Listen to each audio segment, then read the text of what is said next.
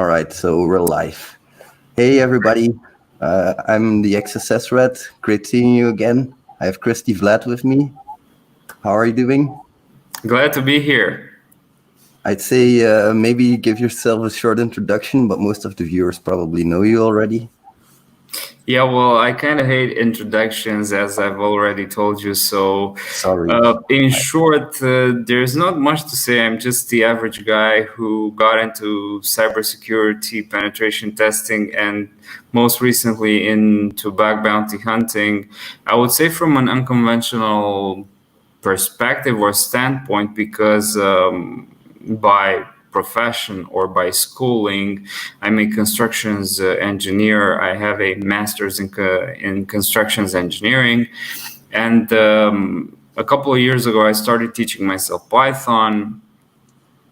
After a few failed attempts of teaching myself Java, I wanted to learn how to program, and I tried Java because I wanted to develop mobile applications, because Java was the language of choice back then, circa 2011 to 2015. So 4 years of failed attempts to learn Java.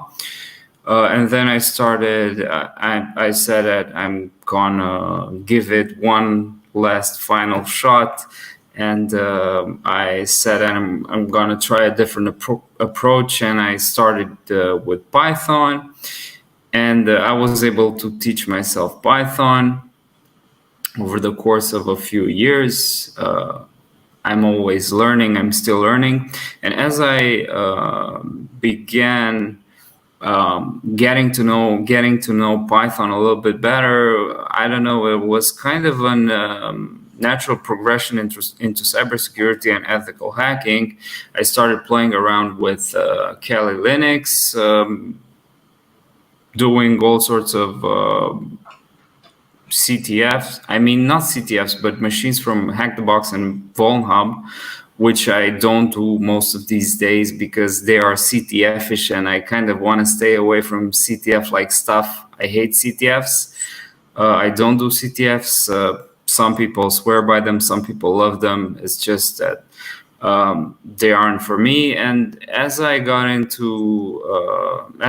more and more into cybersecurity and penetration testing, as I started practicing more on some of the platforms, I got work in the field. Then I got the OSCP, and then after the OSCP, I started learning bug bounty hunting, and that was 2019, about a year ago, less than a year ago. And then, yeah, that's just kind of it. I've been doing a lot of bug bounties in the past 10 to 11 months, and I've been learning quite a lot. All right, thank you very much for that. Now, one thing that's very prominent in your story is Python. I've been doing a lot of Python myself. I really like Python because for me, the biggest advantage in Python is that it's a hacky language. You can take a lot of modules in there and you can throw them all together in 5 minutes, and you can make a functional script that actually does what you need it to do. I've seen no other programming language do it that properly, and also that resource efficient, because you also mentioned Java in there. For me, Java, one of the big advantages is that it spins up a Java virtual machine, which takes up a whole lot of memory. A whole lot of other issues come with it. But I've also done some AI work in Python. I've been doing some things like TensorFlow, Gem Universe, some game automation, some game AI. And I've been wondering if this kind of technology, because I've seen some issues with it, if it would be applicable in pen testing as well. If you could think of a use case, if you could think of maybe some issues with AI and pen testing that you see, especially pertaining to Python. That's a loaded question. So first off, there are a lot of use cases of AI in cybersecurity. Like, for example, we kind of know of Darktrace, which is a AI solution for cybersecurity. I think it mostly deals with intrusion detection and stuff like that based on AI algorithms. But to be more specific, there are a lot of implementations that can be possible, and that the people are actually working on, people who are in the field, in both of the fields of AI and cybersecurity. There are a lot of applications, especially when it comes to malware analysis, when it comes to threat hunting, when it comes to you could also probably implement an AI solution for a penetration testing scenario if you're able to actually define and break down steps of the penetration testing process, and actually think of a implementation of a generalized implementation, so that you give a target, you give your AI algorithm a target, and then your algorithm is going to go through the steps that you've previously defined, but you will allow it its AI flexibility to decide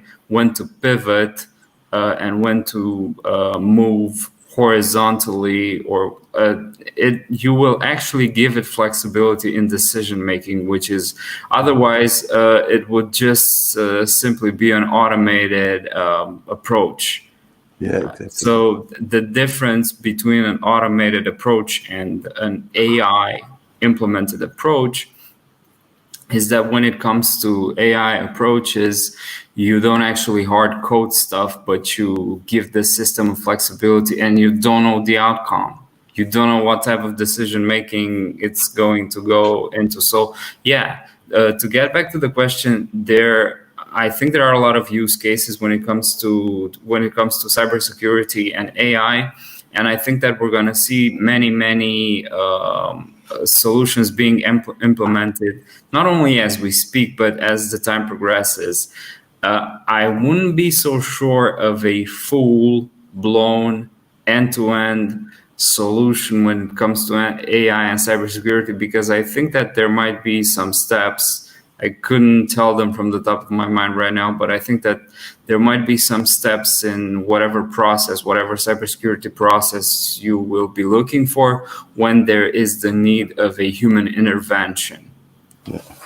Yeah, exactly. I really like that answer. It picks up on a lot of the topics that I had in mind as well.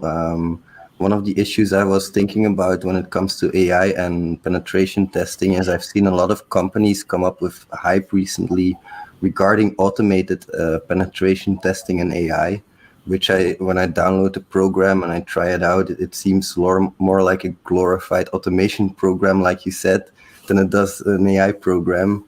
You have to tell it a whole lot of different things, and then it might tell you that there's a difference in a screenshot or something like that. So thank you for that answer. It was it really enlightened me. Now, as I said, I'm a test automator. In test automation, we follow some best practices, some design patterns. Is there any design pattern related to Python and penetration testing or best practice that you can think of that you can give our viewers? And me, of course. Design pattern. I'm not really sure I can understand the question. Or like a best practice, like for example, I'll give you an example. We make sure that in test automation, we centralize all our code. So when a change needs to be made, we can just change the centralized code and we don't have to change it on 500 different locations. So that's just for a general best practice coding, and we try to keep our classes small enough that they're readable. We try to keep our code readable, that kind of stuff. Well, probably the easiest or the shortest answer would be, in this case, the shortest answer I would have for you is that less is always more. So if you can do something in less time and with less effort, but at the same time with the same efficiency, you'll just have to do that. You will actually focus on that. If you can write fewer lines of code that achieve the same thing, do it, because higher verbosity isn't a, I would say, isn't the best practice for true professionals. You can comment your code, of course, and the degree of commenting is subjective, but more is not always so. More code is not always better. You shouldn't be like overwhelmed by a script or by a class that has 10,000 lines of code, which would be able to be achieved with the same efficiency in maybe 3,000 lines of code. So in this case, and in most cases, simple is beautiful. If you can simplify something and you can always take stuff out, you can almost always take stuff out, and this is regardless of coding. In life, you can always simplify something. You can always take a better approach. You can always take a faster path to something. And I'm all in for that kind of minimalistic thinking. I think it draws a lot into the 80-20 Pareto principle, where you would get 80% of the results with 20% of input. So this is kind of a basic universal principle which was introduced or spoken or verbally introduced to the world by Pareto. I don't know his full name, but it was like 80% of this, 20% of your input will get you 80% of the results. So you will be focusing on that 20%. Instead of doing everything for everyone, you just do that small thing that yields you the most results. And that's also when it comes to coding. There's, if we're I'm kind of drawing tangents here. So there's this platform here where you can practice Python for free. It's called Edabit, edabit.com. So it's a free platform where they have like more than 1,000 challenges when it comes to Python, and they're categorized on different categories such as algorithms, math, strings, functions, whatever, multiple categories.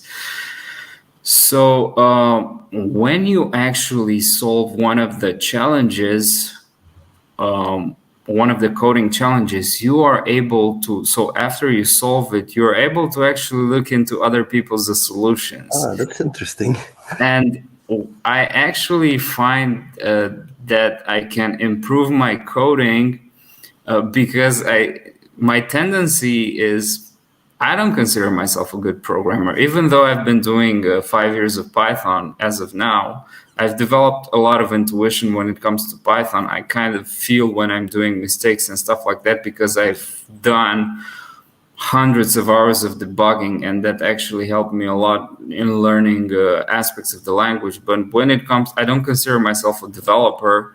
I know my way around Python, and I know what to focus on when it comes to Python and penetration testing and cybersecurity. There are a couple of libraries. So when it comes to Python and cybersecurity, the 80-20 here, or the 20-80 here, is that the few libraries that you're going to be focusing on are the most used libraries in cybersecurity, such as Scapy, sockets, requests, Beautiful Soup, and a couple of others.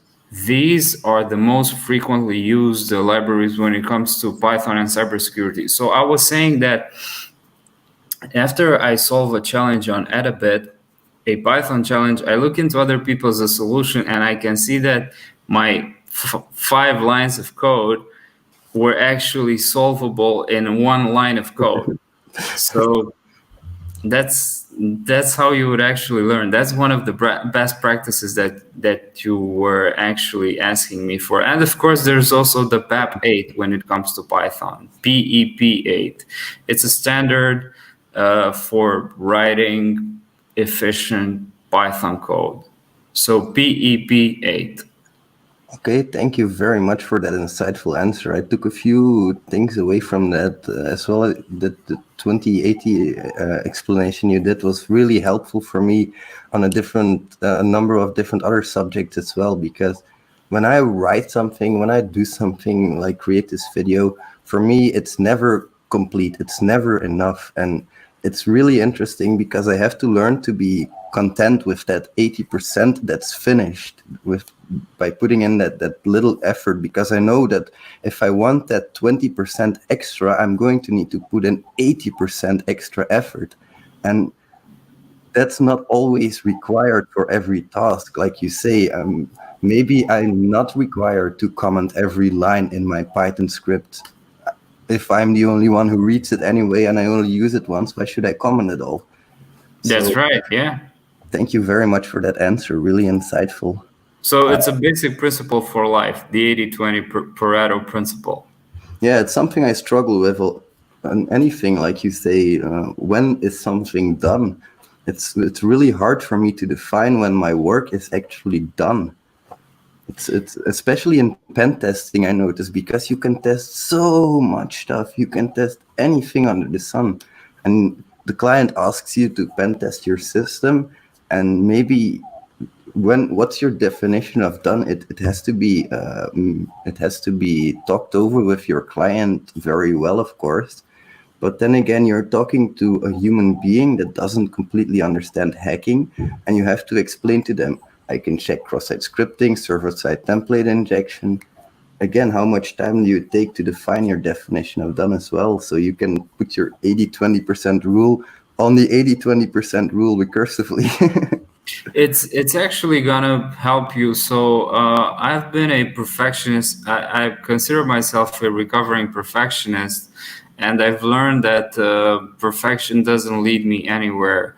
When it comes to all aspects of life, perfection has been a very major drawback for me. So trying to not necessarily satisfy with enough, but actually try to get to a very good result, but don't make it perfect. So I always want to do great stuff, but I'm not actually in it for 100% perfection, because that's never achieved. You could always think of, when you reach a high point, you can always think of a higher point that you could achieve, and you will never actually get the feeling of satisfaction that you've actually done something. This is applicable to all aspects of life. When it comes to, let's say, for example, YouTube, you can spend 10 hours editing a 5-minute video, or you can just do a raw recording of the video, do a bit of cutting in between, and just post the video. This is creation over perfection. So documenting, this is actually documenting over creating. Oftentimes, and this is something that I borrowed from Gary Vaynerchuk. Documenting means that this has something to do with the way you're doing your videos. You're actually documenting, you're telling people how to use burp, but without a lot of edits and a lot of fuss in the video. You're delivering the information that I need. I don't need to see super edited videos. I just need the information. You're documenting it, and maybe an hour later, it's on your YouTube channel. Creating would actually, in this case, mean you record the video, and then you take 2 or 3 days to edit it, and then you're actually posting it, and the intrinsic value of the video is not much greater than the value of the document video. Yeah, that's very insightful as well. It reminds me, I don't know what kind of music you like. I like heavy metal and that kind of stuff. And we have this singer in heavy metal called Marilyn Manson. And I've seen him live, and it was a terrible, horrible show. But the guy himself, he keeps telling everyone, I'm a singer, I'm not a performer. And that's the kind of feeling I get when people like you and me, when we're hacking, we're hackers, we're not performers. I cannot create beautiful videos, so I try to bring as much information as possible. and I think you do the same as well. Correct me if I'm wrong, of course. Thanks. So Yeah, well, I focus on, well, to be honest, I kind of have multiple types of videos that I'm doing for the channel. There are very short videos, which I do enjoy editing a lot. So I would have like 3 or 4 minute videos that I spend 2 hours on editing, but that isn't a lot of work. It's just because the delivery time is also fast. So it doesn't take me more than a couple of hours to deliver a video, which is often enough for me. I would not spend days in editing a video. If the video is long form, for example, a live stream or a lengthy tutorial, I don't do edits. I just cut and actually piece together the content so it doesn't have a lot of ums and uhs, so that the information that I'm conveying is received better. But yeah, I try to focus on delivering efficient information, and I'm always learning in doing that myself. So it's a never-ending learning process, which is in of itself really enjoyable for me. yeah, I think you and I both. I think when I watch a YouTube video, I also look for the things that I put in my YouTube videos. So I try to be really short and informative. And when I learn about hacking, I also try to look about tutorials that are to the point and that are accurate. And it's really hard to find those.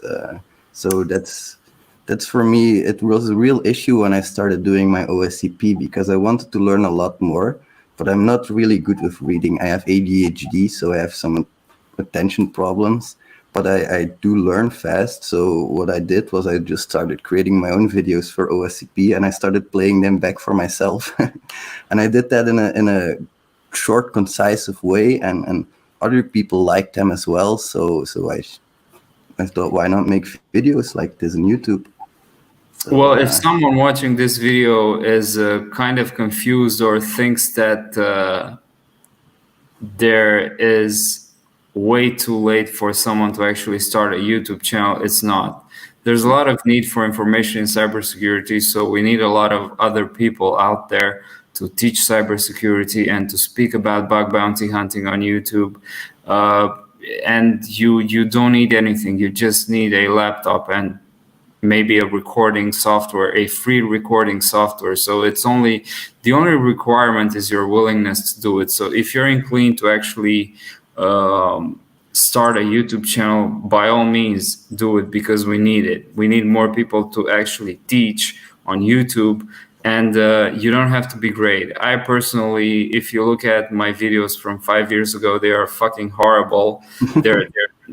I mean, it's like, but I'm not gonna delete them. I'm just gonna keep them for further reference there, but which actually shows a slight improvement. I'm not saying that I'm doing great videos, but I've been improving over the course of 5 years. And if I've been improving progressively, someone else is probably going to be able to do it much faster than me. So if someone's watching this video and thinking that they might want to start a YouTube channel in cybersecurity or whatever other field, just do it now. yeah, exactly. All you have to do is be consistent in your uploads. That's one of the most major factors I've seen in being a little bit successful even, is that you have to upload consistently. Like, you don't have to upload daily, you don't have to upload every week, but when you have a schedule, stick to your schedule. People, especially me as well, and I think a lot of the viewers possibly as well, we sort of start expecting our videos at certain time frames. I've noticed this on myself. I watch a couple of daily vloggers and they always upload at 5 p.m. and if they don't upload, I'm upset. And it has caused me to stop watching some viewers because they were not consistent enough. People have their daily routines that they're in and their schedules, and they want to be able to follow those schedules. So for me, that's a very important part, and it all boils down to, so when you do pen testing, when you do YouTube videos, it doesn't matter what skill in life you decide to pick. you all have to be consistent at them, and you have to keep putting in hours and keep putting in practice. When I started doing my OSCP, I personally got to 90-day lab time because I wasn't sure how much lab time I would need, and I'm glad I did, because I used up pretty much every hour of every day that I had spending in the labs, hacking that kind of stuff, and that's what life is about for me. You have to be consistent in things to get things that you want. Maybe another question that I have related to that. I do a lot of recon, and I'm very consistent in doing recon, as in whenever I get a new target, I go through my checklist every time. Do you have a certain checklist that you follow when you do your recon, or a certain methodology that you always follow, or do you just look at a target and go at it, deciding what you do at the moment? Well, you might actually kind of have a sense of my answer, but I'm actually gonna say it out loud. So recon is very big for me as well.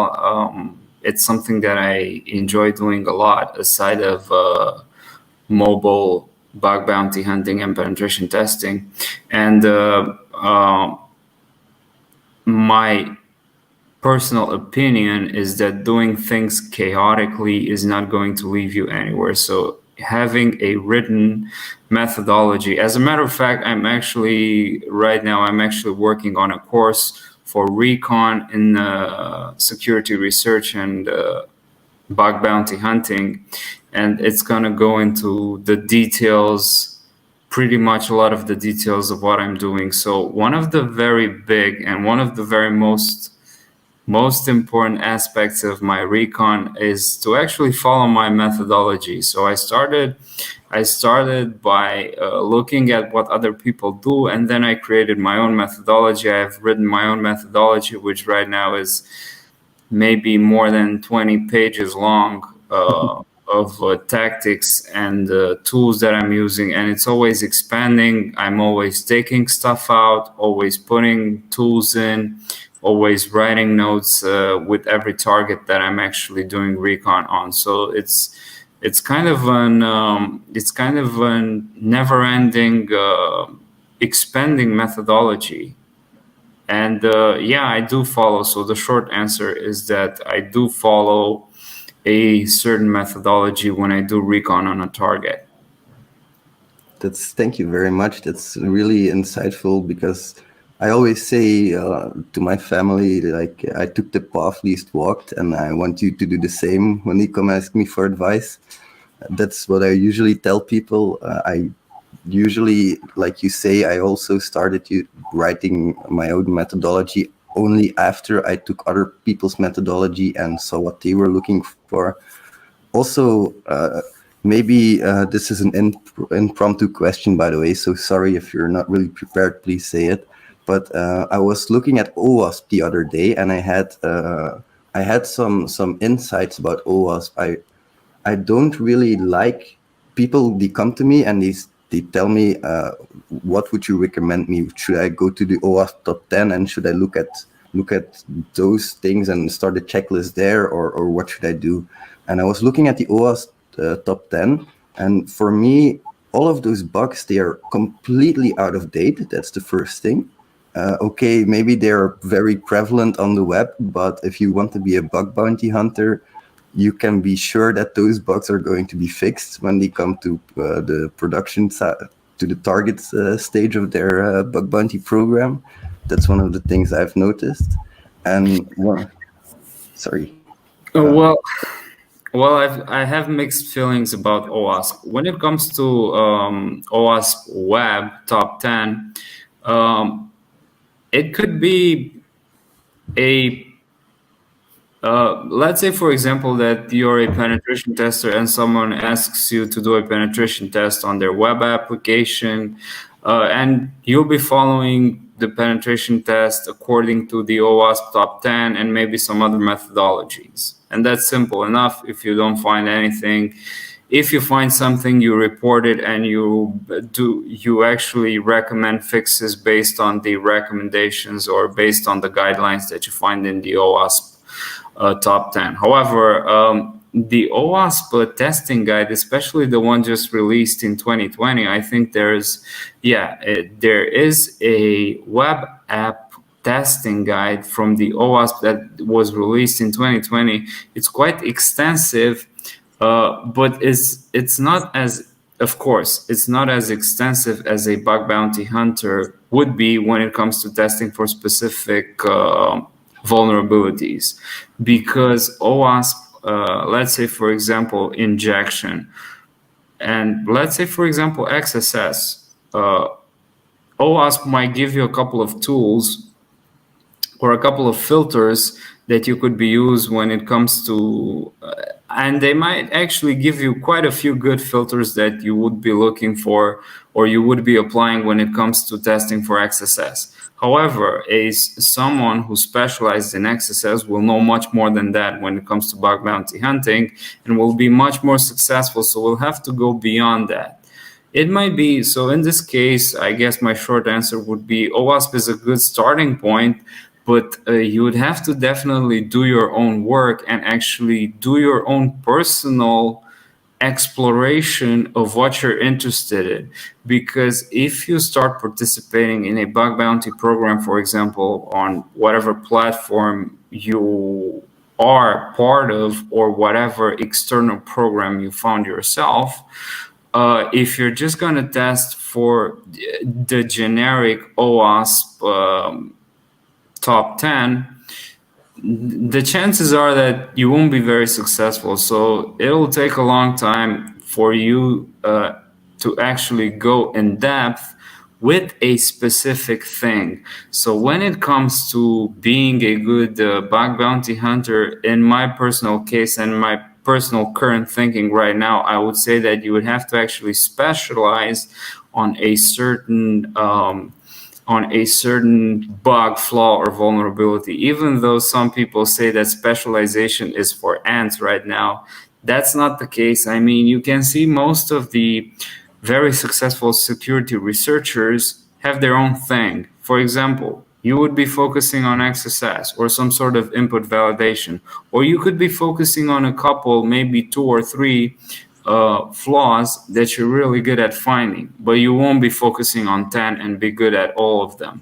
You'll just be focusing on a couple of them, and that's going to be much easier for you to research them in much more depth than you would be able to if you cannot be an expert on all OWASP vulnerabilities. Plus, if you research, for example, on XSS, if you specialize on XSS, you can actually drive the research field your own, because you can find unique vectors of attack that you might want to share with others, you might publish research on, or you might just want to keep them for yourself and just apply them and actually get more money with all the programs that you're participating in.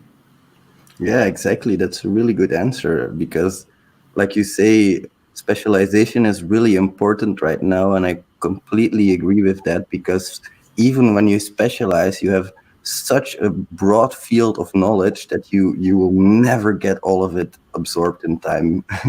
That's something I've noticed as well. And that's something that bothers me a little bit as well. I always wonder how much time I should spend on learning a new thing versus actually hunting. Because when I hunt, of course, I learn things, but not as well as when I actually actively go looking for information. I don't know if you have an opinion on that. Well, I mean, I'm on the same boat, so it's kind of it's always an opportunity cost of what I also struggle with that every day. What should I do? Should I just keep on learning how to do it from someone else, or actually test? So in my current case right now, I think it's a combination of both. So there are days, and I'm often driven by like intuition here. So When I feel that I want to do more testing, I want to do more recon, I just focus on doing recon on that specific target. And if I want to learn more about recon, for example, I feel that I'm kind of more in a better absorption of information state.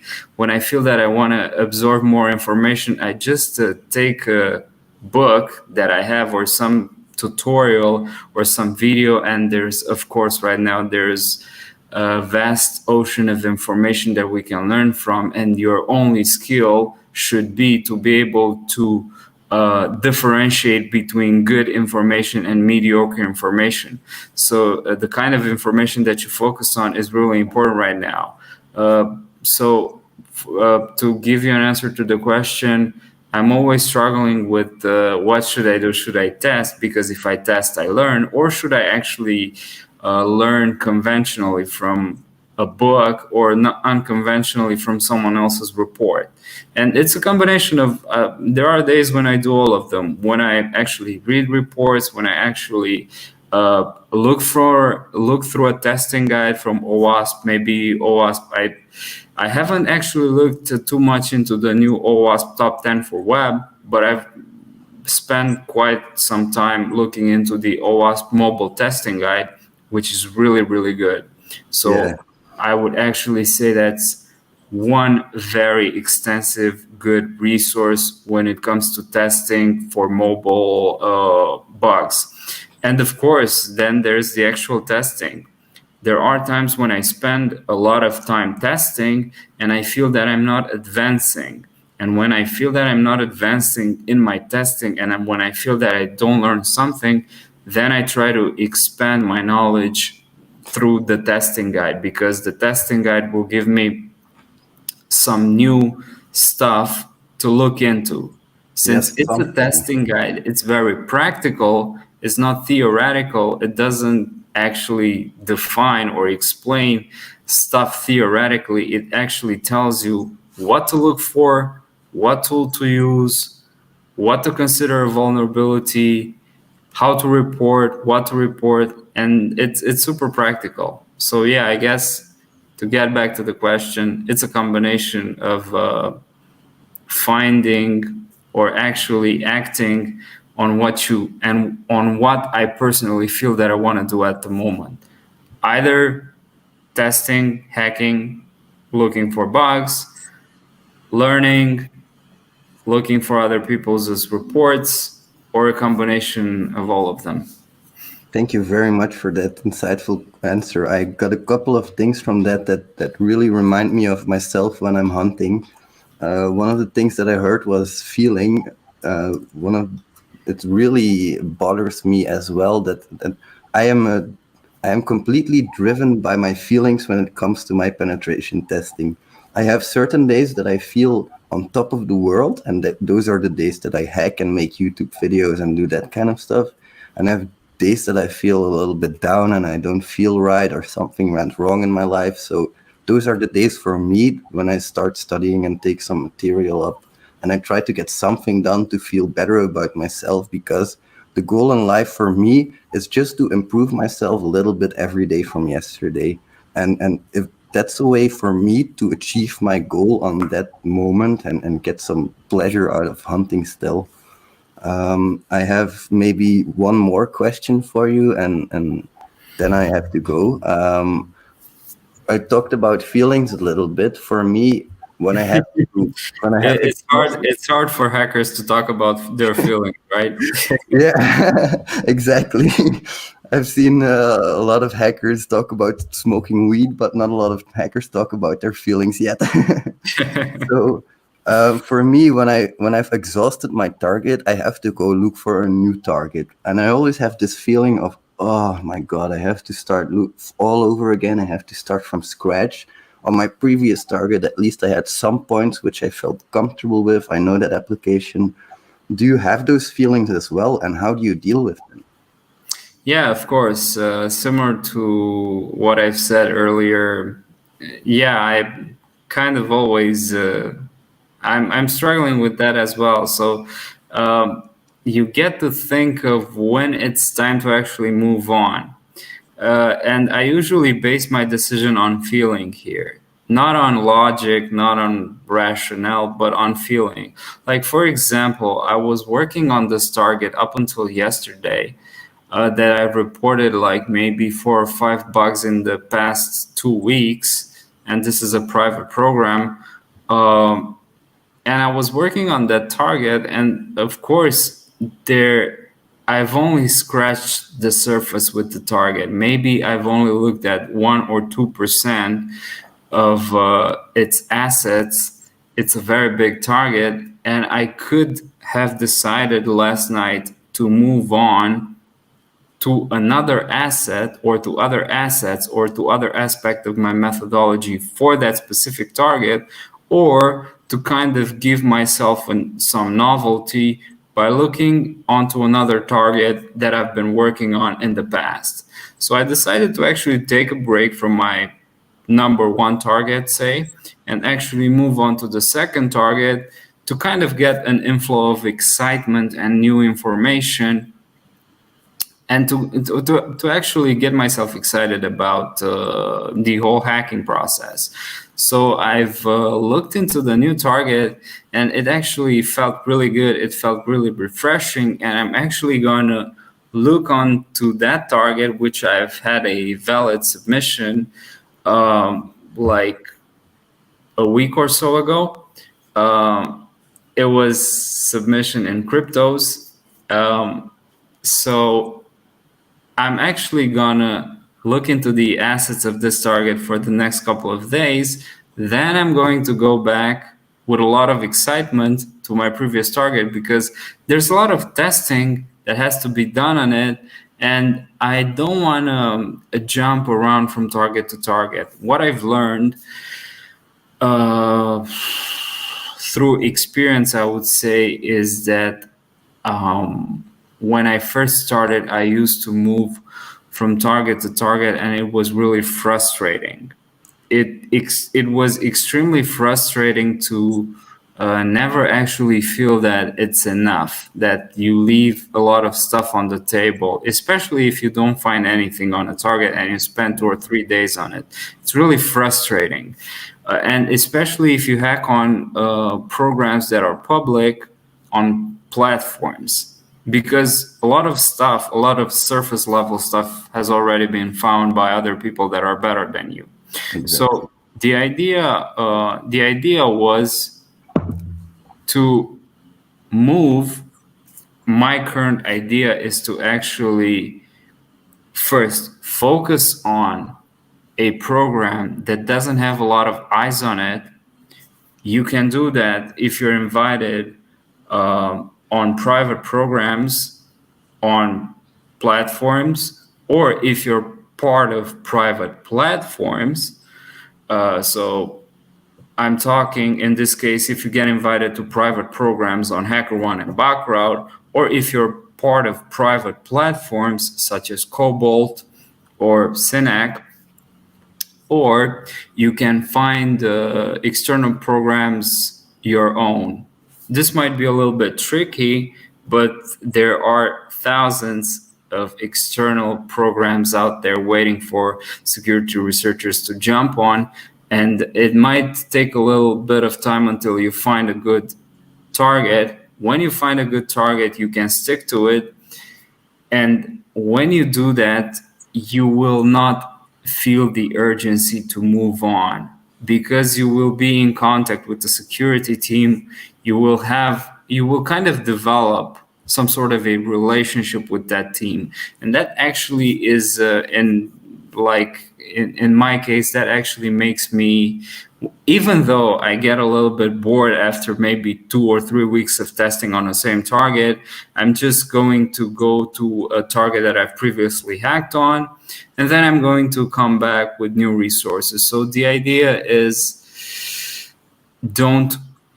it's complex. It's a decision taken on a personal basis, but jumping from one target to another, depending on what you're focusing on, is on the long term a strategy that's not going to work if you want to become a successful security researcher. So don't jump from one target to another just because you didn't find anything useful in the first 2 or 3 hours. You can do recon for days, or you can do recon for a couple of hours. In this case, it depends on the scope of your target. If you have a star scope, you can do recon for days, maybe even for weeks. But if you have just a small target, just a web application, you won't probably be focusing too much on recon, but on actual active testing. All right, thank you I very think my much. answer was kind of all over the place, but you get the point. Yeah, it contained a lot of useful information. A lot of the things that you said, I would say exactly the same. One thing that I do maybe as well is I go to Google and I look for the security.txt file, and I start doing some OSINT on, and that's, if I need some motivation, I'll try to find some website that's low visit numbers, and I'll try to find some bugs on there that I can report. You have a video on the security.txt file that's really insightful. Yeah, it was. I made a stupid mistake because I tweeted I was going to tweet at Overflow because he's the creator of security.txt, and I made the mistake of tweeting live Overflow. I don't know why. I know at Overflow made it. So, but it's okay. People make mistakes, and I own up to my mistakes. I plan on making a website where I put down all of the mistakes that I make in my videos as well. So. Ed Overflow is a good guy, so he's actually gonna not take it like he's gotta forgive you for that. He's probably gonna laugh about it a little. So thank you very much. That's about all the time I have. I would like to thank you again, and maybe we can do this again sometime. Definitely. Look forward to. All right, man. Thank you. Hello, you amazing hackers. This is the Rat speaking. Today I have John Hammond with me. Great having you here, man. Could you please introduce yourself real quick? Yeah, absolutely. Thanks so much for having me on. I'm really excited about this. This should be a good time. So, hello. Yeah, my name is John Hammond. I have a silly YouTube channel where I like to showcase a lot of cybersecurity or capture the flag videos and guides and walkthroughs, a little bit of programming tutorials here and there, but that's all for fun. It's kind of a passion and a side project for my day job. I do some work with the United States, kind of the Department of Defense, their training academy, cybersecurity, kind of teaching military members stuff on the keyboard, being an operator, and a lot of cool stuff like that. So. Wow, that's really interesting, man. I've read your profile and your website, and it seems really interesting. I'm personally, I haven't been in this field for long, so I don't know a whole lot, but one of the things that I wanted to do is hack the NSA one time, so we'll see if we'll see if that dream comes true if they ever do a bug bounty. I have a few questions for you. So a lot of my viewers, they are aspiring to be OSCP students, and I know you're an OSCP certificate holder as well, so congratulations on that. I was wondering what your opinion is on websites like Try and Hack Me and Hack the Box for preparing for the PWK course. Yeah, absolutely. When a lot of people ask me about like how to prepare for OSCP or even any certification, I guess that kind of advice goes through all of it. Obviously, the course itself, because offensive security, whatever certifying body, is going to provide a ton of PDFs and course material and videos and guides that should absolutely kind of be like your first go-to. Like that's the staple, is the training and the course itself. When a lot of people ask for like, hey, can I get other exercises or other practice, then I definitely point people towards Hack the Box and Try Hack Me. Hack the Box is fantastic because a lot of it is very OSCP-like, where they'll just give you an IP address and say, go, like hack into it, do whatever you can, no guidance, no holding your hand, just root the machine. And TJ Null, or one of the community managers over at Offensive Security, has like a charted out list and a guidebook of like, these are the Hack the Box machines that are very OSCP-like for Windows, for Linux, for any kind of difficulty. And those are really, really awesome to just, hey, grab that resource, check that list, and go one after the other. That's super duper helpful. I really, really like Try Hack Me. People that I guess know my stuff probably feel that all the time because I showcase a lot of their good stuff. But theirs is much more guided and hand-holding. We'll have steps and tasks that will walk you through a procedure. And that way you get a lot of learning because it's teaching you. It's not just, okay, you're on your own, go see what you can find. But it's like, this is what you can do. This is an outlet. Try this technique. And that's super duper great for your learning. They have a path or OSCP learning path that takes different rooms or their exercises, their virtual machines to break into, and puts it in a cool curriculum where you're like, hey, one step at a time, learning each individual thing. So I really, really like Try Hack Me for that. Absolutely. I definitely pitch Try Hack Me and Hack the Box for prepping for your OSCP and any other certification. That's really interesting because when I took my OSCP, all I did was took the Hack the Box path, but I did it when my lab time ran out, so I don't really have advice for the viewers on that. But I didn't even know that Try Hack Me gave you all of these steps in the OSCP preparation list. That's really interesting. You're OSCP certified. I am as well, and I want to take some other certifications like capturing the perimeter, for example. That's probably next on my list. Do you have any recommendations for preparing for that? Oh, yeah. So I totally agree with you in that kind of trajectory. Like after OSCP, next on the list in kind of offensive security's gauntlet is OSCE, or that cracking the perimeter course, kind of like you mentioned. But that one is much more binary exploitation oriented and much more like in the weeds assembly, working through a debugger, crafting shellcode, etc.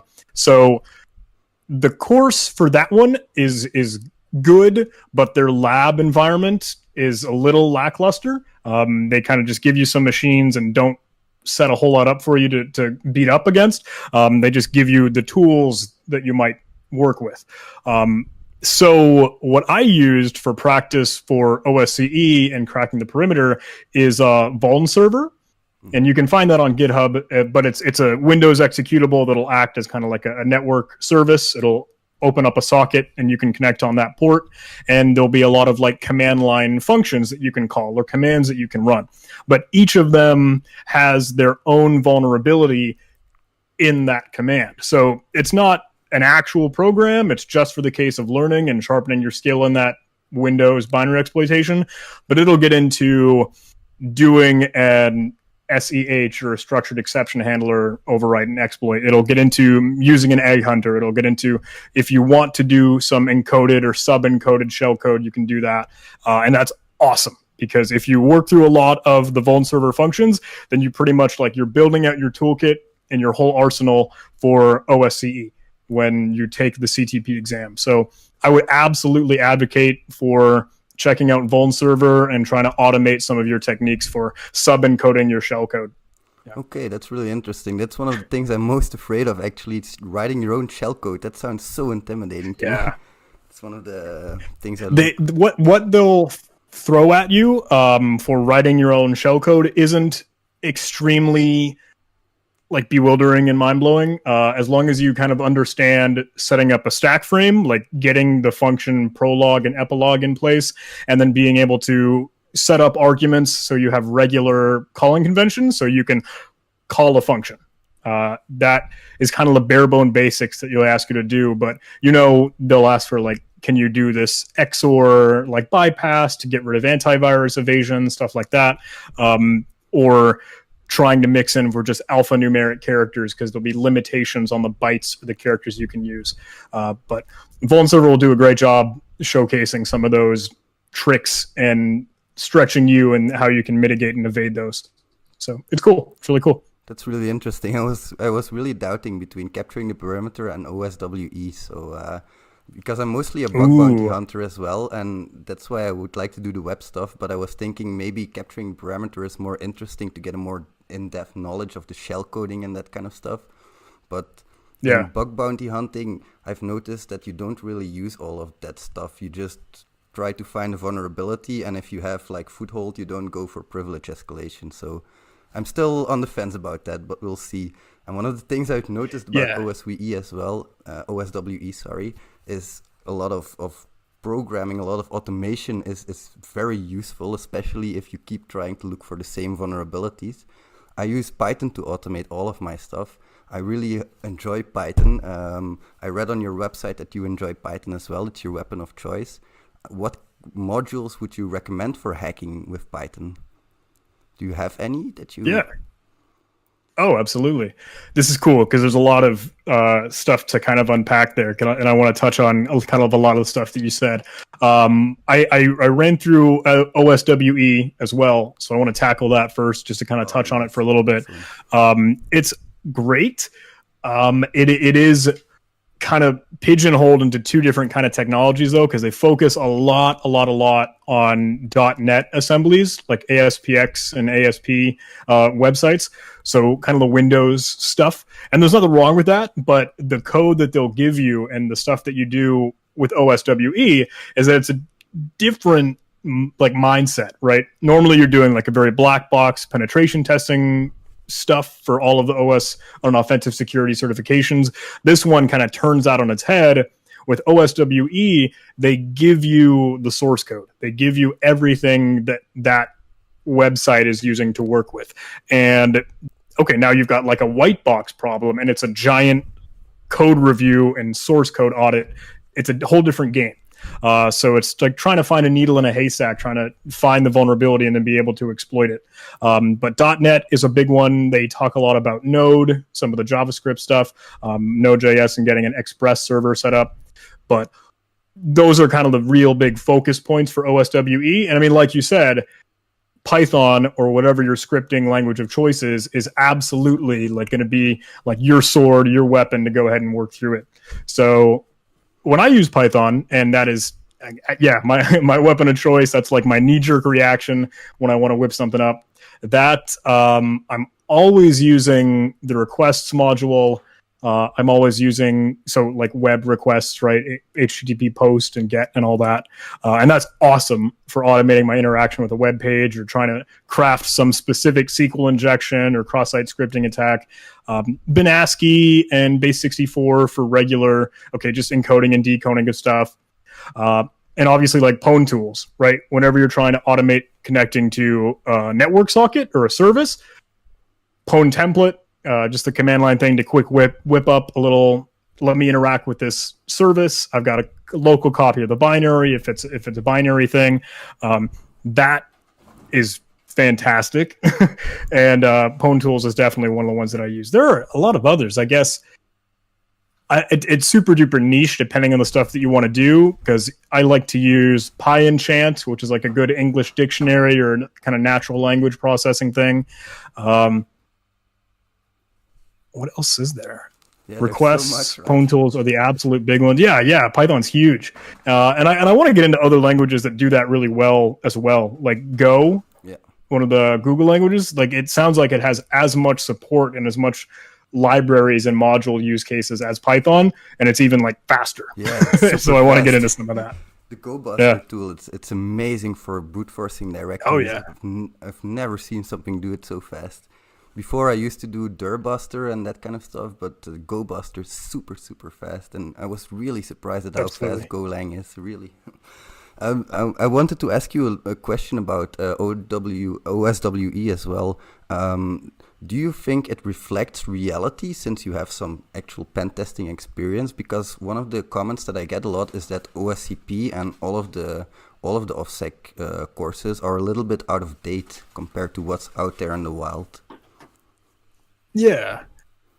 I've seen stuff like during my OSCP, for example, I've done my buffer overflow just like everybody else. And there was no ASLR, there was no memory protection, nothing.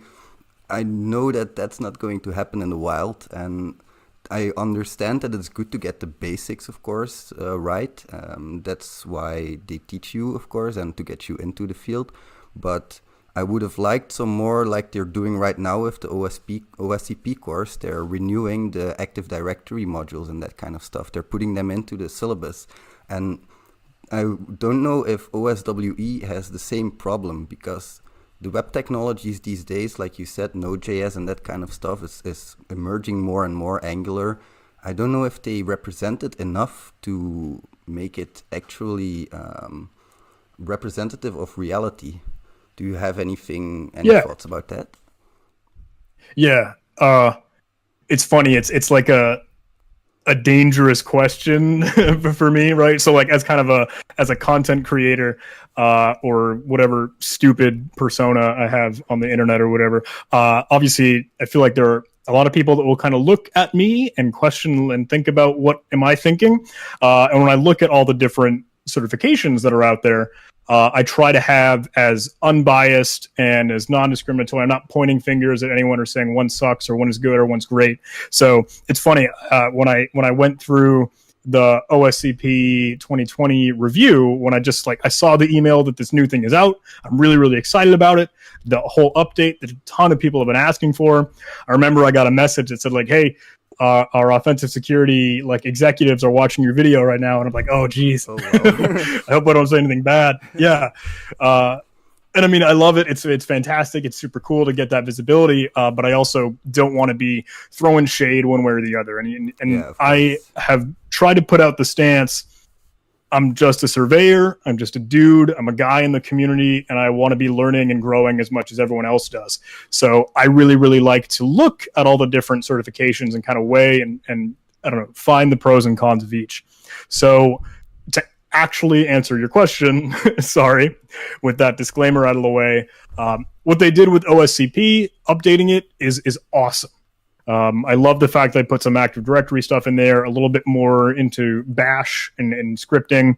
And it's weird to me that they haven't changed the exam or updated the actual test yet to reflect that, but I'm sure that's coming. I know that's probably a priority for OffSec.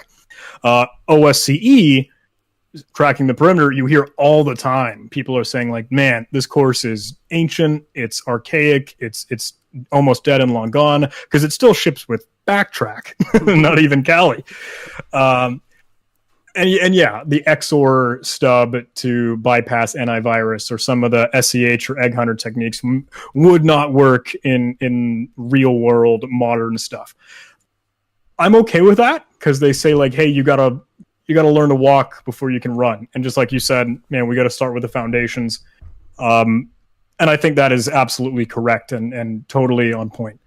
OSWE, well, before I shift, I know OSCE, they say we are going to be bringing out an update. We are going to be bringing out a total refresh to make it a more kind of modern course as we get closer to it. OSWE, on the web side of the house, I feel like they're doing a really good job. I think that .NET stuff is totally prevalent, because Windows is like everywhere, man. Same thing with Node, and that's growing, and a lot of the Express and sort of their asynchronous HTTP requests and callbacks and stuff they do with the Axios framework. That's real, in my opinion. I think that's growing and even more so prevalent. So maybe I'm wrong. Again, just a surveyor, just my thoughts. Yeah, I think we're really in a privileged position where we're on YouTube, we can learn a lot, we can do this stuff while making videos and having fun. So for me, it's really, like you said, it's about getting the foundation right before you start learning how to run.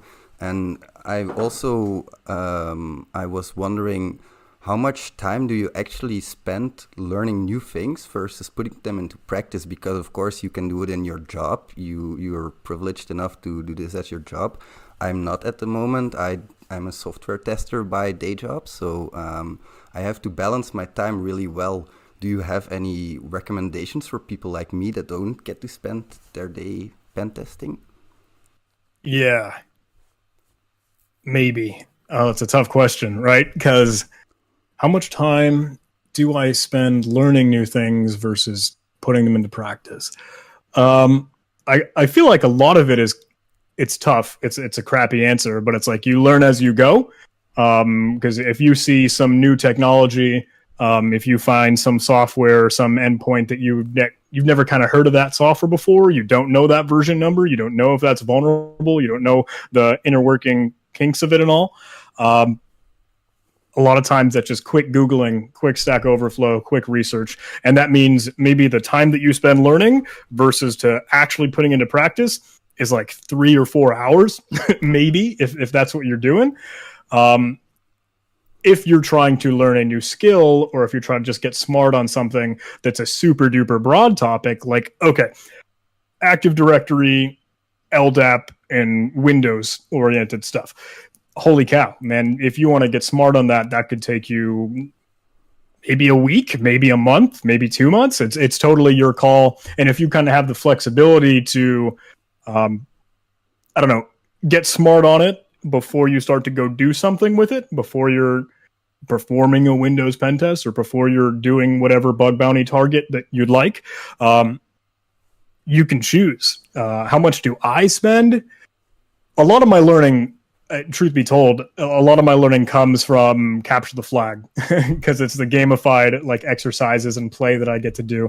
That's a ton of fun and also still helps us grow. So that's normally quick. That's like, hey, I'm going to research this thing. I'm going to get maybe an hour or 2 hours just to learn, get smart on it, and then let's see if I can beat it up. If I'm taking a course, if I'm trying to take my time, then yeah, maybe that's a week or a month. Who knows? So I guess that's it. I don't know. I don't have a good answer. I feel bad.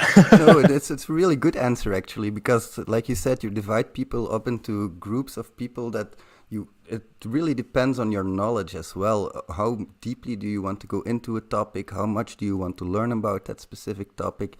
And I guess it also depends a little bit about motivation, like how badly do you want to learn this topic? Do you want to exploit this really deeply? Or like in cross-site scripting, I really like cross-site scripting. You probably noticed already from my channel name. Oh, yeah. But in cross-site scripting, you have your basic cross-site scripting, your stored, reflected. You have DOM cross-site scripting, which is really hard to find. Then you have your web application filters that you can go behind. You have all this kind of stuff, and it's really hard for me to, like you say, when do I put in time to actually go bug bounty hunting, and how much time do I put into researching all of these techniques? But I guess a lot of it comes from actually just doing it and coming against the problem and seeing how I can solve that particular issue. So it's like I said, a little bit about motivation, a little bit about how much you want to know. So thank you very much. Really interesting answer. Now, I have another question that maybe is a little bit more personal. What got you into pen testing? What was your motivation? Oh, sure. Yeah. So I guess I like, you know how every kid wants to be like, oh, I want to be a game developer. I want to make games. I want to make video games. Or they're like, oh, I want to be a hacker. I want to be a cool, I don't know, controlling computers, doing whatever I want. I got superpowers sort of thing. So I guess when I was growing up, when I was in like high school and maybe a little before then, I wanted to first learn like how to program, right? I wanted to do the creative kid thing. I want to make games. So my dad taught me HTML, and then I kind of like learned Linux. Well, I was like, I want to host a website. I want to make a website. So I learned HTML from my dad, which is awesome, bless his heart. And then I was like, I want to put this out on the internet. So I want a server.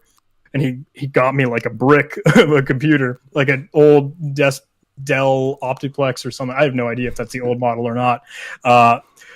But I needed to like, hey, if I want to host this thing, I'm going to need to learn Apache, which normally runs on Linux. So I need to learn Linux. And that once I guess I got a little bit smarter in Linux, that like opened the floodgates, right? Like that's where it all comes piling in, because now you've got all these built-in programming languages that let you do cool stuff.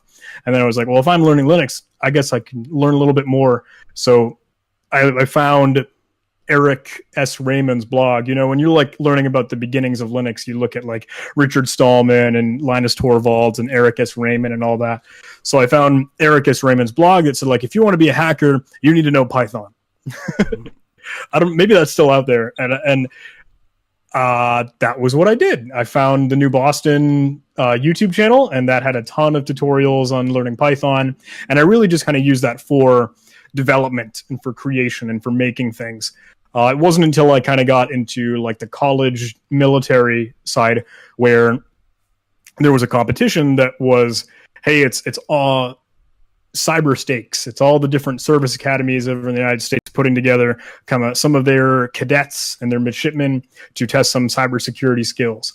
And I went ahead and played like as a freshman, and that seemingly, I don't know, I guess I did well enough that like the instructors, the faculty was like, cool, let's bring this kid along to the live event. It's over in, I guess it was like Pennsylvania or something. And it was a live in-person capture the flag hacking competition. It was like, this is super fun. This is super cool. And that's totally capture the flag. So starting to leak into the cybersecurity scene, the penetration testing stuff.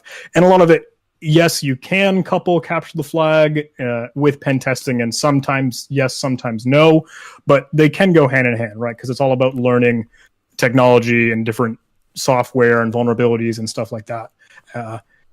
So that was what kickstarted it maybe like 5 years ago. A transition from the software development, creating things, making things, to the cybersecurity, poking at things and picking at things and breaking things. So that was how that transition was for me. Yeah, I always say I have a talent for breaking things, an extraordinary talent for breaking things. And I think most hackers do. It's really interesting also that you mentioned capture the flags, because a lot of people have asked me, do you think capture the flags are worth it to learn hacking? And to them, I often say, yes, of course, you're learning logical things, you're learning thinking, you're learning all these kinds of new technologies. And yes, maybe you won't need stenography in your next assignment, but you'll learn the logical thinking skills required to solve those puzzles. And in real life, one thing I've noticed about capture the flags, and that is something I don't like about them, is that they're mostly bare bones assignments, really straightforward, do X, get Y. And for me, in a real live pen test environment, you often get all of these convoluted servers and a giant network map and all of this stuff, and it's really hard to find the things that you need to focus on for me.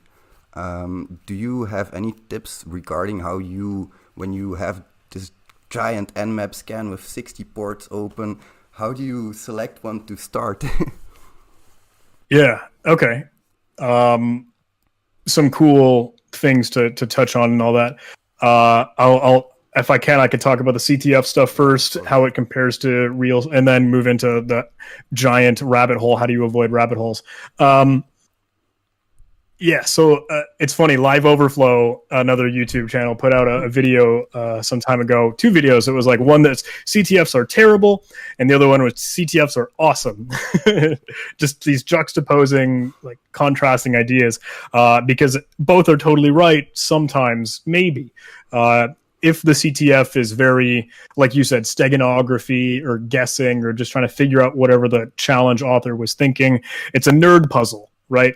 And sometimes that's annoying. And sometimes it's very guessy and not fun, and not a lot of learning comes from it. If it's a toy, if it's a puzzle, then yeah, we don't like that CTF.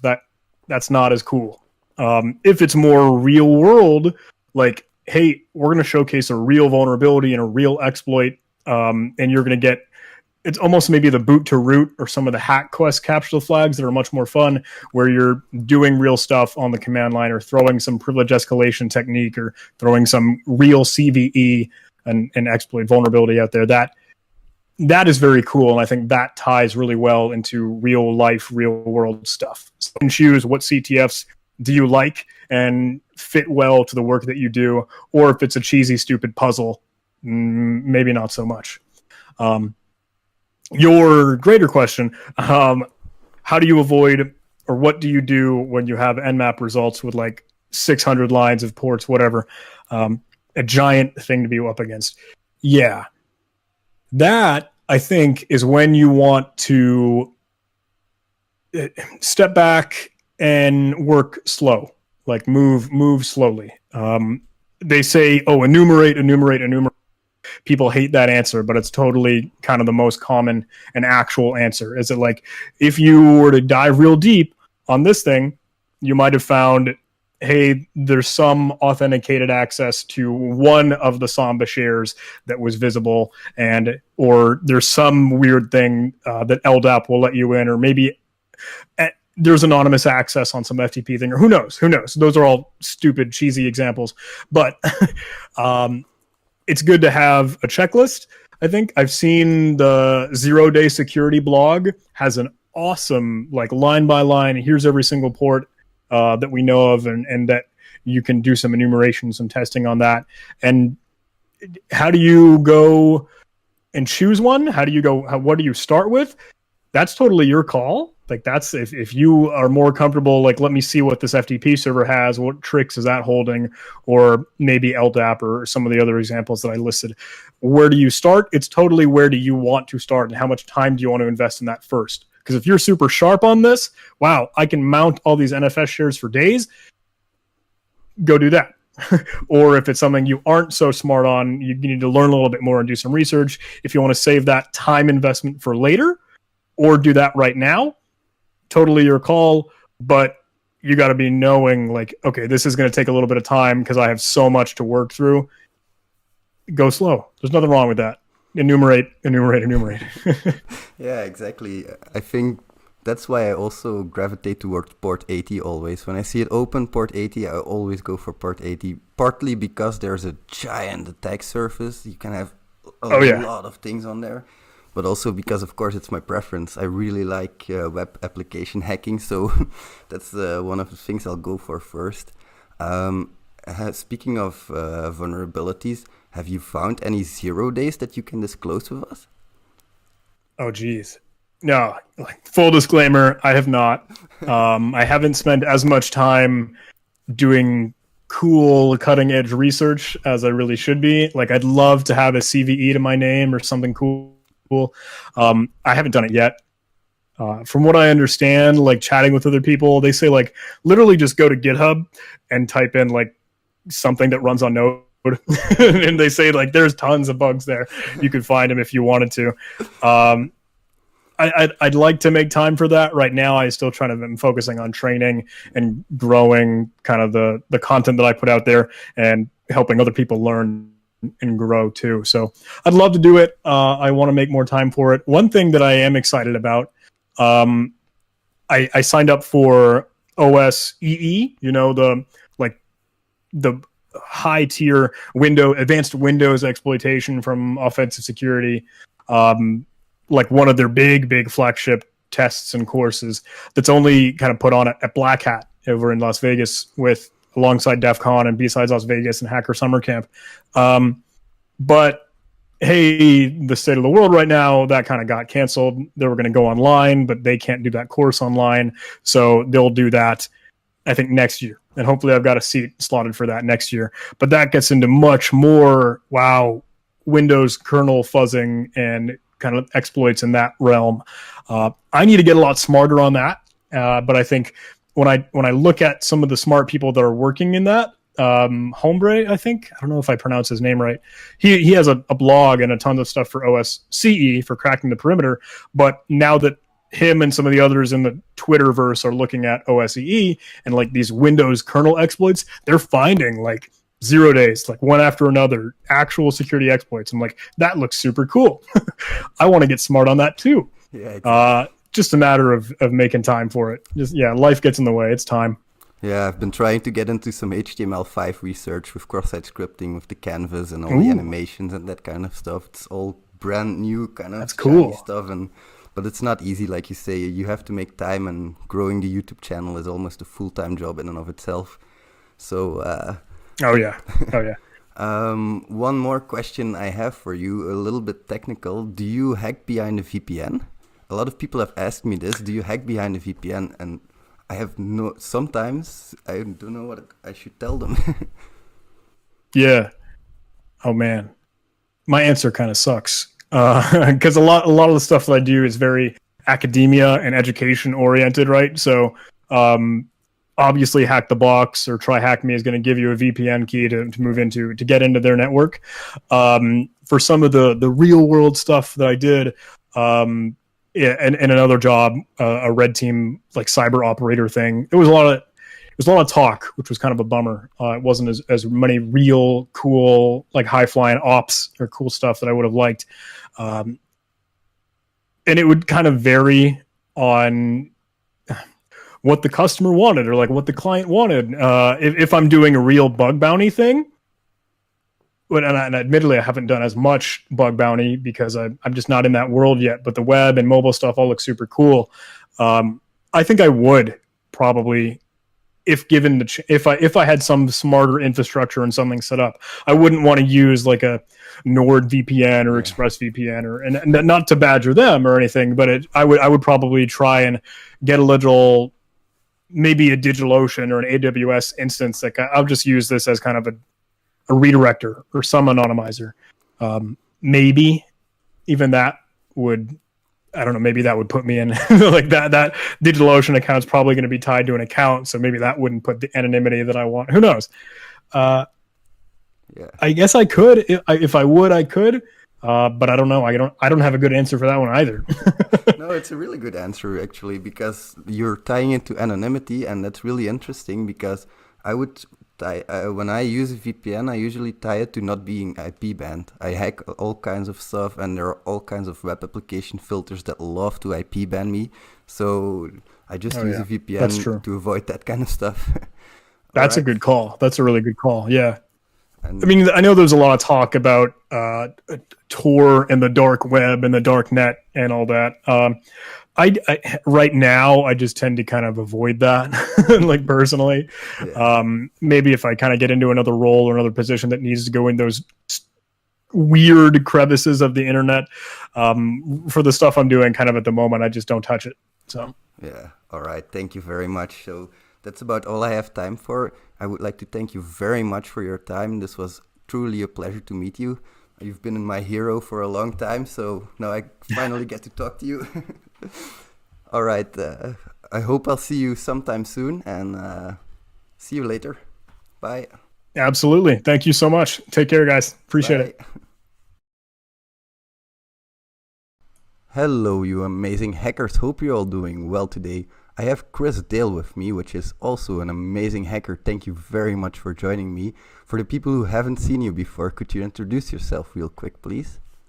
Sure thing. So my name is Chris Dale. I'm from Norway, and always been passionate about hacking and wanted to get into the scene and so on. I started out as a developer, moved my way into IT operations, and eventually management. And now I just started my own company where we're doing penetration testing and incident response and consulting in general. That's really interesting. I saw on your channel as well that you were a SANS certified instructor. That's something I really, when people ask me for cheat sheets or that kind of stuff, I always point them to the SANS papers because they're super in-depth and I really like them. Could you tell us a little bit more about that, what you do over there? Sure. So being a SANS instructor, it's a very privileged thing to be able to do. Lecturing to thousands of people, traveling the entire world and presenting and having fun with fellow hackers and so on. The road to becoming certified is kind of steep, so it's a lot of work that you normally must put in terms of like you have to certify yourself. Then SANS have to approve you. There's a long process. You have to go through things like a murder board, for example, where you have to prove yourself towards other senior instructors, and they will probe and try to kill you more or less, right, to see if you're good enough. Oh, wow. That sounds super scary. I've heard about these murder boards before, but I thought OSCP was one until I heard about those kind of things, like the questions they ask you, they go to the bone. Yeah. Sorry. They kind of want to like select the best of the best, so to speak. Like they want to like make sure that you can deal with a harsh classroom environment where you have, for example, someone who don't like you, for example. You could meet those people, right? Or where you have someone in the classroom who are much smarter than you are. So how do you deal with that? Like, are you capable of like realizing that there are people smarter than you that know more than you do on certain topics, for example? And then also, how do you cater for noobs and people who are just getting into this field? Like, you still have to make them feel welcome, but then again, you can't make them like, you can't turn around the entire class just for someone who is completely new, right?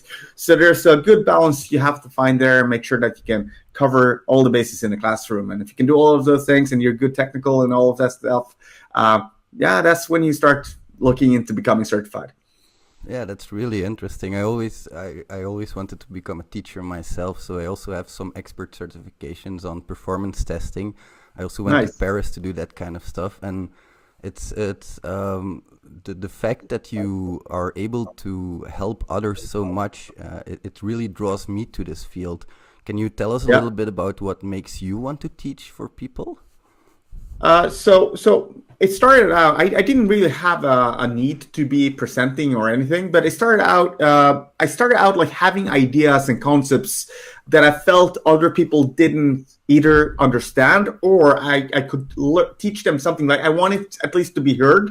I wasn't too much concerned about it having to be bleeding edge or brand new research. I just felt that, hey, there's a lot of things to share here that people haven't already understood, for example. So that's why I started putting in some call for papers here and there, and it turned out to be something that I like doing quite a bit, like seeing people and feeding off their energy in a room environment where I kind of recharge myself and playing off people. It was very rewarding for me.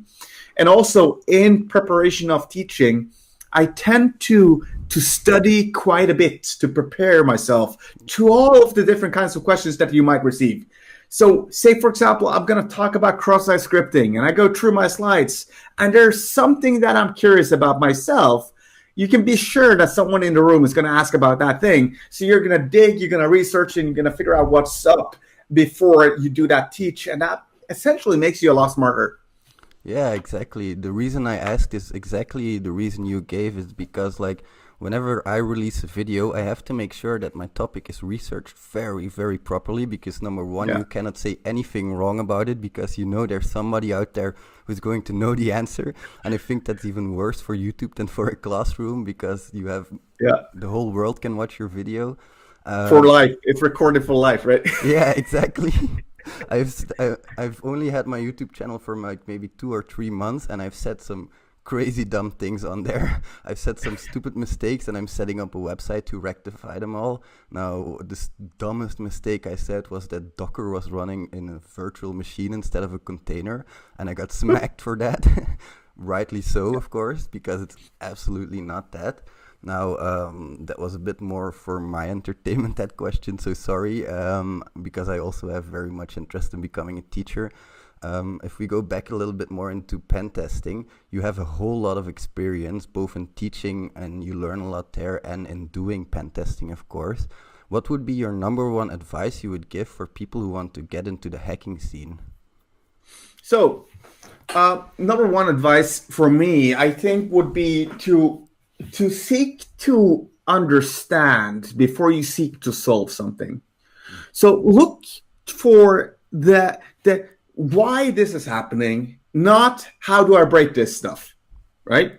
So in fact, whenever I observe someone else doing hacking, or I'm coaching someone over a CTF, for example, if I see them trying to hack something before they even tried functionality, before they say, what's your name? They ask me on the website. And I always put in Chris, for example. And then I put in maybe -1, and I put in maybe a large number, and then maybe some special characters eventually. But if I see people like immediately go, what's your name? Boom, attacks. I'm thinking, no. You're trying to solve. You're not building that understanding, that thorough, well done understanding of what actually goes on the back end.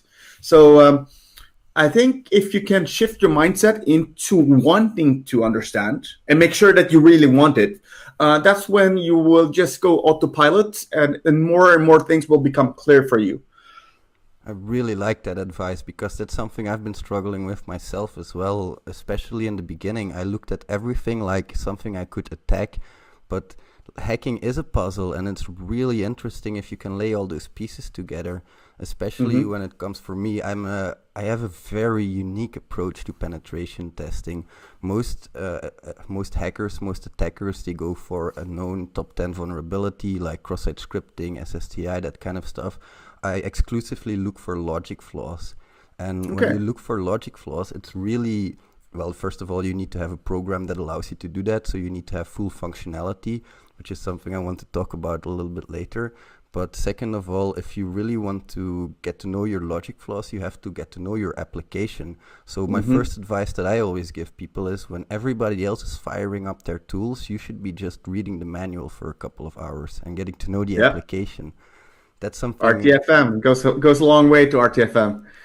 What? Sorry. Read the fine manual, right? All right. Yeah. Exactly.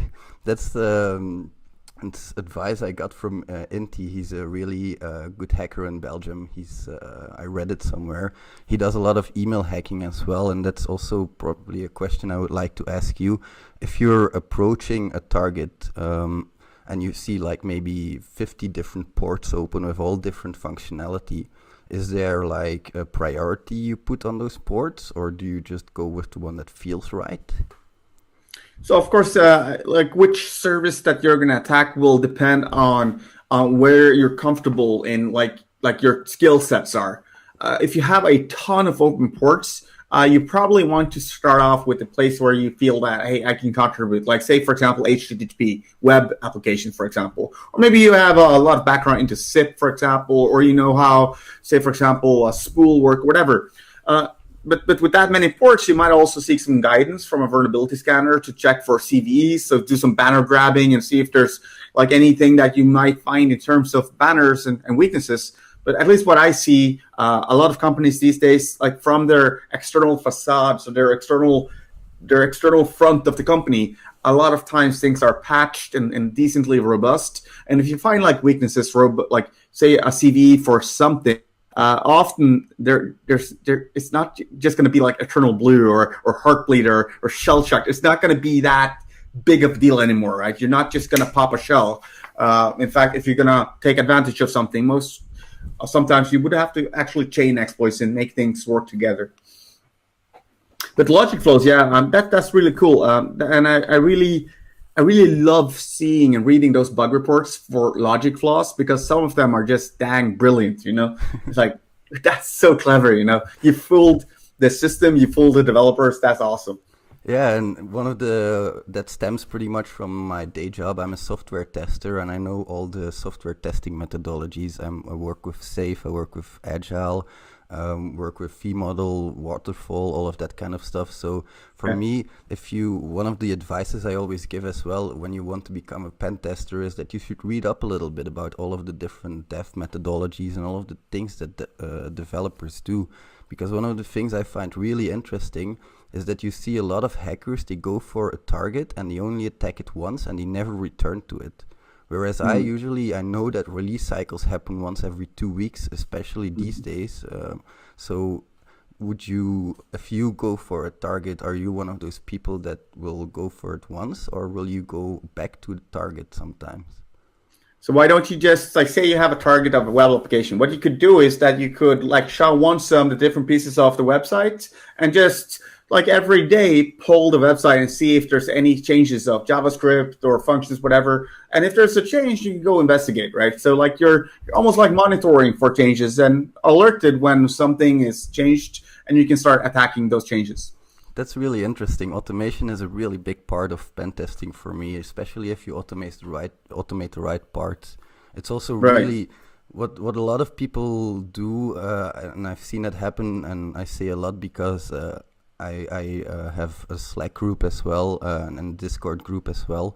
And what I often see happen is that people, they fire up all of these tools and that kind of stuff. And they start automating and they get a lot of false positives. For me, it's really easy to automate the false positives, and to refine your automation is a really hard process for me. One of the things I've been playing with is test automation on a web application that you can just rerun every single time with attack vectors. But again, it would take very deep understanding of your web application. Now, let's say you're really hacking deep into that web application and suddenly you find the CVE, but there hasn't been a POC developed for it yet. Is that something that you would usually go deeper into and try to develop that POC for yourself? Or do you say, no, there hasn't been a POC yet, there's a bounty of $5,000 for this proof of concept, I'm probably not going to be the one to find it? No. Some of the proof of concepts are really simple. I mean, like if you don't know how to develop and program, some of the proof of concepts look very scary, right? Like it looks like something, I can't do this. But if you boil down all the code to to the actual problem, in many, many cases, it's not that big of a deal. I mean, especially not in terms of web applications. It's doable. It's understandable. The entry level is decent. There's not like a huge learning curve to get into it. So definitively, if you can't find a POC online, you can go your own route and experiment for sure. So I do have some videos on my YouTube channel, or maybe it's for SANS. I can't remember if it's on my YouTube or with SANS. But I made a video one time on something called the minimum viable testing methodology, which essentially allows you to find discrepancies and anomalies in web applications that you can then dig deeper into and start building attacks upon whatever you have found that looks like it might be something that can be used for an attack. So you're not testing for OWASP top 10. Instead, you're testing for everything, even unknown vulnerabilities. And if there's something weird, that's where you start going into the details and start attacking it. That's really interesting, because I think you do some bug bounty hunting yourself, I think. If you come across these, sometimes I come across a target and I enter some strange value and I get some strange feedback, but I don't know if I should go looking deeper into it or not. So that's something I've been really looking for. Thank you very much for that suggestion.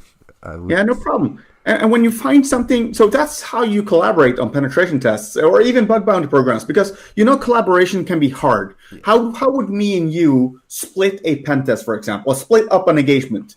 Most teams, they would say, well, you do this script and then you do this script, and you split the workload 50-50. But that's not ideal, because you want to use both your brains to solve the actual problem. So what you could do is you could use this minimum viable methodology. And when you find something that might be interesting, that's when both of you jump onto that interesting thing and together work on that specific tiny thing that might be a vulnerability or not. Yeah, that's super interesting. It's been something we've been getting into with the Discord group as well. We've been doing some collaboration with 6 people, and it's super hard to get everybody to do a meaningful job, because people are looking for cross-site scripting, but you know that the cross-site scripting is going to be almost impossible due to the technology used. So what do you tell that person? And it would really help me to finally have some minimum viable testing methodology. And also, and I think that's good advice for general life. You have to strive always for a minimum viable product. Something I always do wrong, also in my YouTube videos, I release one video and I delete at least 4 or 5 for every single one that I release, because I want everything to be perfect. And even then, when I release it, it's not perfect. Yeah. No, that's a big problem, especially with technicians, like people who are within IT and security. We tend to go for the 100%, right? And that's really hard. You have to spend a lot of time to get to 100%, but very many cases, we can spend 20% of our time and we can get to 80%. We can get to, and that might be good enough, right?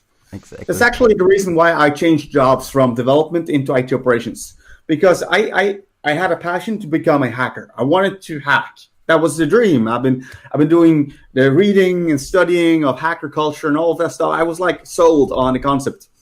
And when I was working as a developer, and they tried to headhunt me into IT operations. And I was the first one to say, well, it's not going to be me.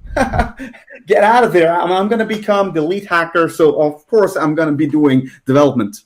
But then I actually went thinking for a while. So for about a week or so, I was thinking, and I thought to myself, look, what will make my skills shine?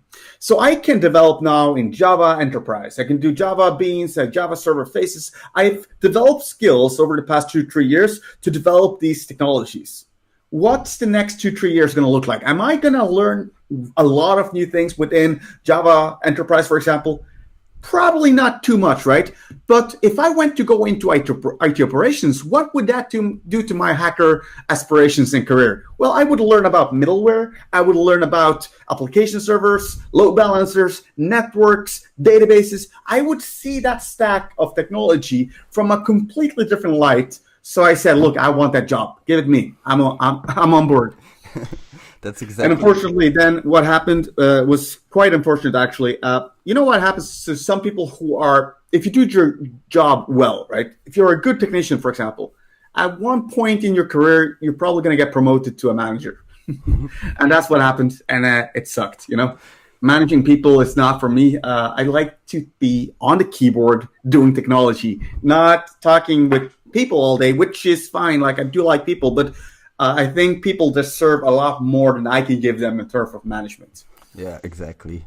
It's like you cannot bring enough value to the table to fill out the position that's required at that moment. And Yeah. I'm a software test lead, so I have some people, whenever I have an issue in software testing, they come to me, and I really, really like doing that job, but I miss the technology side of it. You know, I miss being behind that keyboard, writing test automation. That's why I also do this stuff on the side. It really allows me to do some bug bounty hunting and to get in there for a couple of hours when the kids are asleep. That's for me is a big part of it. I only have a couple of doubts left, and for me, a big one of those is how much time do I actually spend enumerating versus how much time do I spend attacking my target. But I think your methodology that you recommended will be a great answer to that as well. And the 80-20 rule that I also learned from Christy as well, it's been a great guideline for me throughout my entire life, not just throughout my hacking career.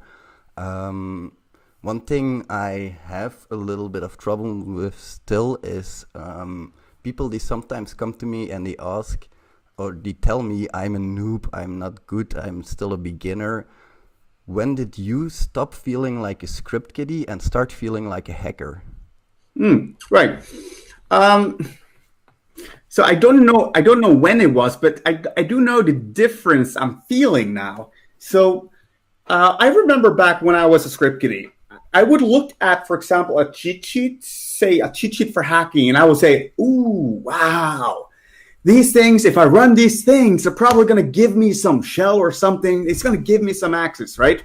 So I was looking at these things and I'm like, ooh, shiny. However, now that I'm more like capable, I look at, say, a cheat sheet or a piece of code or technology, and I go, yeah, sure, I know this. I've seen it before. I know what this does. I know what this does. If there's something that I don't know, it's like I can dig into that and figure it out. So I think that's that mental shift from it just being you're being like super curious and like, wow, intrigued by everything, to the point where you're like, with experience, saying that, hey, I know I can do this because I've done all of these other things, and computers are deterministic. They should be predictable.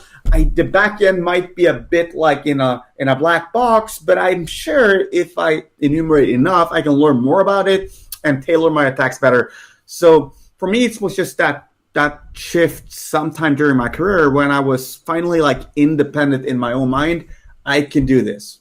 Yeah, exactly. It's sort of the same story for me. I also had that kind of clicky moment when I was like, it all started for me when I reported my first bugs, and they were just regular cross-site scripting attack vectors, you know. And I was like, oh, cool, I can do a cross-site scripting that I copied from the internet somewhere. But then I started encountering web application filters, and I started putting two web application filters up against each other. They had both installed, and they were fighting each other, and that was a way to get through the web application firewall. But even now, looking back into it, I was still a newbie back then because I just reported a cross-site scripting. I didn't try to escalate my impact, and that's for me when a big click happened, is when I started to look for impact and what am I actually doing for the company I'm testing. Which again brings me back to the point that I spent so much time testing my web application, just the core business of it. Is there anything you would recommend for people? I always tell them to go look for hidden gems, to look for stuff that's not easy to find for other hackers. Is there maybe anything you could recommend to find some more deeper stuff from a web application? You know, I say, for example, you can always just go to Google and you can search for Trello boards around that application. Maybe some sloppy developer left some stuff up on Trello. Right. Yeah. Gotcha. So if there's anything I would suggest in terms of the methodology on how to start poking and finding something, right? Yeah, exactly. Sorry, I was a little bit unclear. Gotcha. Yeah. So there's two things that I think will stand out quite a bit. The first thing is very often, like at least I see when my customers get hacked, and also when we find some huge gaping vulnerability, it is very often through the path least traveled. So it's through the applications that are not necessarily the front websites, but maybe some side road, some side application somewhere. And basically that boils down to who has the best reconnaissance, scanning, and discovery processes. Who does the best job of enumeration and finding stuff other people haven't already found. So what I like to do is very specific. I like to take the tool Qul by DigiNinja. It creates word lists. And I basically, after I've done my initial reconnaissance, I create word lists of every single application that they have. And I use those word lists as part of my content discovery and as part of my DNS brute forcing, as part of all those processes, trying to find something else. Second tip I would advise you to do, and this is a part of the minimum viable methodology as well, is basically for every single input, every single script, every single input parameter, you want to test every byte with and without URL encoding from 00 all the way up to FF.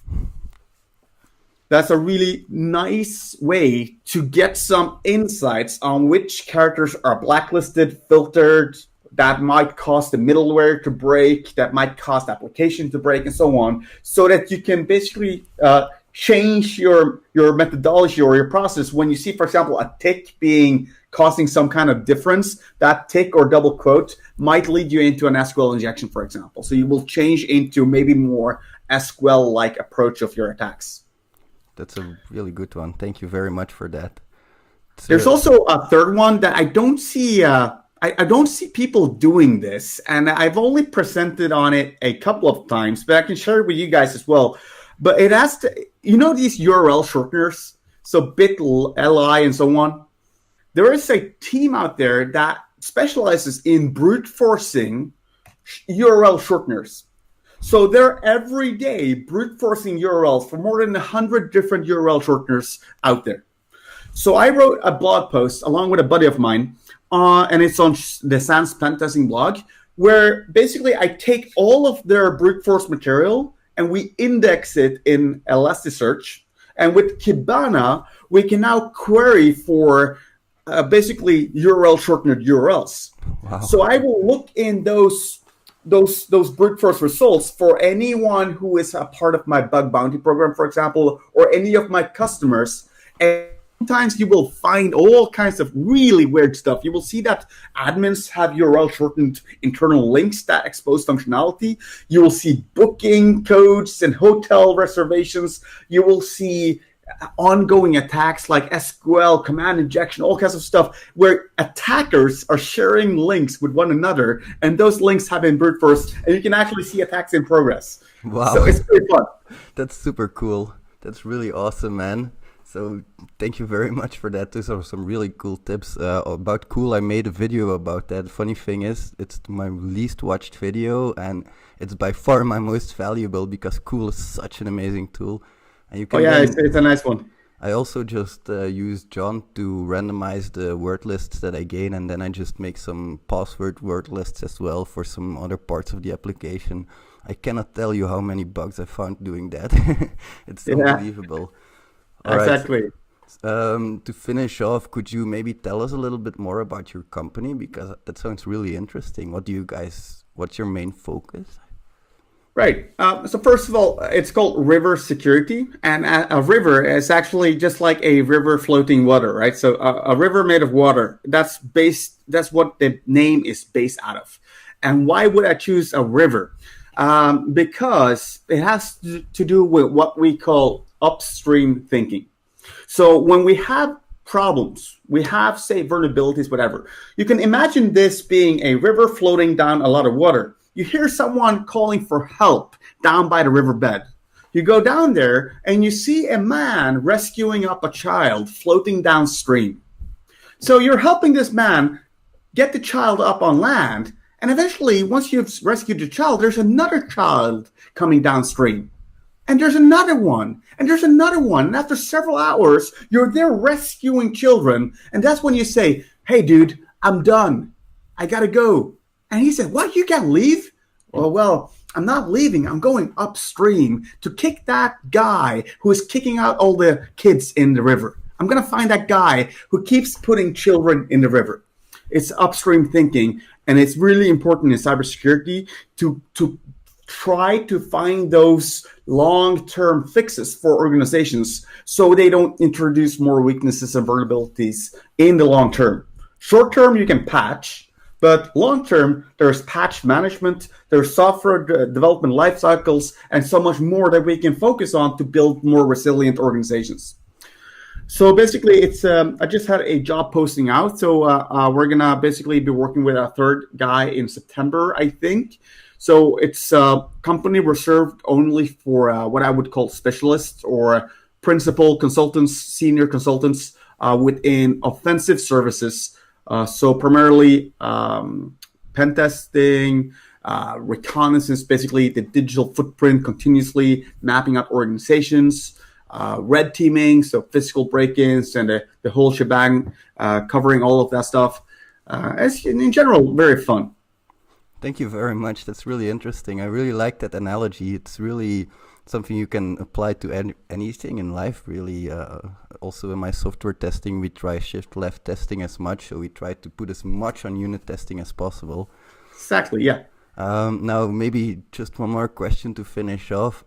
If you could give people one tip for putting something on their resume that really stands out to you, what would that be? Okay, so I, in my previous job, which I just resigned not too long ago, right? So my company is brand new. I was in charge of hiring a ton of people, and I hired a lot of penetration testers and so on. What stands out for me is commitment and curiosity to the industry. So just the fact that you're making a YouTube channel right now, right? I don't care how many subscribers you have, how many views you have. I just care about seeing people passionate and committed to doing the job. I want to find people who don't shut off at 4:00 in the afternoon. I mean, you will take your vacation, you will not work yourself to death, but I want people who at 8:00 in the afternoon, they go like, that problem I had at work earlier today, I wonder how I can solve that. So I look for people who are sharing or in some way, shape or form is contributing back to the community. That's normally my first trigger, okay? If I don't have that type of, so if you can share, if you can start producing whatever it is, like blog posts, anything that just means you're giving back, that's a good thing. And the second thing I was looking for is the practical skills. I didn't look too much at the academia, so master's degrees and so on. Sure, you can have it, but it's not like the requirement for me. I would much rather see people do it on a keyboard, and I was actually putting people as part of a job interview. I was putting them straight into a CTF. Wow, yeah, that's the best way to find out. Yeah. Now you got to do SSH tunnel. I want to see you do proxy chains and get Nmap to run through proxy chains, for example.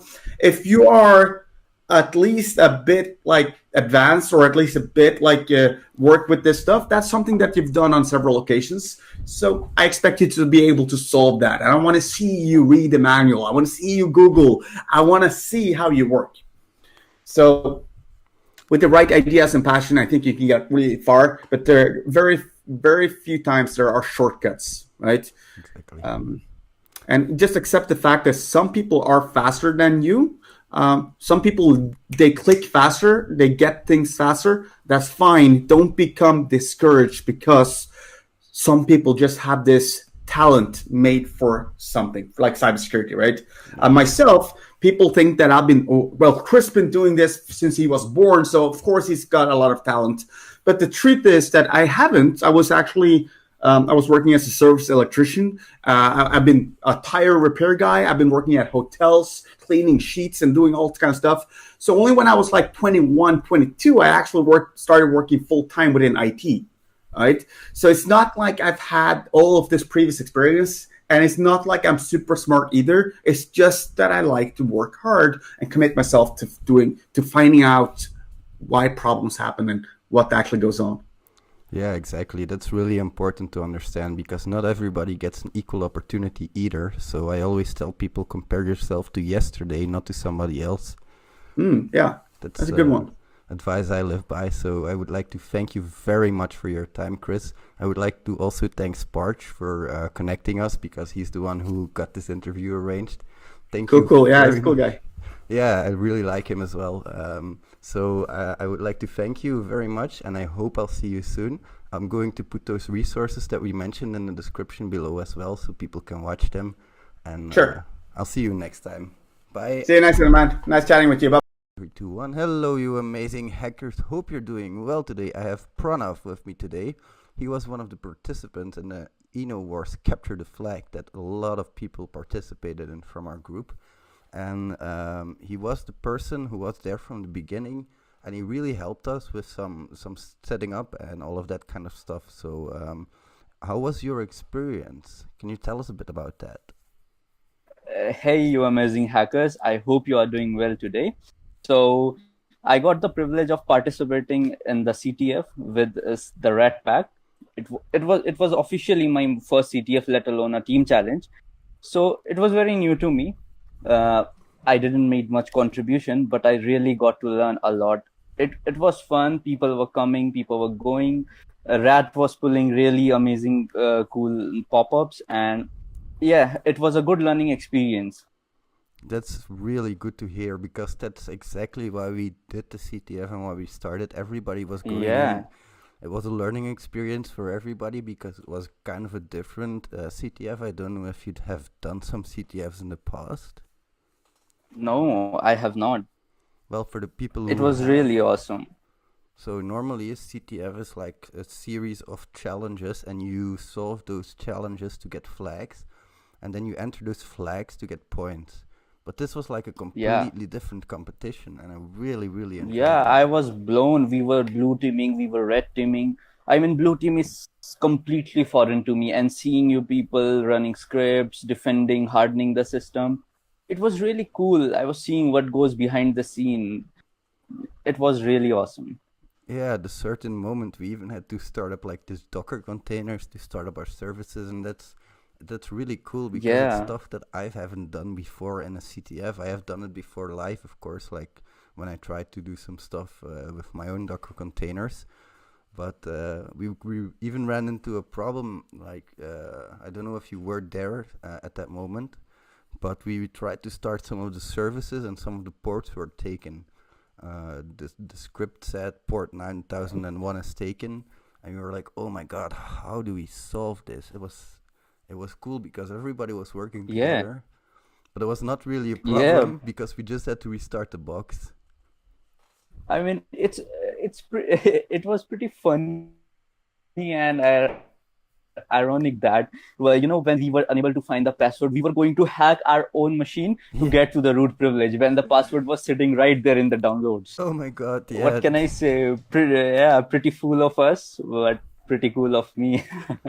But it was also really, I really enjoyed doing the Eno Wars, of course, but I have one small complaint, and that was that on their rules page or on one of their Yep. information pages, it said that you're going to find your config file here and you're going to find your public IP here when you start your virtual machine.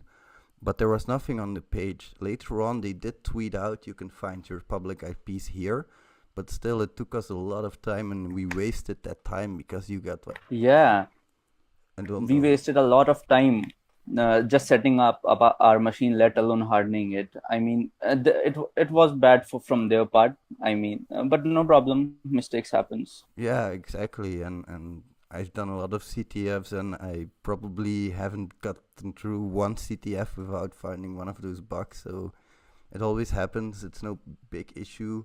But it was really cool when we were like, okay, so now we have like our config file. We can connect to our VPN. But how Yep. do we come into our own machine, because we have to harden it and we didn't know the password. But like after Yeah. pretty much an hour later, the password appeared. So it was like, why does it take so long to Yeah, appear? the naming conventions were not correct. It means the file said it was an SSH key, Yeah. but in real it was the root password. Yeah, but again, it was really fun because we were all trying to solve the same problem. And I was Yeah. trying to go like, we have to hack into our own machine, but of course we didn't have to do that. So Yeah, I yeah. would One like. thing I'd like to add from my side is I was watching Andy and Sean, Hmm. two of our forefronters, but I saw that those people were yawning. I think Andy for an hour or two Sorry, you fell away a comfortable. bit. Can you repeat the Can you last hear part? me? Yeah, can you repeat that last part, Okay, please? so Andy and Sean, the two of our forefronters, I was watching them. Hmm. So what I saw that Sean and Andy, they were exhausted, they were yawning, but they were doing it like they have to. There was no other way. I saw that this is the spirit of a hacker. Yeah. I mean, you don't know what you are going to find. Are you going to find anything? They don't know. But I was seeing Andy was completely Googling about Docker. He was trying to configure it. He was seeing errors. He was just going. This shows that, it's the part of hacking.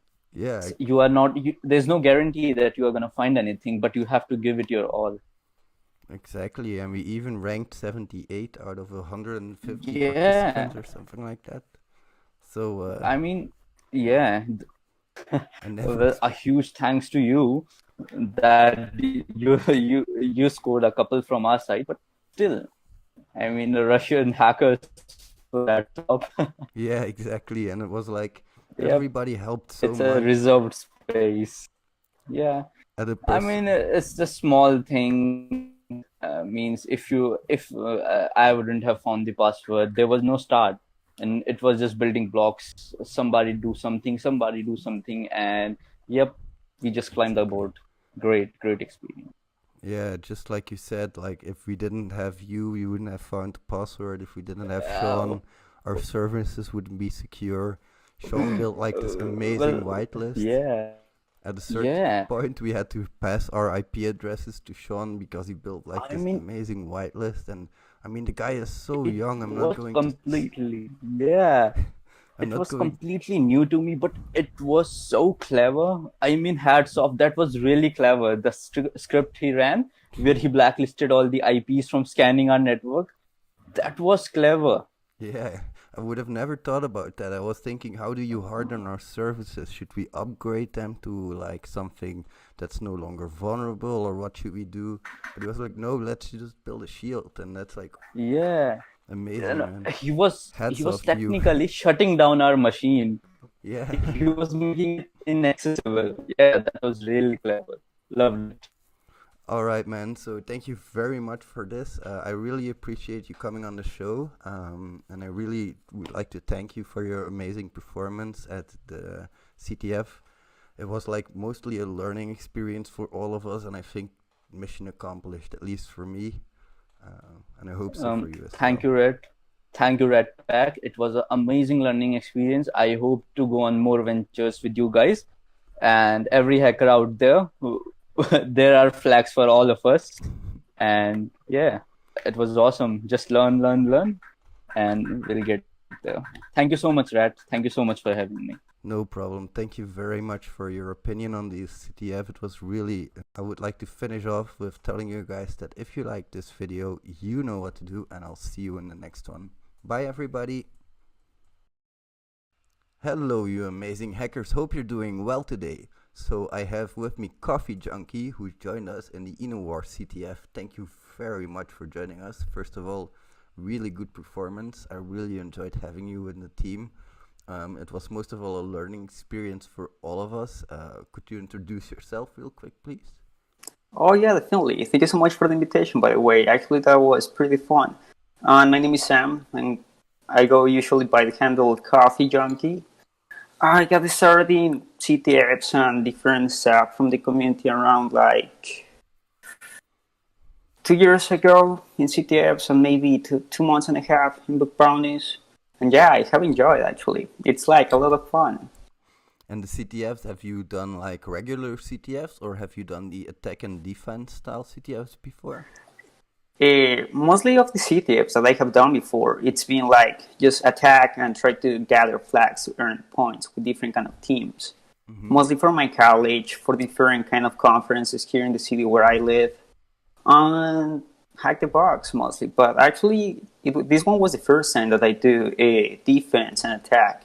CTF, and actually was pretty cool, really interesting to be honest. Can you tell us a bit about what you learned in this CTF?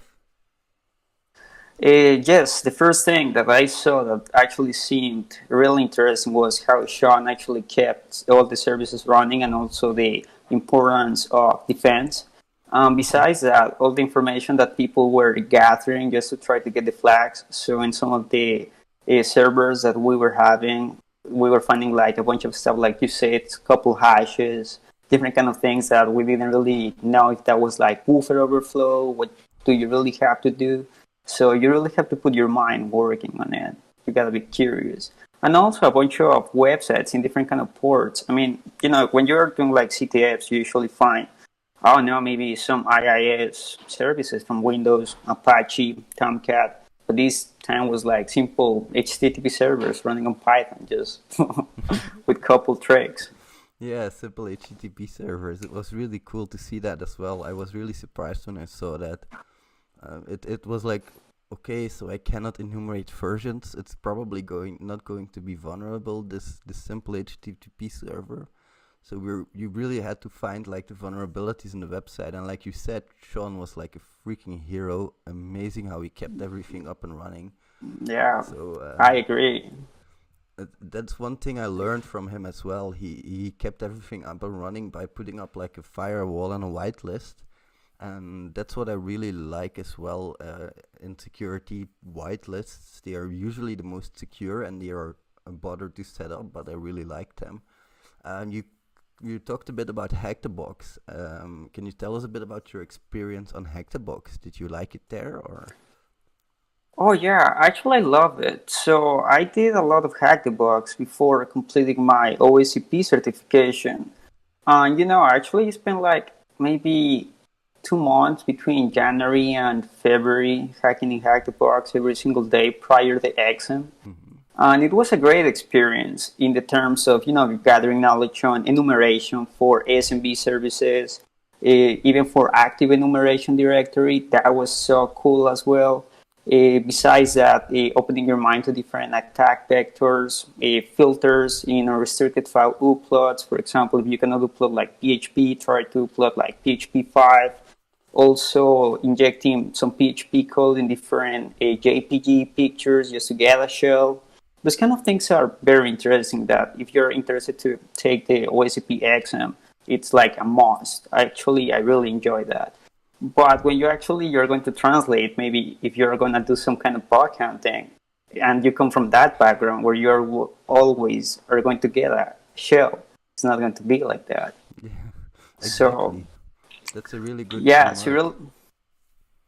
So it really helps you to understand how some things work, like, use proxy to check some HTTP requests, their responses, how you can manipulate them, some web attack factors, like try to have all that understanding. But actually when you translate to different cases scenarios, when you're going to attack a company in general, it changes the whole perspective.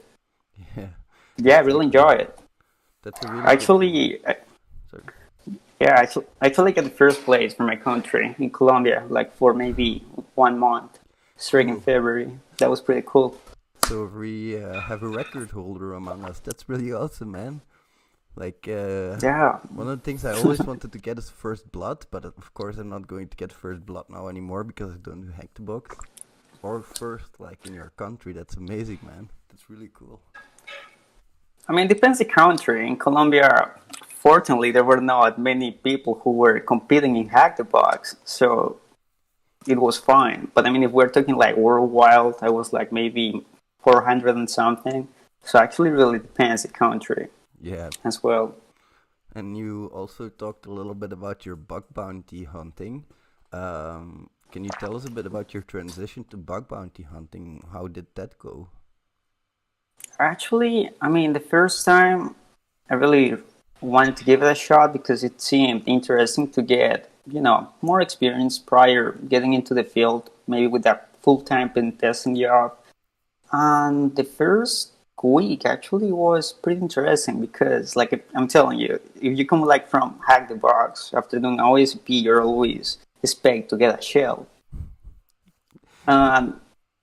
things are not really like that once you start trying to get it. You start like studying different kind of resources related to a bunch of web attacks and things like that, and it's totally different, to be honest, because the companies, they're secure, they have firewalls. Cloudflare, I don't like it at all when you try to confront a website with that. But the transition was cool. I mean, the first month was like frustrating, and not gonna lie. I sent a couple bucks in HackerOne, Bobtrout, but something that I really like was integrity due to the fast response and fast payouts that they have as well. And some of the programs that they have, I really like it, like Napoleon games and things like that. It was pretty cool, but actually they start like becoming more fun and start finding bugs more frequently, maybe around the second month. Just like by doing it every single day. It's amazing. There is like a bunch of resources out there just to go and explore websites. Yeah, your mind completely opens up when you start doing bug bounties. It's like there's so much more than I learned before, and it's like, how deep do I go into each single vulnerability? You probably know my favorites are insecure direct object reference and cross-site scripting. Oh shit! That's okay. Sorry. No problem, man. Can you tell us a little bit about what your favorite vulnerabilities are? Yes, definitely. I would say the first ones are unrestricted file upload, because you really gotta be tricky with that. You can use magic bytes, you can brute force extensions, you can actually inject like maybe some GS code in PDF files, maybe you can inject some PHP code in GPG files. So you gotta be creative, and also you gotta check how the website handles the files in the server. Maybe some of them using like JSON format for the files, and other ones are using like base64 first, and other ones they're just like using different kind of stuff. That's something that I really like it, to be honest. Another thing is how creative you can get with those as well. Yeah, that's true. I really enjoy the file uploads. It's one bug that I'm really bad at. Maybe can you tell me a little bit, like in OSCP you learn about file uploads and how to bypass the restrictions. Is that a little bit lifelike, or would you say you would have to go a lot deeper to be pretty decent at file uploads? I mean, depends. Actually, for some boxes in OSCP, it was very similar to some websites that I have been testing lately. But something that really changed is how the website actually storage the files.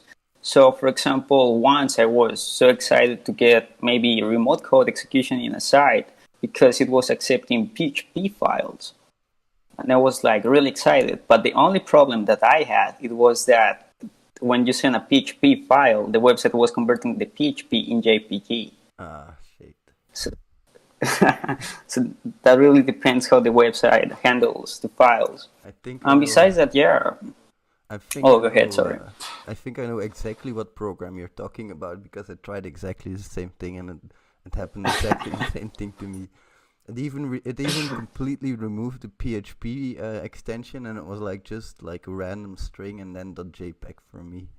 So yeah, or when the websites they actually save the files with hashes. Mm-hmm. Yeah, that's also pretty. No, you don't. Or when it saves the file in an unknown location and you cannot get to that file anymore. I once had. I mean, actually, go ahead. I once had like a target, and you could do file upload, and it was unrestricted. You could upload anything, but I couldn't find the path to where the file was uploaded, so I had nothing. Yeah, that usually happens a lot. I mean, you can like make some kind of directory brute forcing on it, but that would really take a lot of time, because even if you find the folder where you know that your file was uploaded, you cannot find the file because the file was stored in some kind of hash. To brute force a hash, it's not that easy. No, exactly. You need a pretty good GPU to do that these days. Hell yeah. But yeah, actually lately I really enjoy it a lot. Accounting covers seems pretty cool. Yeah. I just have gotten one access like two broken access controls, one idler. Okay, so Still in the journey. It's still fine. yeah, it's pretty, like you say, it's mostly for fun, and of course I also use the bug bounty programs to test my methodology against a real world target. So that's a bit how I look at it. I don't look at it like I'm going in and I'm going to make money. It's more for me like I'm going to see if my methodology is okay and if I can find anything using my methodology, you know? Yeah, something that looks like really cool is you're being curious, you're attacking sites, and the best thing is that you're not getting busted or going to jail, Yeah. So you really can put your time just to be creative on it. Yeah, that's very true. It's also very exciting for me when I stumble upon something. For example, recently I stumbled again on a retweeting site, and that retweeting site, it also had a cross-site scripting vulnerability into it. And it's like, I don't know if you know or the viewers know, if you ever stumble upon a vulnerability, you can go to Open Bug Bounty and report it there, and they can take care of the contacts and all of that kind of stuff.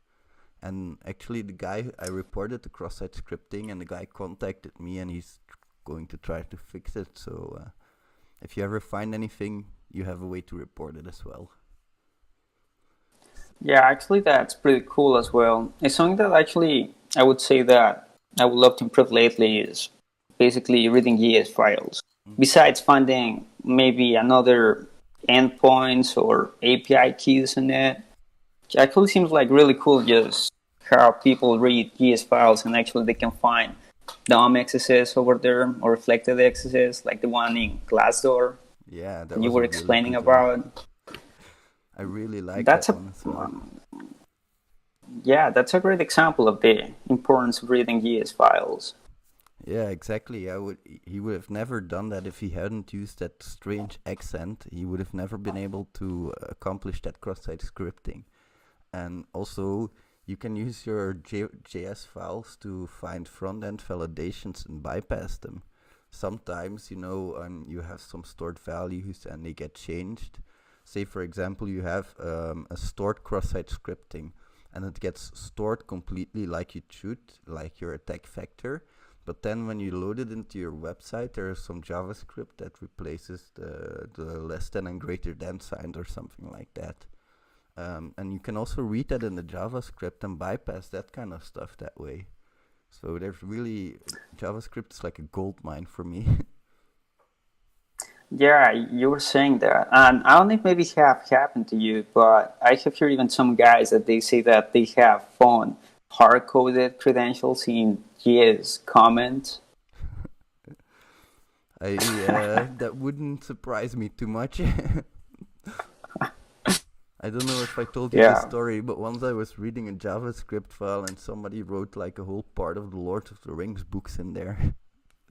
And just in comments, like a whole part of the Lord of the Rings books. I think he had something to, he was looking for something to do. All right, man. So yeah, go ahead. I would like to thank you very, very much for this. I learned a lot from you as well. I know that if I have a file upload somewhere, that I can come to you and we can work together on that. I would like definitely. I would like to also thank you very much for participating in the CTF. It was really, I'm proud of everybody who participated. It was like an amazing capture the flag contest. And I hope you learned as much as I did. I did. I actually got very confused, to be honest, in that one. I think you really got to think about it. Yeah, even though if I went late to the CTF, almost like maybe 2 hours and 1 hour and a half before finishing. Yeah, exactly. But actually, thank you so much for the invitation as well. I would really love to see how it goes with King of the Hill. That would be pretty cool. Yeah, that's also something I want to tell you guys, the viewers. If you want, you can join our Discord channel. One of our viewers, the legendary Sean that we keep talking about, he's going to host the King of the Hill on Try Hack Me for 10 people, I believe, 10 people max. So spots are limited. If you want to join our Discord and go to the channel, let me open it real quick. I think Sean has it in here somewhere. The CTF General channel. There we go. If I open that real quick for you guys. Let me scroll up. There's going to be... there we go. A Red Pack King of the Hill contest with only 10 slots available. Attack and defense style CTF. So the same as we did in the InnoWars CTF. It will be hosted based on the participant schedules, and if you participate you will be awarded with a separate role in our channel, just like everybody who does a CTF. You can message him, of course, on the channel to join. So of course you can also join the Try Hack Me King of the Hill channel, and here you can find all of the details. So sorry for that advertisement real quick. I saw my chance and I took it. Thank you very much for the interview, and to anybody who's watching, if you liked it, you know what to do, and I'll see you in the next one. Bye everyone. Hello you amazing hackers, hope you're doing well. I have Ripsack here with me today. Great having you. How are you doing? I'm fine, thank you. And how are you doing today? Great, thank you. Could you please introduce yourself for the viewers real quick? All right, my name is Ripsack. I'm 34 years old. I'm from the Netherlands. And we have met 2 months ago on Reddit, I guess. Yeah, exactly. That's where I started spamming all of my videos. I used to post, I still post daily, and I used to post all of my videos daily to Reddit as well. Yeah, can you... I joined the Discord server and the Slack server where we met and talked about hacking and bug bounty, and so that's how we met.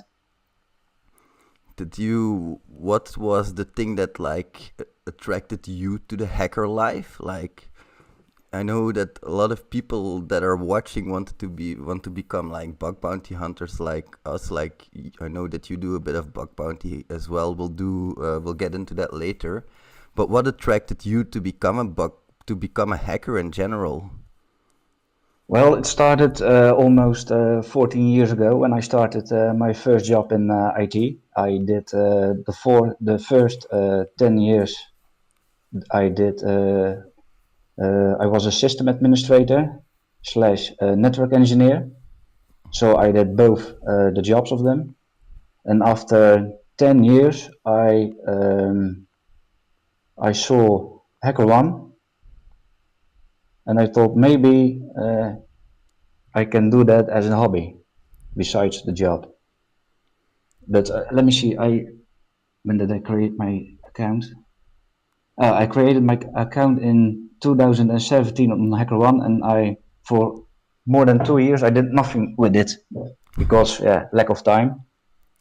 I have a family and I've got work, so. But I guess 2 years ago, I switched my title. I'm now an IT security officer, so I have more related stuff to do. And when I started, I didn't know that much about bug bounty. I didn't know it was legal at that time. So my first bug bounty was literally by mistake on not a program on HackerOne, but in a Dutch website. I sent an email to myself with some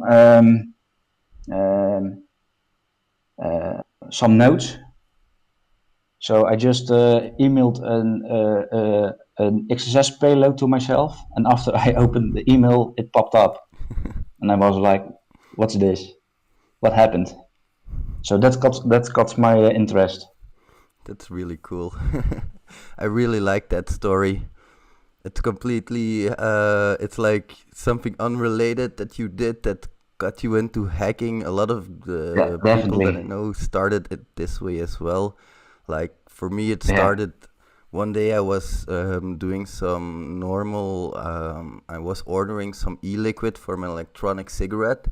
And I discovered a bug where if you entered the wrong credentials on a specific login page, so not the normal login page that you entered when you were going through the home page, but if you went to to the card, and if you logged in there using the wrong credentials, you would get logged in as anybody random in the database. So that was one of the first things I found. I got a whole lot of free e-juice for that, of course.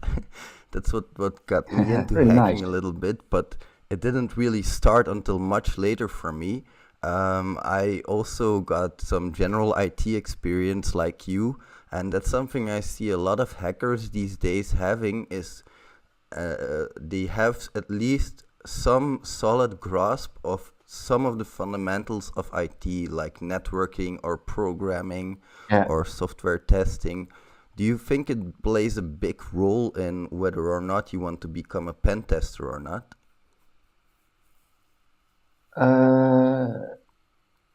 You mean if it was a part to becoming a bug bounty hunter? Yeah, exactly. I'm sorry, I said pen tester, but I meant bug bounty hunter. Yeah, no, definitely. Of course, it's really helpful to have some basic knowledge about IT and the network, because it's really help you finding stuff and understanding stuff. For example, if you got you are running a brute force and you are getting a 401 or a 402, you know what it means. You don't have to look for it from what it means, by example. Yeah, It's exactly. really helpful to have those basic skills. Yeah, that's a really good answer. I really like that because I noticed that a lot of the people, when they start bug bounty hunting, they don't have those basic skills. And one of the biggest problem that arises, like you say, a great example is when an error occurs, when something goes wrong. And for me, at least, hacking is a big part of seeing what goes wrong and why it goes wrong. And you have to have the basic skills to explore that aspect of the field. And a lot of people are missing that a little bit for me. Yeah, yeah, Say, and if you lack those basic skills and you are, for example, on HackerOne, you can get negative points that's very for true. reporting bugs that are not completely real bugs. Yeah, and even people who are like I got my OSCP, and when I got my OSCP, I was like, now I can start doing bug bounty hunting, but that was totally not the case. I reported all of these bugs that were best practices that I shouldn't have reported at all, and I got like negative reputation really fast, of course. Yeah. And I still have negative reputation to this day, but I think that's more because I don't want to hunt on HackerOne anymore. I don't have time for it. I really like doing integrity, and it's not because I have something against HackerOne. I just want to make that clear. I don't mind HackerOne at all. It's just that I love integrity. It's my home, and it's where I became like the person I am today. I started my bug bounty hunting career there. I found my first valid bug on integrity, and I kind of just stuck around, you know. I was talking a little bit about my first valid bug a couple of episodes ago. Could you tell us a little bit about your first valid bug? It was basically on HackerOne. I did it was 14 months ago when I started my bug bounty journey. I first did let me see quick.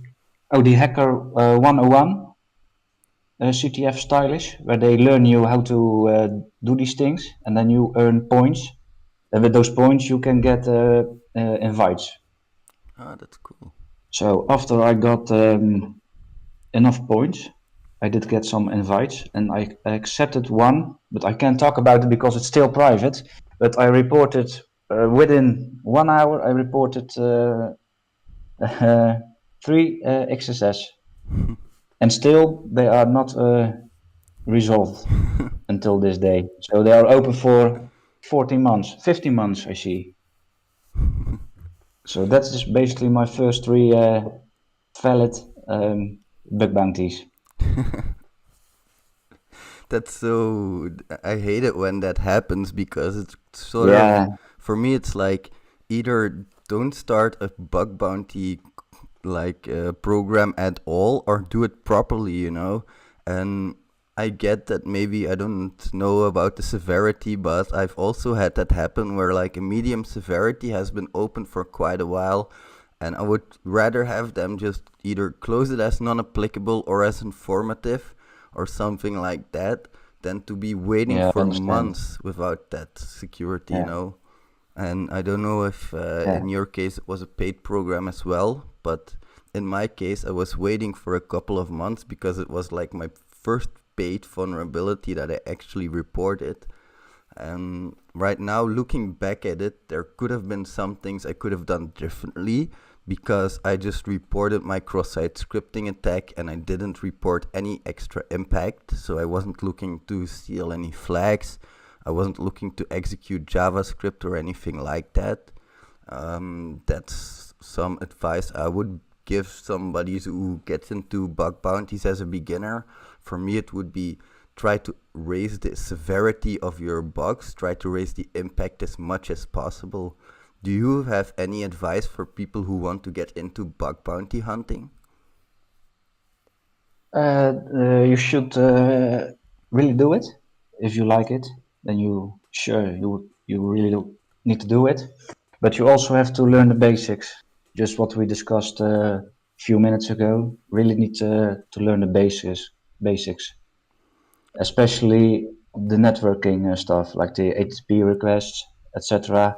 Understanding what server responses you get when you resend a request in burp and are trying to change some parameters and you get different responses.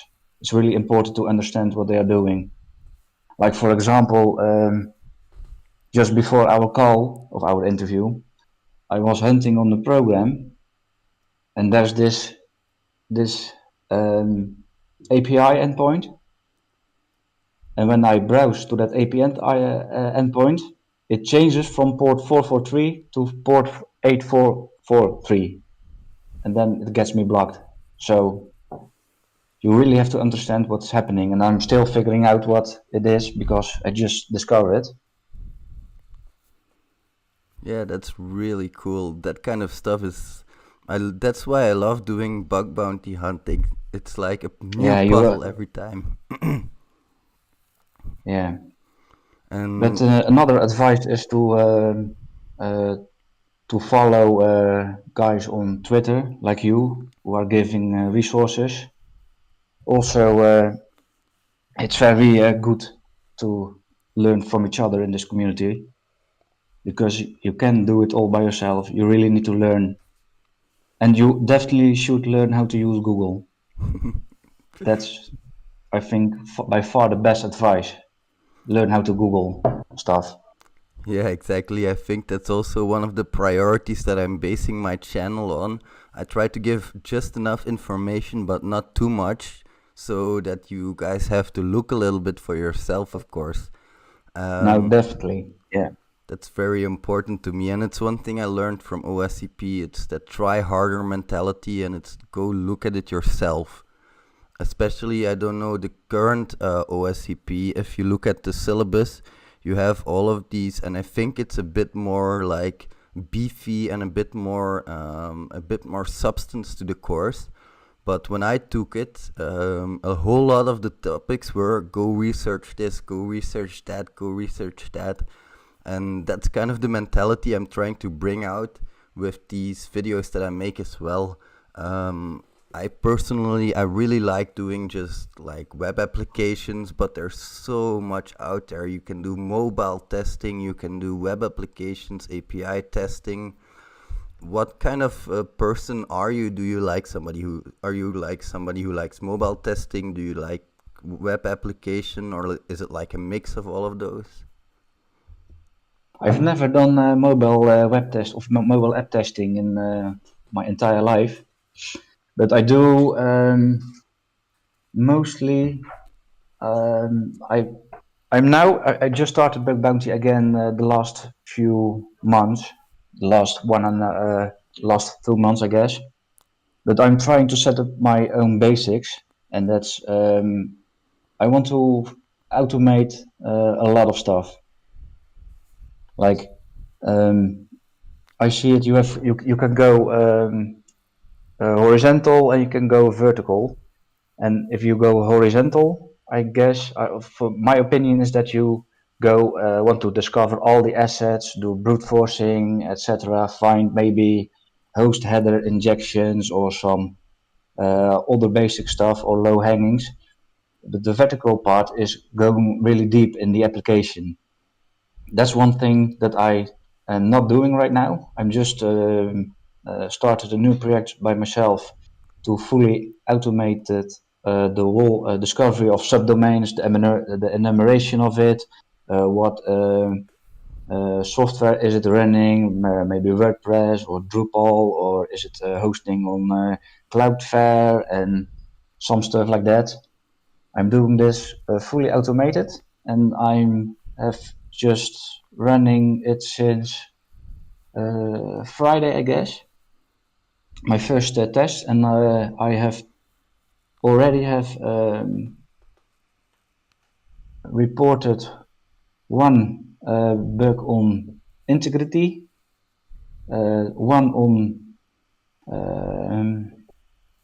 no, two on HackerOne today, and one on oh my god, I forgot the other name. Bugcrowd, is that possible? What was it?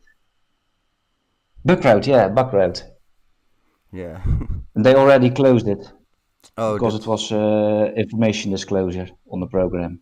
But okay. it was a valid submission, they said, but they leave it. So I'm guessing that what I am doing is working a little bit. Yeah, and it's really cool that all of the stuff that you're doing, that you, first of all, we talked about knowing the basics. You have to know how to do this stuff manually first before you can automate it. And that's why I'm trying to, first of all, trying to go really deep myself manually into an application, and I'm starting to learn how to do that. There are so many cool ways to do that stuff, but you can also automate that, and we all know stuff like authorize from Burp. But if you know your application really well, some really basic tools can get you super, super far. And I think that's also the same case for when you talk about your more of your wide scope. If you know the basic stuff, you can get really, really far just using bash scripting, I think, and a little bit of Python maybe here and there, just to sprinkle in a dash of variety. Yeah, I'm only using bash. Oh, that's really cool, man. Bash is one of my weaknesses for now. It's one thing that I'm Really? Yeah, I want to have a guest for the, teaching you guys Bash as well, because people have asked me, Well, can you give... Sorry? I can teach you. I can teach you Bash. I only have some Bash Ninja Google skills. That's really cool, man. For me, it goes super, super basic. Like, I've been able to write a few scripts, but nothing too much, just chain a few commands, import a file, that kind of stuff. But I think it would be really interesting to have like a Bash for Hacker series or something like that. All right, I man. understand. So, thank you. Well, maybe. Sorry? No, I just wanted to discuss some tools I use, maybe. That's really cool, man. Go ahead. Well, I've always looking for some tools that could be interesting, and I found out that these guys from let me quickly look it up, from Project Discovery, they are on GitHub, and they got some really, really nice tools. They've got a Subfinder for finding subdomains. They've got Nabu, if I speak it out of Nabu. That's a port scanner, but it's all written in Go. It's really, really fast and multi-threaded. Because normally I do an nmap scan, and I want to scan all ports, and it takes ages. But now I first run Nabu, find really quick the open ports, and then I can pipe it to Nmap, and then I give the open ports to it, so Nmap doesn't have to find its own open ports.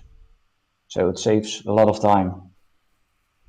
And also they have a very cool tool that is called HTTPX. And I just figured it out that you can find a vhost with it. So really it's pretty cool and pretty useful. And also I really like FAF for brute forcing, or maybe guessing. It's more like guessing instead of brute forcing, because you guess what's behind the website. So that are some of my tools that I use to automate the most of the stuff. But I really believe if you want to find more bugs, you really have to go deep into the application. But I first want to do my wide scope automated so I can go deep when my other scripts are running. Yeah, and it's also, I think, a matter of combination, because one thing I've been thinking about is you can go deep if you first go wide and then pick like 100 targets. If you know which one of those to pick, you can go deep into each and every single one of them. So that's a major advantage if you know both ways. You know, if you can go very wide and you can go very deep, you can go very deep into each and every single one of those subdomains that comes up, and that sounds interesting to you. And that's why I really like knowing a little bit of both ways. By the way, I noticed you were talking about Project Discovery. Have you seen their tool Nuclei? Yeah, I'm using that. That's a really cool tool as well, man. I really like that one. Yeah. Do you use it as well? I'm starting to read about it now.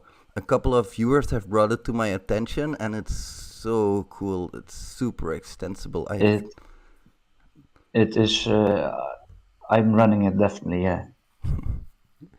All right. It gives a lot of good output.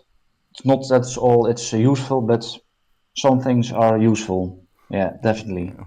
And I think also you can make your own templates within the Nuclei. That is one big advantage. I mean. Yeah, exactly. That's why it's all of these tools, for me, it highly depends on who runs them. You know, I can give the best tool to the worst hacker in the world and he's not going to find anything. So it really depends on who runs it. All right, I would like to thank you very, very much for your time. Do you have any closing words for our viewers? I hope you found this interview interesting, and if there's anything you would like to ask to me or to Mr. Red, then feel free. All right, thank you very much for that. I'm also going to be dropping Ribersec's Twitter handle in the description, so if you guys have any questions for him, feel free to hit him up as well. I would like to thank everybody for watching. If you liked this interview, you know what to do, and I'll see you in the next one. Bye, everybody. What's up, you amazing hackers? I hope you're all doing well today. So I have the man, the legend, Tom Nom Nom with me today. How are you doing, man? I'm doing okay, thank you. I've had a couple of weeks off work, so feeling kind of chilled out. Yeah, doing okay. Thank you so much for being on the channel, man. I really appreciate it. Thanks for having me. It's like amazing. You're this legend of a tool builder who builds like amazing tools. What's it like to be this kind of legendary status in the community, you know? I guess it's kind of strange, really. Mostly it means getting tagged in a lot of tweets, right? And completely unrelated to things that I've done as well. Just people will, if they build a new tool or something like that, like their first bash script or something, they'll just tag me in it, which is fine, absolutely. But, you know, I get so many of them, I find it hard to keep on top of them and keep replying. But I always appreciate seeing them anyway. Yeah. And you know, I get a lot of questions as well about a variety of topics, some of which I've sort of, you know, claimed to know a little bit about, and others that, you know, I don't know that much about or haven't even talked about publicly.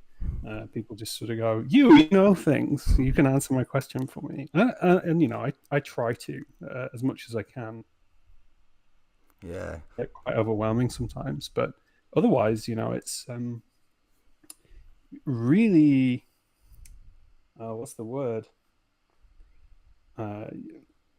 Like overwhelming in a good way. So, for example, late last year, I decided that I needed to quit my job. So I did. And I tweeted saying, hey, I need a job now. And, the response was incredible. I just had so many retweets and people offering to get me in touch with people and companies approaching me and that sort of thing. So, like a few years ago when I had a few hundred followers or something like that, I could have never expected anything like that to happen. So yeah, I'm always completely blown away by it and mildly confused as well because I don't even tweet that much. Yeah, I know what you mean. It's like I've gained 1,600 followers on Twitter now, I think, and it's sometimes I get these strange tweets like I found this vulnerability, I found the Wakami web application filter, how can I get around it? And I'm like, I don't know anything about web application filters. I know what they do, but like how they work and what you can do to get around that, I have no clue about that. I get so many strange tweets about bug bounty hunting. It's like I really appreciate reading that kind of stuff, but I have no idea how to respond to it. It's like I just say it out as well. I don't know how to do this, how to do that kind of stuff. Speaking about bug bounty hunting, do you still do some bug bounty hunting these days, or is it just like your normal job that you do? Or yeah, I do a little bit. So I've done a few live events and that sort of thing with my team, Disturbance. Mostly working on the recon side of things and trying to provide the rest of the team with reasonable quality data for whatever target we're looking at. And I dabble a little bit every now and again and try and find some reflected XSS or something like that. But the last maybe 18 months or so have been fairly hard. I've been quite public about having some mental health issues and depression and burnout, whether those are the same thing or the different things or two different manifestations of the same thing, I'm not sure. But I've been trying to have a bit more me time, play some games and spend time with my kids. I've been building RC cars and trying to get out my bike, and like we were just talking about before we started recording, playing some guitar as well, that sort of thing. But I actually did do a bit of bug bounty hunting last night. Success program I just got invited to, and it was a dupe. So that's a shame.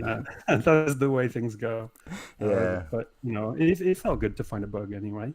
Yeah, it's still a valid bug. A dupe is still a valid bug. Yeah, for sure. Yeah, that's really something that doesn't get talked about a lot, especially in the hacker scene, but feelings are something that matter a lot. This is something that you do quite a lot, especially for me, and I think for you as well. It's something that I started, I still do this besides my normal day job, so it's not something that I have the luxury of just saying I do this for X hours a day. I actually have to make time for that kind of stuff, and that time eats into family time, it eats into relaxation, but I've actually taken a few steps back now also with the YouTube channel, and I release like one video every 2 days instead of a video every day, which has allowed me to go back to some theme parks that I used to do a lot, and also Corona, of course, hasn't made things easier, especially since I really like to go to different places. And now that a few of those things have reopened, like a few of theme parks have reopened here in Belgium, so we've been going to those. That's my relaxation. I also like to play guitar. Maybe I should pick it up sometime, But for me, also a big part of it, hacking is relaxation. Since I do it in my spare time, it is a little bit of relaxation, So it has to stay fun for me. One thing I wanted to ask you about, when you do bug bounty hunting, do you use your own tools a lot? Yeah, definitely. Did- Kind of almost exclusively, barring a few other tools. So, I use Burp Suite like basically everybody does. Although my license just ran out because I've not been hunting recently. I'm going to have to go and find a few bugs to get myself a new license. Unless, Portswigger's listening and they want to donate one. And I use a few other tools as well. I didn't write, so I quite like FUF or FFUF or however you want to pronounce it. It's a really useful tool, really powerful, can do a lot of things. But the vast majority of the time, I'm using some combination of tools that I wrote and kind of stitching them together with Bash, basically, because I wrote the tools to work in exactly the way that I want to work. Yeah. So, they always behave, unless there's any bugs, which definitely happens quite a bit, but they behave in the way I expect them to. And if they don't, then I can quickly change them. That's true. And the inner workings as well. That's also something that's very important. You know exactly what they're doing at each step of the process. Yeah, definitely. What's up, you amazing hackers? I hope you're all doing well today. So I have the man, the legend, Tom Nam Nam with me today. How are you doing, man? I'm doing okay, thank you. I've had a couple of weeks off work, so feeling kind of chilled out. Yeah, doing okay. Thank you so much for being on the channel, man. I really appreciate it. Thanks for having me. It's like amazing. You're this legend of a tool builder who builds like amazing tools. What's it like to be this kind of legendary status in the community, I guess it's kind of strange, really. Mostly it means getting tagged in a lot of tweets, right? And completely unrelated to things that I've done as well. Just people will, if they build a new tool or something like that, like their first bash script or something, they'll just tag me in it, which is fine, absolutely. But I get so many of them, I find it hard to keep on top of them and keep replying. But I always appreciate seeing them anyway. Yeah. And I get a lot of questions as well about a variety of topics, some of which I've sort of claimed to know a little bit about, and others that I don't know that much about or haven't even talked about publicly. People just sort of go, you know things, you can answer my question for me, and I try to as much as I can.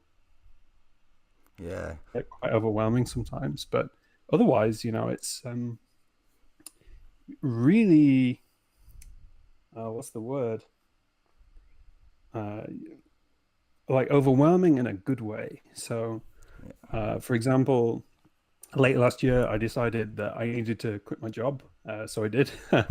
And I tweeted saying, hey, I need a job now, and the response was incredible.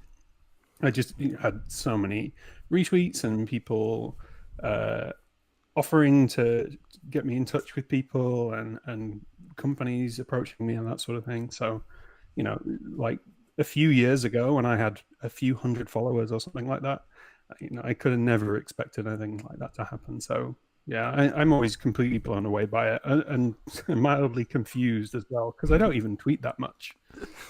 Yeah, I know what you mean. It's like I've gained 1,600 followers on Twitter now, I think, and it's sometimes I get these strange tweets like, I found this vulnerability, I found the Wakami web application filter, how can I get around it? And I'm like, I don't know anything about web application filters. I know what they do, but like how they work and what you can do to get around that, I have no clue about that. I get so many strange tweets about bug bounty hunting. It's like, I really appreciate reading that kind of stuff, but I have no idea how to respond to it. It's like I just say it out as well. I don't know how to do this, how to do that kind of stuff. Speaking about bug bounty hunting, do you still do some bug bounty hunting these days, or is it just like your normal job that you do? Or yeah, I do a little bit. So I've done a few live events and that sort of thing with my team, Disturbance. mostly working on the recon side of things and trying to provide the rest of the team with reasonable quality data for whatever target we're looking at. And I dabble a little bit every now and again, and try and find some reflected XSS or something like that. But the last maybe 18 months or so have been fairly hard. I've been quite public about having some mental health issues and depression and burnout, whether those are the same thing or the different things or two different manifestations of the same thing, I'm not sure. But I've been trying to have a bit more me time, play some games and spend time with my kids. I've been building RC cars and trying to get out my bike, and like we were just talking about before we started recording, playing some guitar as well, that sort of thing. I actually did do a bit of bug bounty hunting last night. Success program I just got invited to, and it was a dupe. So that's a shame. That's the way things go. Yeah. But it felt good to find a bug anyway. Yeah, it's still a valid bug. A dupe is still a valid bug. Yeah, for sure. Yeah, that's really something that doesn't get talked about a lot, especially in the hacker scene, but feelings are something that matter a lot. This is something that you do quite a lot, especially for me, and I think for you as well. It's something that I started. I still do this besides my normal day job, so it's not something that I have the luxury of just saying I do this for X hours a day. I actually have to make time for that kind of stuff. And that time eats into family time, it eats into relaxation. But I've actually taken a few steps back now, also with the YouTube channel, and I release like one video every 2 days instead of a video every day, which has allowed me to go back to some theme parks that I used to do a lot, And also Corona, of course, hasn't made things easier, especially since I really like to go to different places. And now that a few of those things have reopened, like a few of theme parks have reopened here in Belgium, so we've been going to those. That's my relaxation. I also like to play guitar. Maybe I should pick it up sometime, But for me, also a big part of it, hacking is relaxation. Since I do it in my spare time, it is a little bit of relaxation, So it has to stay fun for me.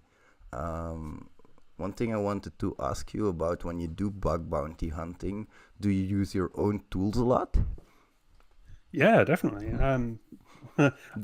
Almost exclusively, barring a few other tools. So, I use Burp Suite like basically everybody does. Although my license just ran out because I've not been hunting recently. I'm going to have to go and find a few bugs to get myself a new license. Unless, Portswigger's listening and they want to donate one. And I use a few other tools as well. I didn't write, so I quite like FUF or FFUF or however you want to pronounce it. It's a really useful tool, really powerful, can do a lot of things. But the vast majority of the time, I'm using some combination of tools that I wrote and kind of stitching them together with Bash, basically, because I wrote the tools to work in exactly the way that I want to work. Yeah. So, they always behave, unless there's any bugs, which definitely happens quite a bit, but they behave in the way I expect them to. And if they don't, then I can quickly change them. That's true. And the inner workings as well. That's also something that's very important. You know exactly what they're doing at each step of the process. Yeah, definitely. Like, I think quite a good example of something counter to that is like I've used SQL Map a bunch of times.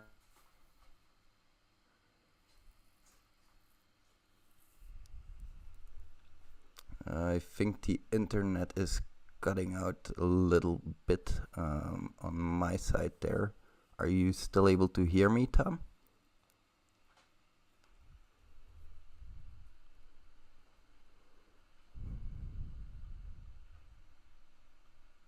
Hello, hello.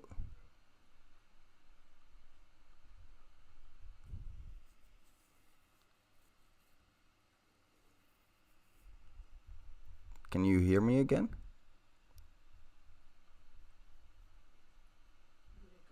today. So I have the amazing Sir John Hammond with me. Thank you so much for joining. How are you today? I'm doing well. Thanks so much for having me. I really appreciate being here. Thanks. I'm grateful. Yeah, the second time already. Thank you so much for returning. It's always a pleasure to have you. You're a really kind person and it's awesome to speak to you. I've been meaning to ask you a couple of questions about Capture the Flags because I've seen you active in a few Capture the Flags and organizing as well. And since we're also hosting our own Capture the Flag, I know how hectic it can be. So I was wondering, what's your experience been with like organizing Capture the Flag events? Yeah. Okay. Sure. So I guess now, like at this point, this year I put together three, like organized and hosted and kind of maintained three like big worldwide Capture the Flag events, which have been a little bit of an undertaking, right? I think there was VersaCon back in April that was supposed to be built off of the virtual security conference that the Cyber Mentor hosted with, I think, NomSec and Stoke and some of the others. It's easy for me to get confused because NomCon, the one that followed in June, I put on the NomCon CTF, and that was with NomSec and the Cyber Mentor and Stoke. And following that, even late July, we put on the Hacktivity Con CTF, which is based out of HackerOne and the Hacktivity Con. Organizing that, wow, it's a loaded question because there's just so much to talk about, right? Challenge development is kind of the biggest thing that sticks out in my mind. VersaCon, a lot of the challenges I had previously built and created. NomCon was the first time we like, oh shoot, we've got this on the calendar and now we kind of need to scramble and make challenges and put things together. And we started early for that one. And that went well. That was kind of smooth because we had everything prepped and put together, and we did a little bit more stable and secure things with our infrastructure. And I can talk a little bit about that more if we want to. But ActivityCon, the last one that we just put on, we were like scrambling to get challenges in. We were like, we want this cap, we want this number. And even getting the publicity out, like the announcement and the like, hey, registration is open and available, that came super duper late. So a lot of learning points of like how many people can we get, what audience, and what can we tap into between the amount of players. Obviously, they need time to know that this event is going on. So there's logistics and there's challenge development and there's infrastructure. There is a lot. Yeah, but you don't want to release it too early either because you want the hype to be real when the event starts, and you don't want it to die down before it even starts. I get what you mean. Yeah, it's really interesting. A lot of things in that answer. One thing I really wanted to touch on. You worked with people like Stuck, you've worked with people like Cyber Mentor. Have you met these people in real life, or was it just like we're talking now through a digital meeting? Yeah, a lot of it has been online and digital. I think I met the Cyber Mentor in person one time at ShmooCon last year. So the ShmooCon is another conference over in the DC area. And it was so funny because like, we recognized each other and like I went up to go say hi and we were like, hey dude, hi. You're a fellow internet person that does similar things. It's like we didn't know what to do with each other. We didn't know how to interact. It was really, really funny. It was a weird, like I felt like a fanboy. I felt like, oh my gosh, it's the Cyber Mentor. And I don't know. I hope maybe he felt the same way. I have no idea, but it was really funny. It's like we just crippled at human interaction. That's really funny. Do you guys do you play a lot of CTFs yourself, or is it something you don't have the time for anymore? Yeah, I used to, truth be told, and I might get some flack for this, I used to play, admittedly, much, much more than I do now. These days, I'll be honest, yeah, I mean, you kind of hit the nail on the head. Time just gets away from you. Now, okay, cool, I'm working a full-time job, and doing other things, and I want to put out content and I want to create, but you need to balance that because like, sure, it's one thing to train other people and to educate others, but sometimes you kind of want to be selfish and like educate yourself. So like, I want to play a Capture the Flag, but I just haven't been able to manage it and pull it off lately because these past few months I've just been busy creating our own Capture the Flag. Yeah, I know what you mean exactly. That's why I enjoy our King of the Hill capture the flags a lot. Try Hack Me, they offer the option for a King of the Hill, and one of our Oh members yeah. hosts it every 2 weeks, I think. And it's like 1 hour of your day that you can take to just try and do some CTFs and get some new knowledge inside of you. But the problem there is if you've already done all of the machines in the pool, you're going to find the exploits a lot easier. You're going to be further than other people again. So really cool that a Yeah, lot of people are creating CTFs these days as well. that's the thing with King of the Hill, because when Try Hack Me released it, it was incredible and I loved it and it was a blast. But I mean, just like you said, okay, the pool of machines in there is, I guess, what still I don't know if it's in single digits. I don't know if they broke double digits, but once you've played enough, you've kind of seen them all, and they don't change. So if you've done it before, then you kind of know all the ins and outs, and it's not as fun for you or for the other players. So I was like, cool, I have this fun game, I have this little toy, but then I played with it so much, like, well, now what? Yeah, exactly, man.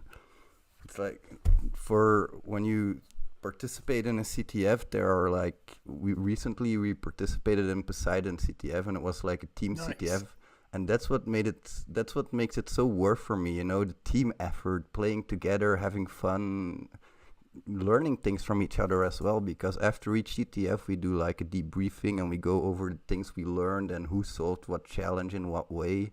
And it's always so interesting because I'm good at web and other people are good at like crypto and all that stuff, and it's really interesting how that team dynamics works as well. And that's one thing that I've been kind of dreading about CTFs, sort of, because you cannot easily enter a CTF alone unless it's like specifically designed for single people and not teams in mind, A lot of these CTFs are designed for these really skillful teams, but I've got to say that the CTFs that we've played, they've been really, really awesome at that, really diversified, some easier challenges, some medium challenges.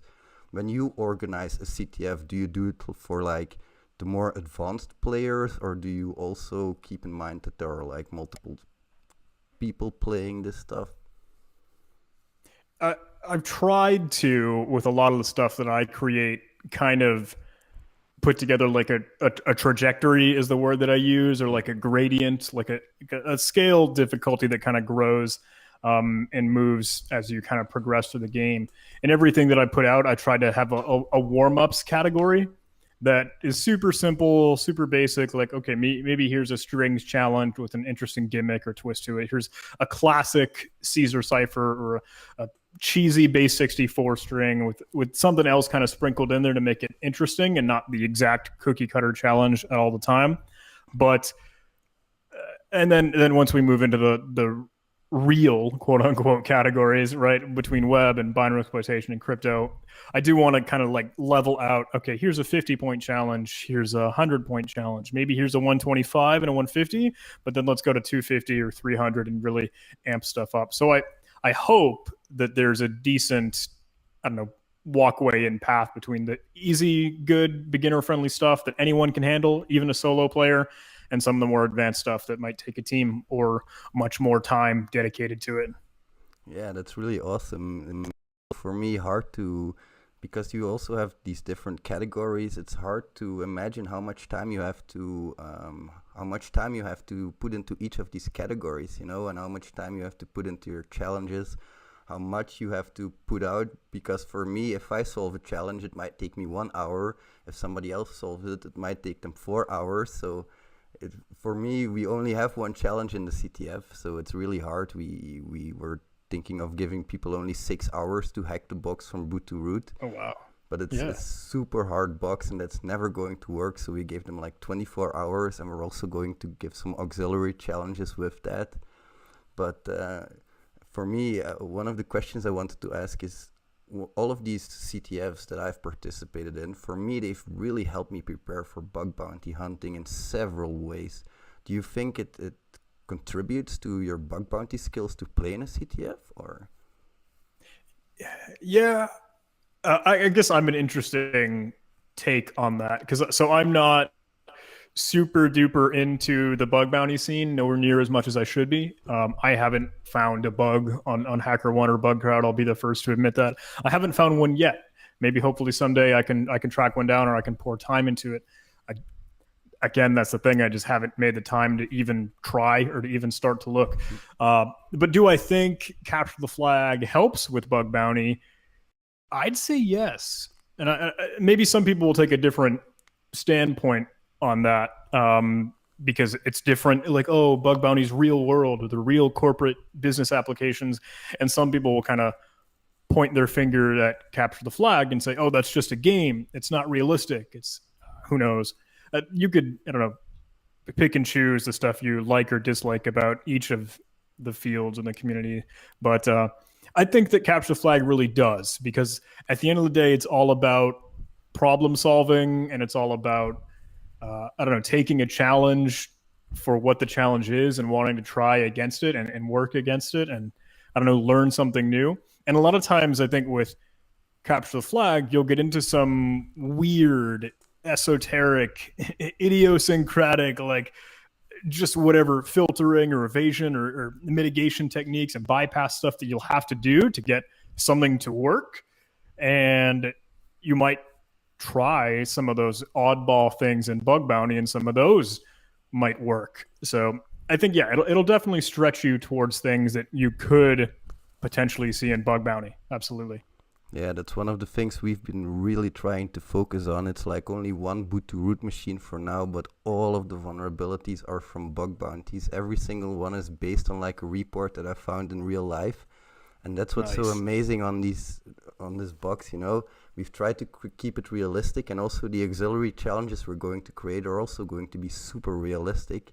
And the cool thing is you can also use it a bit to relate to your videos as well, because all of the stuff that my channel is about is bug bounties. So I can easily say, go watch this video when you have a hint. And that's really something that I've tried to aim at as well. We've been trying to make it boot to root, but of course there are other possibilities like Jeopardy style, King of the Hill. What's your favorite type of CTF? So I guess I'm most used to Jeopardy style games, right? Because that's kind of the most common. You see it all the time online at CTF time.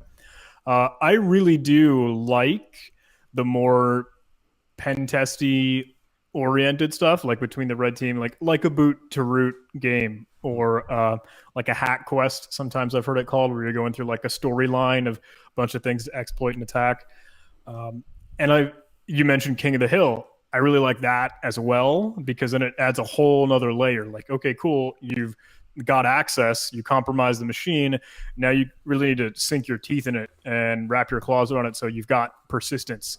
Because if you get knocked off, you need to be able to climb right back on so you can maintain King of the Hill, right? So I think that's really, really slick. It's hard to find, I think, competitive King of the Hill in like a live style competition. I don't see those all that often, but obviously, like we mentioned earlier, Try Hack Me has that online rendition of it. That's really cool.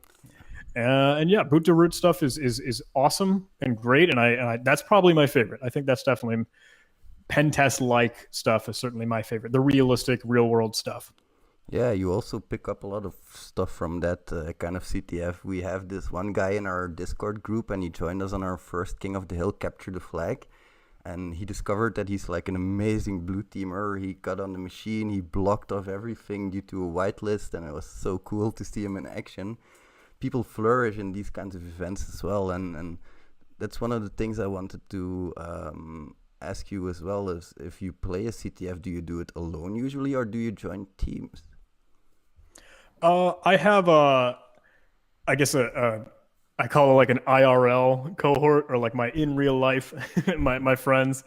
And I guess some people that kind of follow my channel probably know that well, between Caleb and Julian and Caitlin, some of the others just that are close to me. We like to kind of roll as a team and tinker and play, especially when we do live events or any online game. It's kind of fun to tackle that as a group of friends. My Discord server, JH Discord, and there are some links to that on my channel or so, that we have like it's interesting. I've heard someone say it's like a CTF work camp where some people can, if they want to, play in that channel and join up with a team, but it's totally optional, and it's still kind of like, okay, don't share flags or do any like nonsense out of scope, out of the rules things. And I think that everyone respects that really well. It's kind of cool to find that within that Discord community for sure.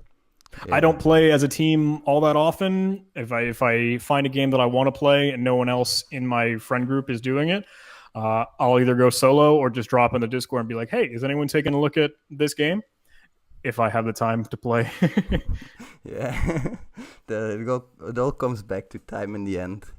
Yeah, especially with the full-time job as well, like you say, and you know, the YouTube channel and everything. It's really busy, but it's also really amazing that we can do this stuff. You know, we have a platform to create all of this amazing content for this amazing community.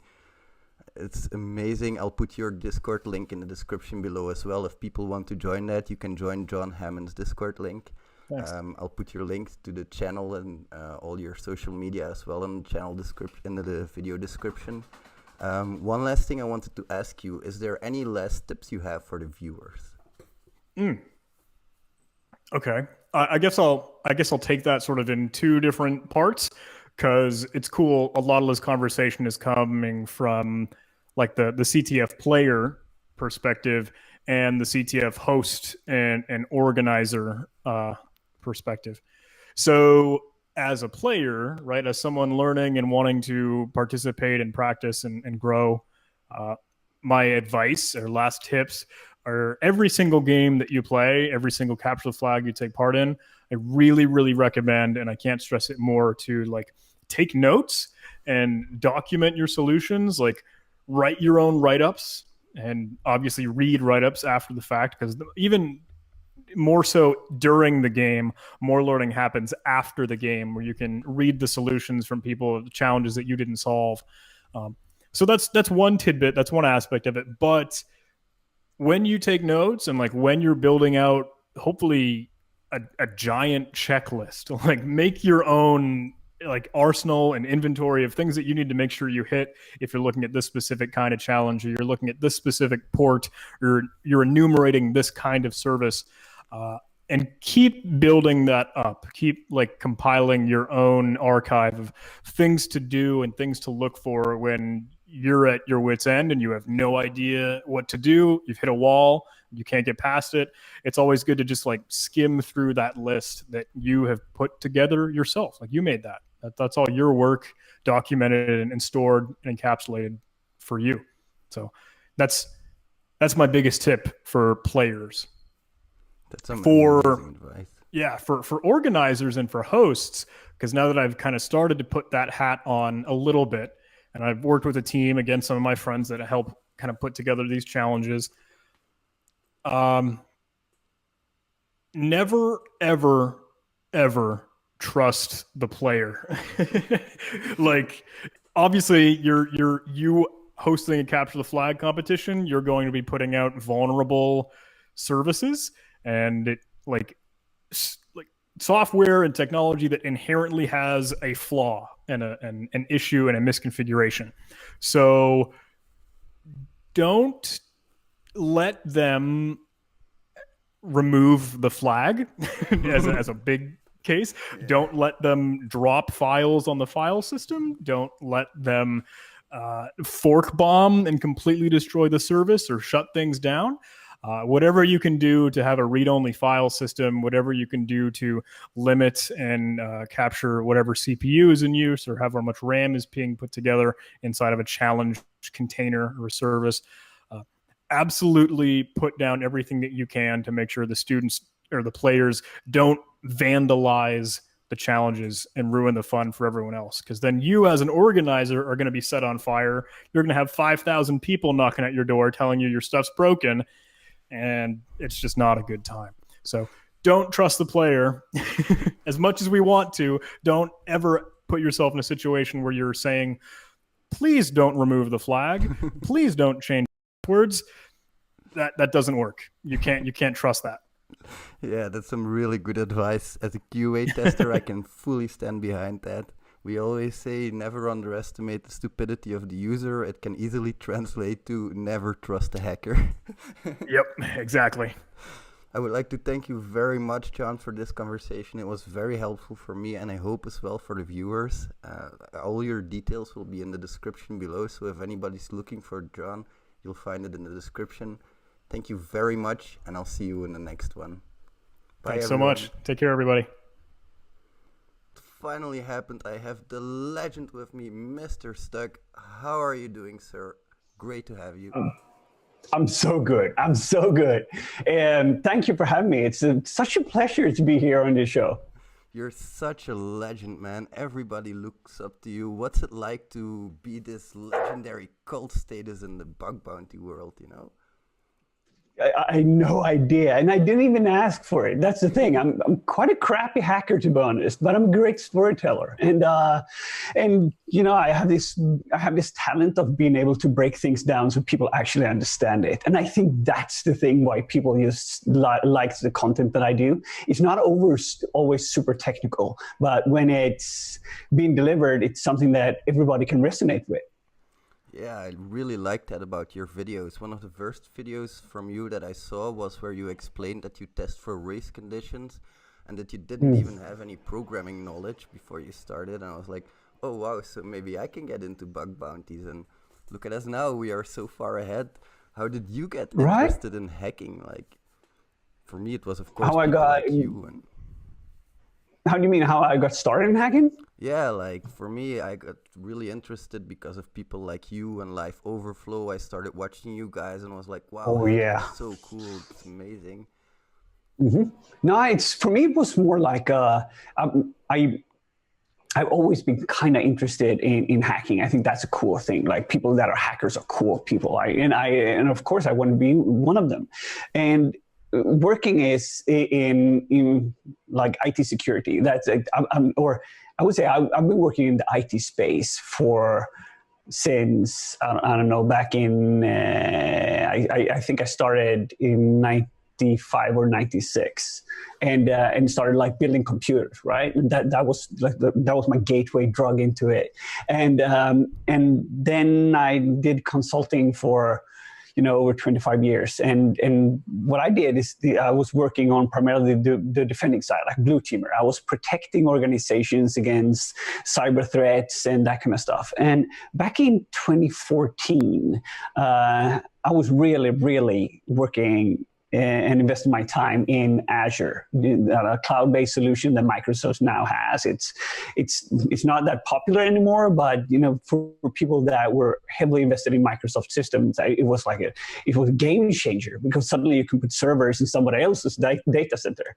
And I was one of those consultants that you would call and ask them like, we're going to do this migration. Could we get some help in planning that out and how to do that? And I would help them out and we would organize stuff. And I realized when shit didn't work, what they did wrong, like all this misconfiguration when putting boxes on the internet or just leaving RDP ports straight open and not locking things down. And I'm like, why isn't anyone just checking this? Somebody needs to secure all these applications that they just put straight out, like the SQL installs just hanging straight out. And I'm like, it needs to be. We need to do something about it. So I got really, really interested in the offensive part, trying to secure stuff because I knew where people cheated, and I had this ability to understand where things just fucking hit the fan, right?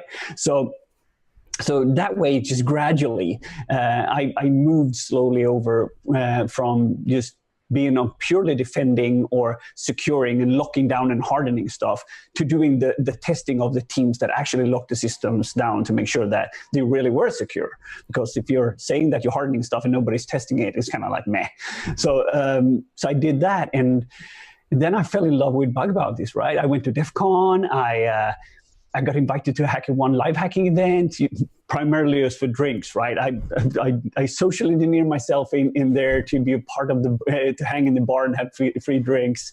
And that's where I met like Matthias and Franz and all these amazing hackers. And I'm like, wow, this is so cool. I'm going to be a part of this. And since that day, everything has changed for me. And I was lucky enough to travel to India in 2018 to vlog and record friends' travels there. And I was a part of that. And there I met Jobert, the founder of HackerOne, and his wife, and all these other amazingly cool Indian hackers. And I'm like, oh, fuck, I'm loving this. I'm never, ever going back to whatever I did before.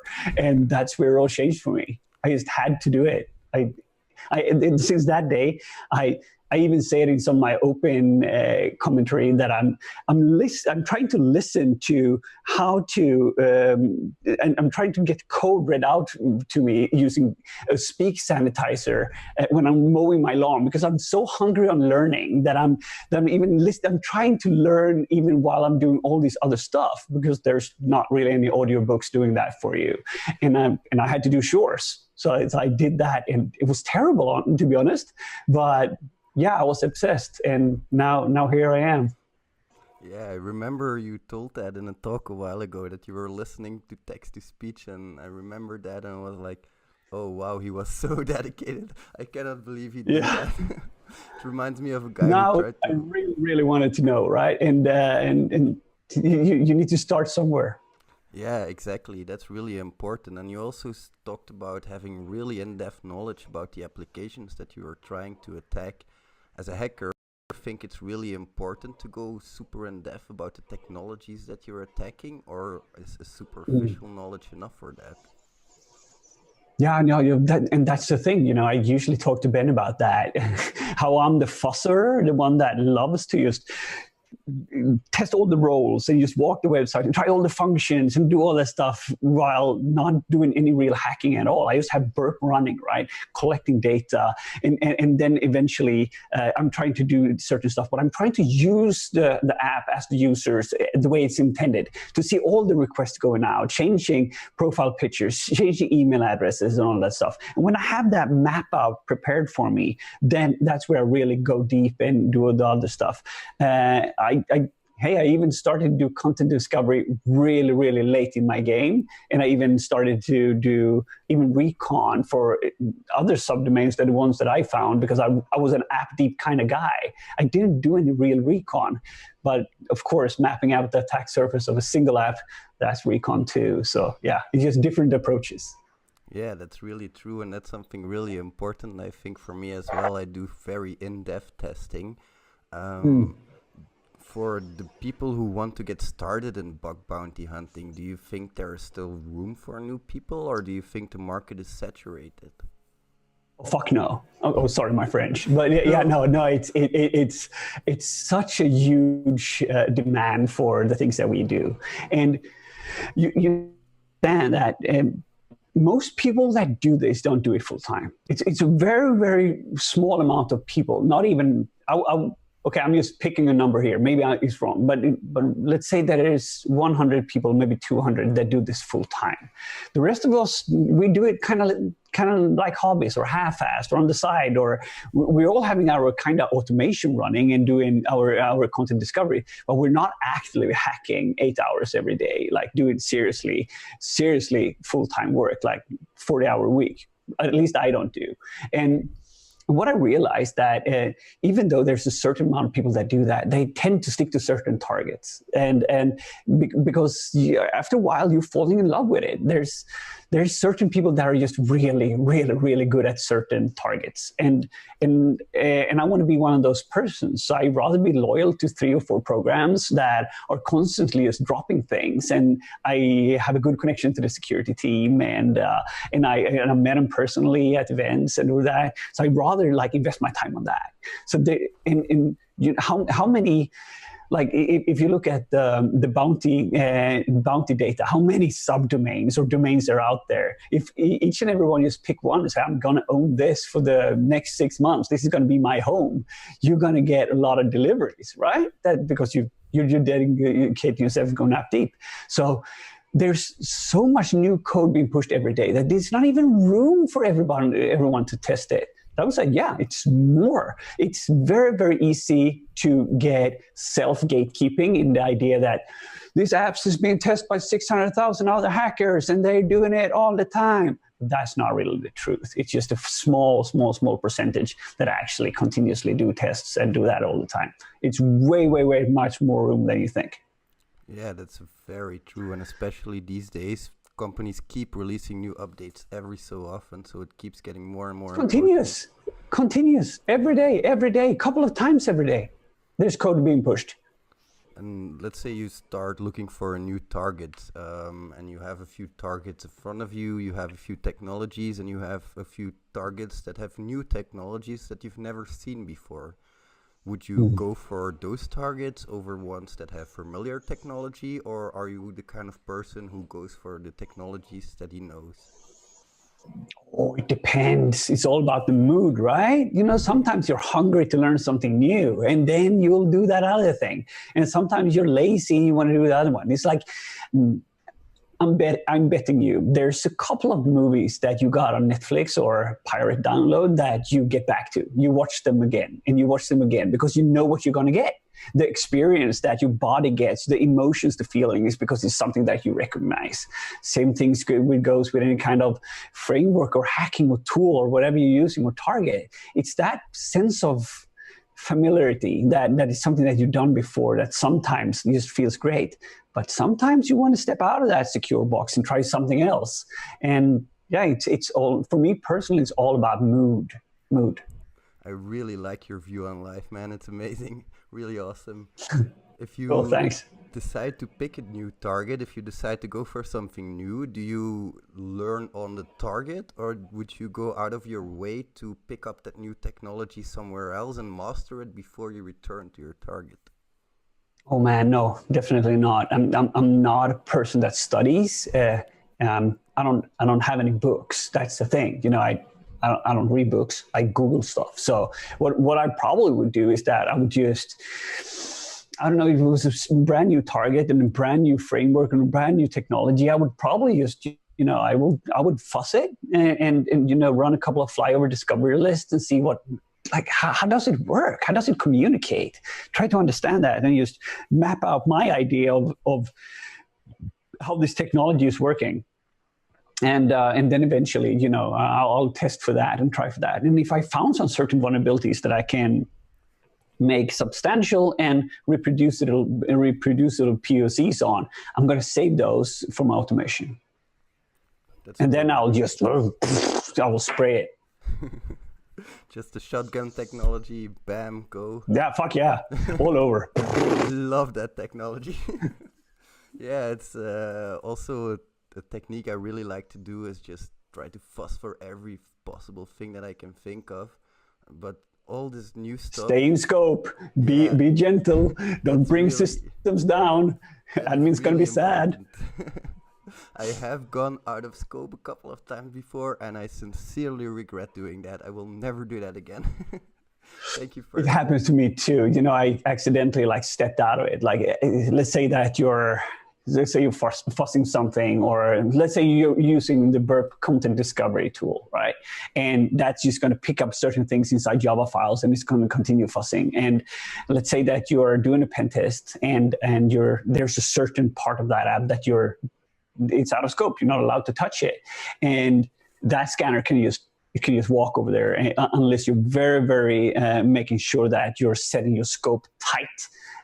And shit happens, right? Shit happens. Yeah, very true. That's something that's really important to keep in mind, to always read your target pages carefully, guys. Oh yeah, really, really carefully. Very, very much. And then if something happens, know what you're doing, right? That's the thing. It's easy to. Today, you could, in theory, you could collect a lot of data. Ben and so Nahamsec and Static is lost. Just released this huge data set, like all this API where you can get a lot of data.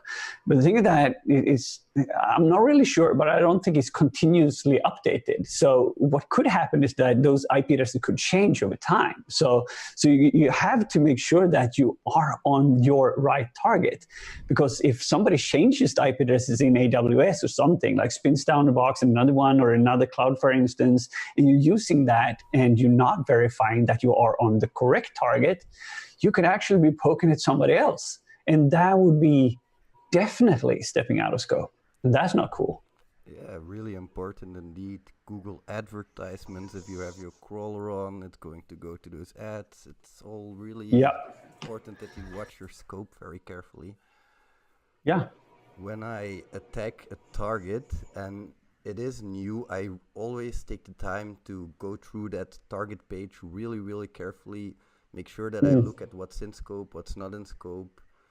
If it's something really new, I'll have to put in some time to learn, but keeping motivated, that's sometimes a bit of a problem for me. I don't know if you have had that issue as well in the past.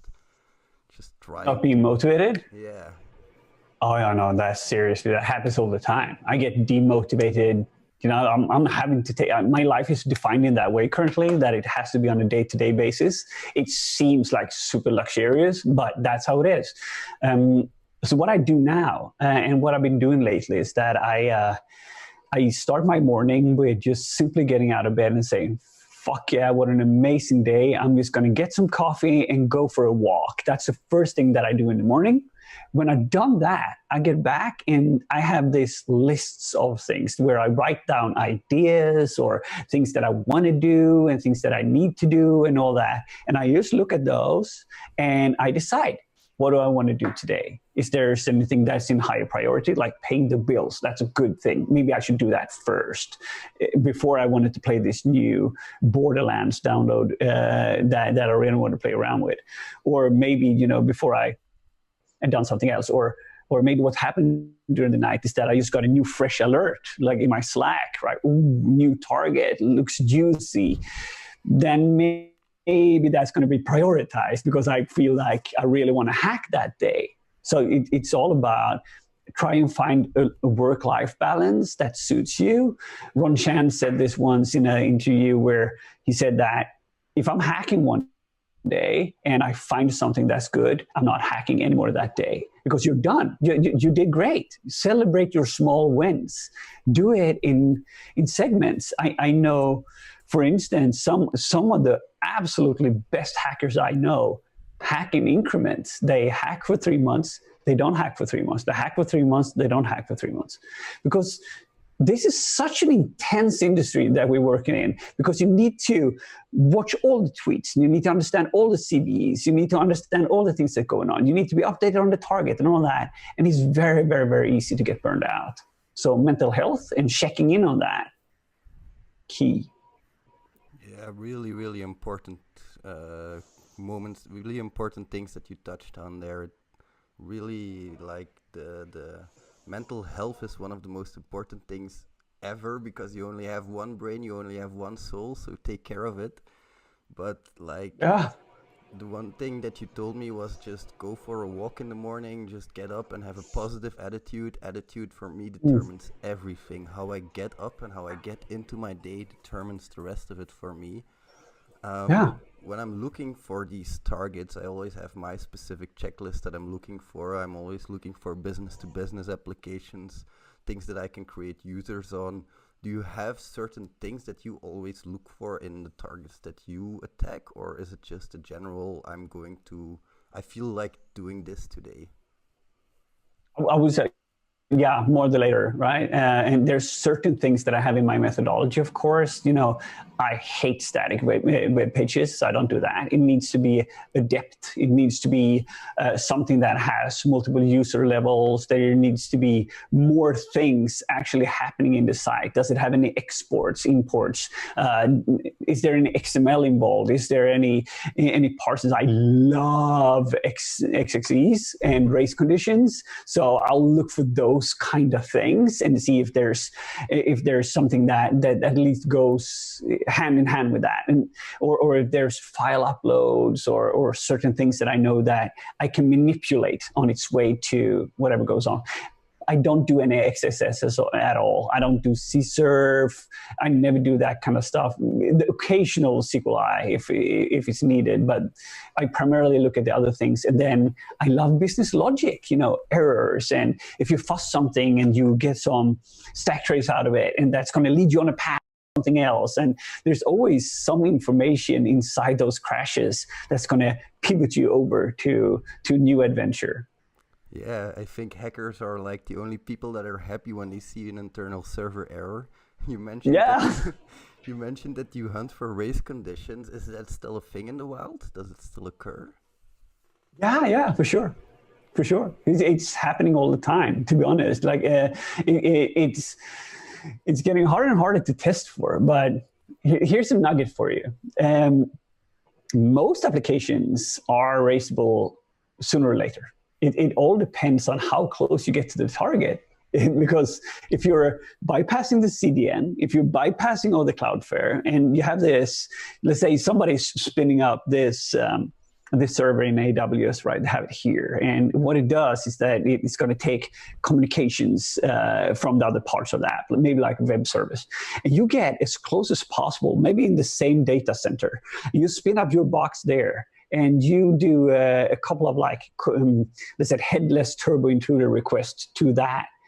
Things are going to happen. That's usually how it is, because you're removing bandwidth, you're removing latency and all that. And if you can send it at mass, interesting stuff happens. It's not always that it would be something that's going to be terrible for the organization, but it could generate the stack trace. And that means you're on to a new adventure. Yeah, that's really awesome. That's a really good tip. Thank you very much for that. I'm going to remember that for sure. That's one that's going on my methodology. Sweet. So, yep. One of the last things I wanted to ask is, do you have any last advice for the viewers who want to get into bug bounty hunting? Yeah, for sure. First, it's quite easy.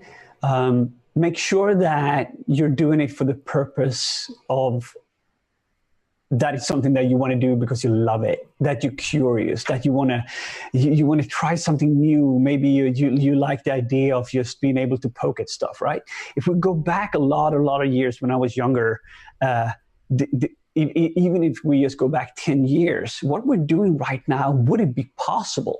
If somebody said, I'm going to give you a carte blanche, a green card to hack on some of the most hardened targets out there. You can try all these new amazing tools, and you can fuss, and you can poke, and you can find stuff on these targets. And one, you're not going to get thrown in jail, or you're not going to get fined for it. But instead, somebody's going to say, amazing, you found a security vulnerability in our system. Thank you for that. That's so fucking cool. That wouldn't happen 10 years ago, at least not for me, because I didn't know the bug bounty existed back then. So for me, being able to just have that immense challenge of black box testing some of the most targeted targets on the market, and being able to find vulnerabilities in those. And there's a lot of crits in them, even though it feels like daunting at some time because you're looking for really low fruit. As soon as you start looking for crits and you get your mindset, that's what you want to get. Crits happen. And when they happen, you realize that, wow, this is all smoke and mirrors. There's actually problems here. Because in the beginning, it feels like everything's going to be mega secure, but it really isn't. They are secure, but it's not mega, right? Nothing is unhackable. So I would say anyone that's interested in starting to do this, first, make sure you have some kind of financial support. A job, a hustle, let's say that you love hacking, right? Work at the 7-Eleven a couple of hours every week, right? So you have a funding at least to pay your rent, then hack all the rest of the time. And don't go all in this and think that you're going to make it. It needs to be a hobby, something that you're passionate about. Otherwise, it's going to be 3 or 4 months in, you're burned out because you didn't find any bugs, and it sucks. Because it's one of those things that in the beginning, you're accumulating information, you're accumulating a lot of information, but the payout isn't even remotely close on the time that you put in. This is a gig economy. You are only getting paid for the things that you do. And if you're not securing yourself and making sure that you have that option to be, that you actually are economically safe, it's going to be you thinking about maybe I shouldn't invest time in doing that weird research that I really want to do, that I love, that maybe will just turn out into be a rabbit hole or a black hole. Instead, I just need to do these things that I know would eventually generate money for me. Like I'm going to look for these lows or do this automated XSS and all that kind of stuff. You can do that too.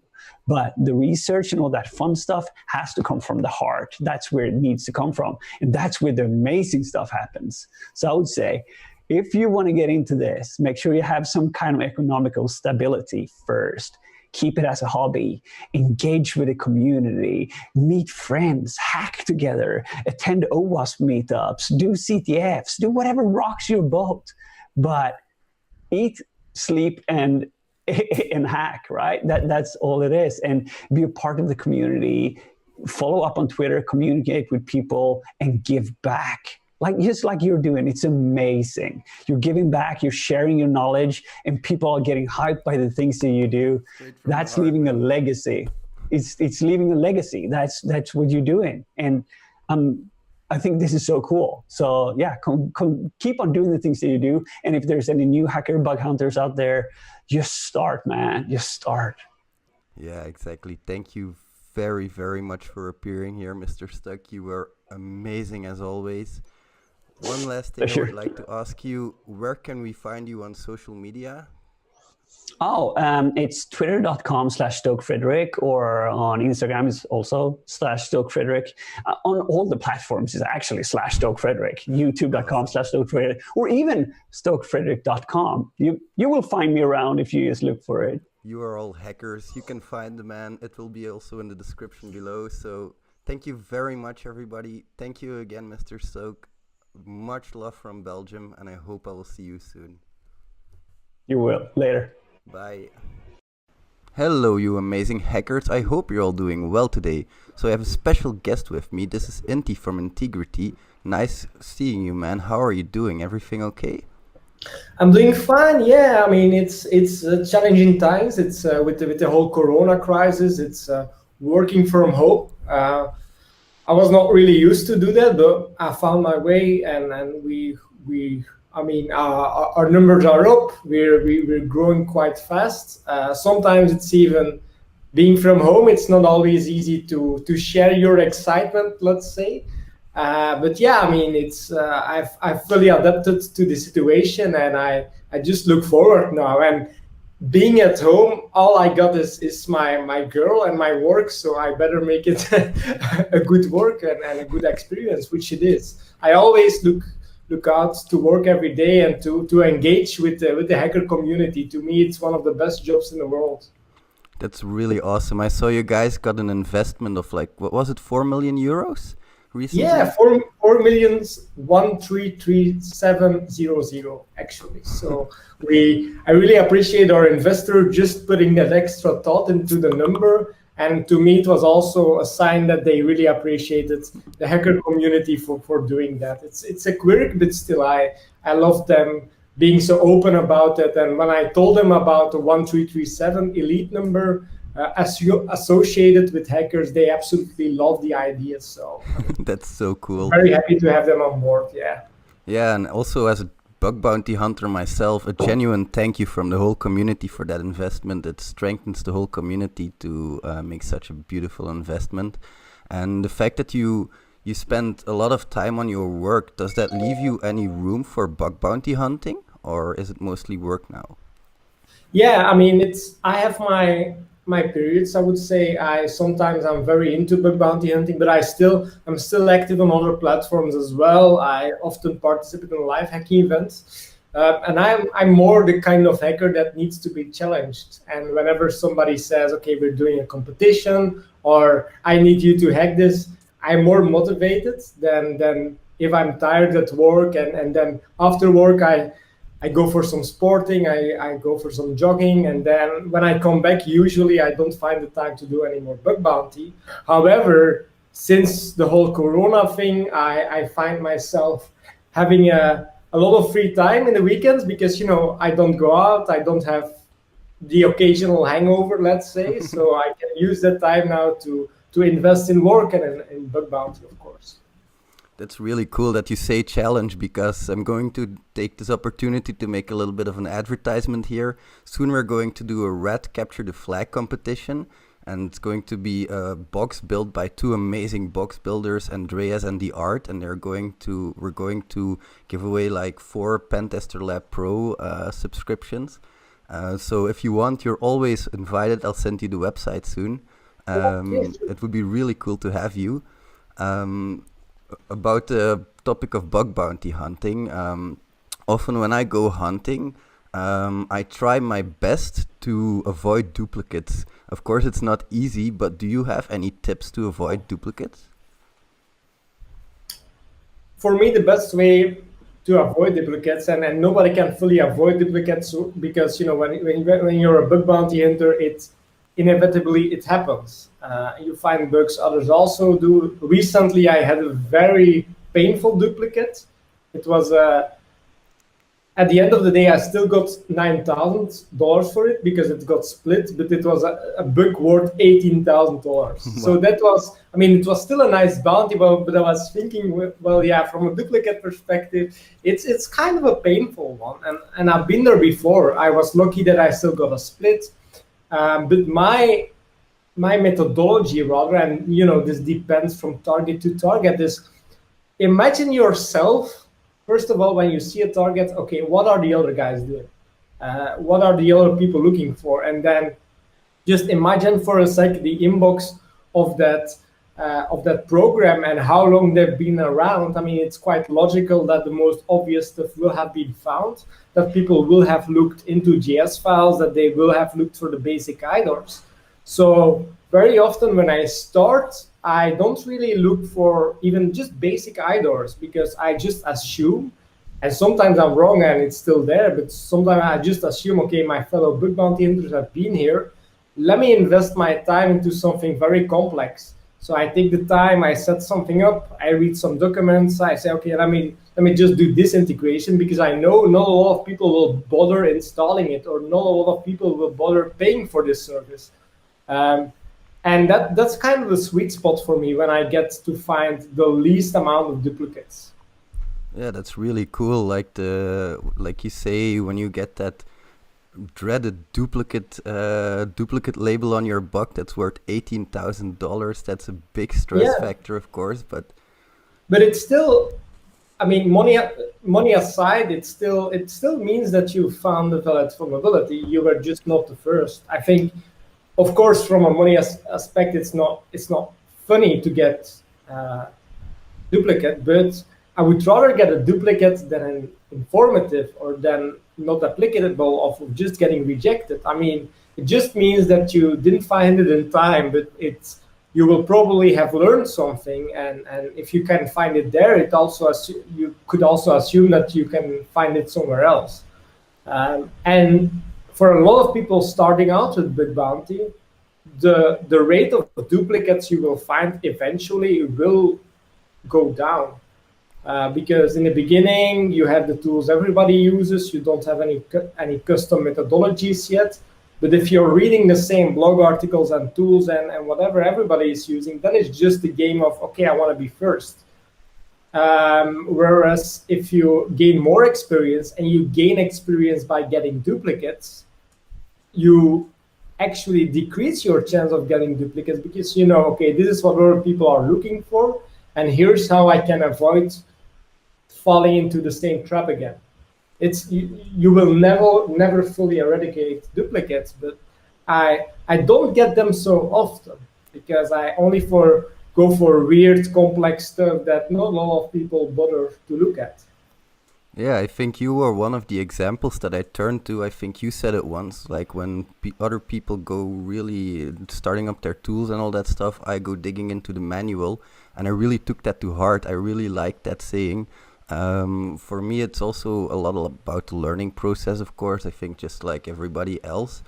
When I see something new and I say, for example, WebSockets is something I really want to get into, I have my particular learning process. I just dig into it. I try to see if I can find a vulnerability.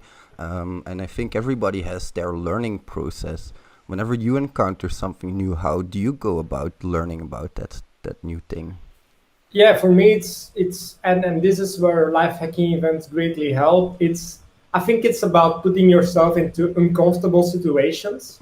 Like if you follow the I don't want to duplicate approach, you want to study something that not a lot of people are aware of. So inevitably, you have to learn something new and something other people have tested. Also, and I see a lot of pen testers struggling with this as well. Is people that are a little bit too much methodology based. They will find great IDORs. They will find just critical vulnerabilities, but in the end, vulnerabilities that other people from their space could also find. I usually don't think too much about the technical side of how should I say, of the technical side of my target. I don't imagine too much in the beginning what's going on in the backend, because if you do so, you restrict yourself and you say, okay, this cannot possibly happen. I will usually just throw a lot of very random input into all sort of places. I just fuzz things, or I have my own set of payloads that I just throw out there. Then I see what happens, and then afterwards, I'm like, okay, and what kind of system is this running on? So even if you don't expect the vulnerability to be there, it takes 2 seconds to check it. And I've been in a lot of situations where maybe that vulnerability was indeed not there, but by testing something, you found out that it's vulnerable to something else. So. Yeah, that's really interesting advice. I mean, I've been in that same situation as well, where you're like, I don't know what this functionality does, but I don't know if there's a vulnerability in it, so I should just probably go and check it out. Nobody can predict the vulnerability, and this stems a little bit from my day job as a software tester. I've never seen a developer come to me saying you're going to find this bug in the software. So it's always worth checking out that kind of stuff for me. When it comes to bug bounty specifically, right now I think there's a lot of things happening in the bug bounty community, like collaborations are a big thing, live hacking events. Do you think that bug bountying is going to stay in its current form for a long time, or do you think we're going to see a lot more of these changes in the coming years? No, I think it's evolving. I've been doing bug bounty since about 2011, and a lot has changed actually, both in terms for the researchers, in terms of platform functionalities as well, in terms of marketing. And I think as this industry grows, because we're just seeing in Europe, I mean, bug bounty in Europe a couple of years ago, before we existed, was not a big thing yet. Of course, you had the American platforms and some of their European counterparts in here making up the bug bounty space in Europe. But now that we have people on the ground contacting these companies and convincing them, because that is really the first step, convincing people that bug bounty is something really valuable to them. That's the first step. And once you kind of have this established, and I think we're somewhere in between, we've done a great job, I think, in finding and connecting the right companies and convincing them that bug bounty is very valuable. But there's still a lot of evangelism to do in Europe. But we're on to that. And I think, meanwhile, we're also looking at, okay, how is this researcher community evolving? Because at the end of the day, every platform, and this is the same for if you have been existing for years or just started out as a platform, every platform is fighting, let's say, for the same pool of researchers.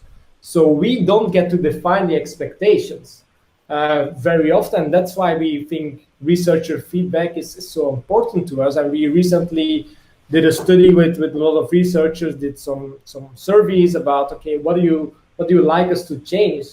For me, as my experience as a researcher, I do have my views, but it's not enough. And we see these industries change every day. Unfortunately, we can't always make breaking changes to our product every day, but there's a lot of things on our roadmap that I'm really excited about. And it's, especially with products like this, you have to go one step at a time. You can just say, okay, now we're doing something completely different, because the researcher community has to approve. But I like the way we work. Usually we kind of do test projects with a certain set of researchers, then gather feedback, and then in the end we decide whether to launch the functionality or not. Yeah, that's really apparent in your way of working as well, because I see the way you pull all of these different updates to the community, and I really appreciate that. I really like working with Integrity as well. That's probably pretty obvious. Of course, I like working with the other platforms as well. But for me, it's a little bit of, let's say, my home base, because I also live in Europe and Integrity is Europe based. So I get to explore more programs that I'm familiar with as well. One thing I have heard as a concern a little bit in the past, and I don't really agree with this, but I'm interested in your opinion, is that some hackers say that the researcher pool is already too crowded. What's your opinion on this? Do you think that people can still get into bug bounty hunting these days? Well, I think there's multiple aspects to this. If I would look purely at the data, we've seen a very large increase of bounties being issued, about reports coming in, and every single day there are new programs, and I think our invitation system is also kind of fair. It gives chances to new researchers as well. But you're right that for the more traditional vulnerabilities, there is some competition going on there, and I think in the end, and that's why I try to invest a lot of educational resources with Integrity. I think in the end, what researchers don't want to do is just run their scans all over again, because at the end of the day, that's not effective from them, and it's also not effective for the company, because if a normal scanner could have found something, yeah, I mean, then they just want that scanner, and why would you pay bounties and pay subscription to a bug bounty? That's not the kind of value we want to provide. I do admit it's sometimes hard. However, I think every industry can be hard to break into. If you want to be a good developer, you're not a good developer from your first hello world. Whereas I've seen, and this mainly depends on your background, what I've seen is that people can score bounties sometimes really fast, because company environments change every day. I think it's especially hard from people that think the same and do all the same tests. Yeah, then it's just, you don't want the only difference, your only differentiator to be, was I invited first to the program, yes or no?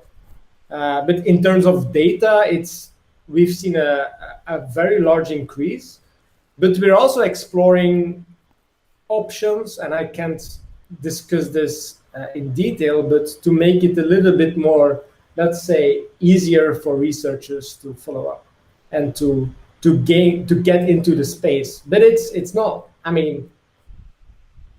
it's not easy, because I would love to give 10, 15K bounties to everybody every single day, but that wouldn't be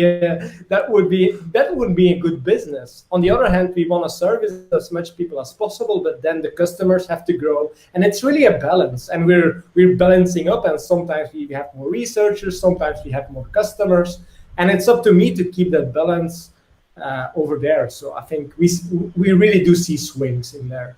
That's really interesting to hear from the other side as well, because as a bug bounty hunter, I sort of get the feeling often that I get a one-sided view of this world, just the bug bounty world. But of course, there's also this whole world that the company has to deal with. Like, do you even want to invite a hacker into your infrastructure? On the surface, that seems like the dumbest idea ever, to just invite a hacker. But if you go deeper into it, the real black hats don't need an invitation. So that's why for me it's really important to still keep up with bug bounties. Also, an aspect I wanted to touch upon is one of the things I really avoid is the OWASP top 10. And I do it exactly for the reasons that you mentioned. A lot of people have already tested this, a lot of people are familiar with it, and I try to look for more for like logic flaws, that kind of stuff. Yeah. That's a great idea, because logic flaws, it boils down to creativity. But I think also in the OWASP top 10, for example, let's take a simple example, cross-site scripting. You won't find cross-site scripting on the search bar on the homepage, for example. But if I were to look for cross-site scripting on a public bug bounty program that has been around for years, that's also an interesting challenge. And it's something I wouldn't recommend people to roll out because it's hard. But then the trick is to find ways to execute or to have cross-site scripting in ways maybe other people wouldn't think about. And this can even involve business logic. You can have a very exotic 20,000 buttons within the application and configuring it the right way. And yeah, stuff like that. So I think the OWASP top 10 will still be found, but it's getting an art in finding where to find it and not just putting, like in my time when I started, I didn't know a lot about bugs in general, and I just copy pasted script alert 1 into every input box. Well, these times are over. And then I get the feeling from some people that have been doing this for years that it's getting harder. Well, that part is getting harder because companies are getting more mature, but I mean, it's still possible to level up, but it's just, you have to adapt the tools. And sometimes, inevitably, your technique that you've been using for months will stop working. And then it's up to you to find a new technique or to find something new. Yeah, it's the same in software testing. We have this fallacy in software testing, and it's the clustering of defects. All of these defects cluster usually around like 80% of the defects cluster around 20% of the modules.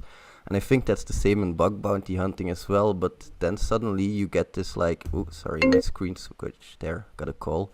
So suddenly you switch your view and you start thinking of new stuff.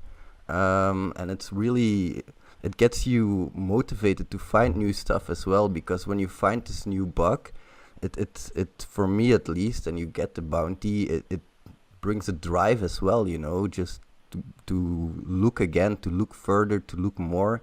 And one thing I also do is I regularly go back to the programs I already visited before, because I noticed they will not always like publish stuff on their target page, but they often have what's new functionality on the website, and in there you can find stuff that they published. Especially in these days, like developers often push for 2-week release cycles. So every 2 weeks you're going to have new software to test. And it's, for me, especially those integrations matter a lot. Now, one thing I do regret, and that's something, maybe a totally different point, but I fully regret this, is not starting sooner. I only started like a year ago. So if I would have one big tip for myself, it would be start whenever you feel ready, just go, because I've always wanted to do this kind of stuff.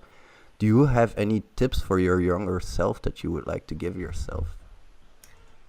For my younger self, well, that's a good question. I would say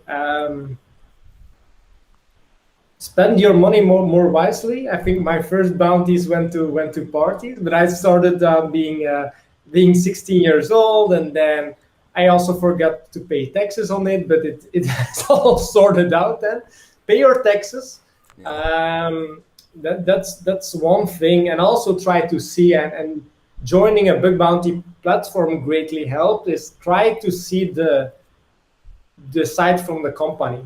And if you start to understand the company and what they're looking for, instead of complaining that your Internet Explorer only XSS maybe gets rejected, it's easier to know, okay, what kind of value can I bring? But it's also easier, like for me, the moment I made that switch, and for me it took 1 or 2 years when I evolved from being a real script kiddie to actually getting something higher than a medium payout, is try to imagine what they're looking for, and don't be mad at them for not accepting your thoughts on it. Try to get their business or risk model, and once you kind of have established that, your payouts will only increase. Yeah, I can only recommend that tip, because I've asked a couple of questions like these before, like, I have this issue, how would I rate this? I've asked myself this question a couple of times before, and putting yourselves in the shoes of the company really helps on that aspect. So I would like to thank you very, very much, Inti, for this amazing interview. Do you have any finishing thoughts for the viewers, maybe? I mean, I'm very glad to be on the bug bounty side, on the platform side, and in the community, because for me I don't feel like I have two faces. I want to be one face, and I kind of want to be the bridge, and that's something I miss with some other bug bounty platforms sometimes. That there's no translation about okay what's happening behind the scenes. And to be honest, bug bounty platforms are trying to solve some very very tough questions, and we try to be very transparent in that. It's not always easy. I mean, you have an amazing community of hackers and a very vocal community as well, and I think that's needed to be able to grow fast and to do the right thing. And we want to be very transparent. So if you're seeing this and you have any concerns or questions related to how bug bounty platforms work, I mean, be my guest, slide into my DMs, and I'm always glad to answer those questions, because at the end of the day, I wanna bring both sides closer together, because we do need each other. And for us, we are built on top of the community. We would be nothing without our great community. So for me, community always gets the first place. And I just wanna thank you, for example, for doing this and creating great content, because we can't do it ourselves, and we need community people like you to really unite people and to create content out there, also to inspire people and to make this community grow. So thank you for doing that. From the bottom of my heart, I enjoy doing this. I really do. Also, not just because I like doing bug bounties, but like you say, the community, that's what drives this whole thing, just the same as the Red Pack, just the same as integrity. So thank you very much for the interview. And to everybody watching, if you like this interview, you know what to do, and I'll see you in the next one. Bye everyone. You're all doing well today. I have a bit of a special episode because I have the creators of the Red CTF box with me today. Hello, Andreas and the Art42. How are you guys? I'm fine. How are you? Very well, thank you. Thank you. I'm well. So you guys created this masterpiece. That's amazing. Like you've created a whole lot of other boxes in the past as well, like Carpe Diem and Fover. Tell us a little bit about the process of creating one of these boxes. Yeah, sure. I'll kick off. Andreas can fill me in and help me out and correct me where I'm wrong. Yeah, just a little bit of history. I met Andreas while I was doing, I think, Tempus Fugit on Vulnhub. I had got stuck and I asked him for a help through Twitter, and that's how we really got involved. And he said he was toying with the idea of building a second version, and I said, well, I'm more than interested in helping you. And that's how we got started really in building boxes. So I think we started with some boxes on Vulnhub, if I'm correct, Andreas, is that? Yeah, that's correct. We started on Tempus Fugit 3, I think. Yeah, I think so too. Well, we made that one for B-Sides Newcastle, didn't we? Yes, we did. Yeah. Yeah, and then released it on Vulnhub after that. Yeah, and what we normally do, really in a nutshell, is either based on my experiences as a pen tester, that I encounter something that we say, well, that's an interesting thing. Let's try that for a capture the flag box. And we also follow a lot of stuff on Twitter and on ExploitDB and other sites. And as soon as something interesting comes along, that might say, well, that's an interesting thing that we want to learn more about ourselves, because that's one of the main drivers for us, that we learn how to build and how to break stuff, and then build a box around it. I think we did Ra2 or Set, I'm not quite sure anymore on THM, that was built around this the sweet potato exploit for Windows 2019. It's an Yeah. Those are RA2. Oh, RA2, yeah. Because that was a very interesting exploit to try out, and well, it worked really reasonably well, I think, on Windows 2019.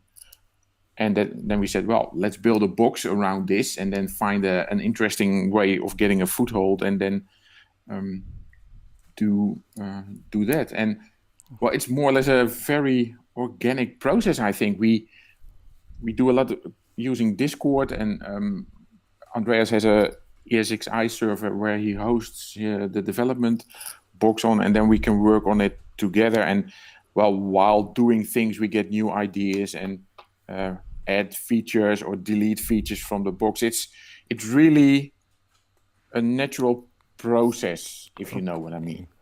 So if I take us back to the start a little bit, like say you find this vulnerability in Windows 2019, do you take like a specific version of Windows 2000? Let's say the exploit we're talking about is only vulnerable on Windows 2019 patch 7. I'm just saying a number here.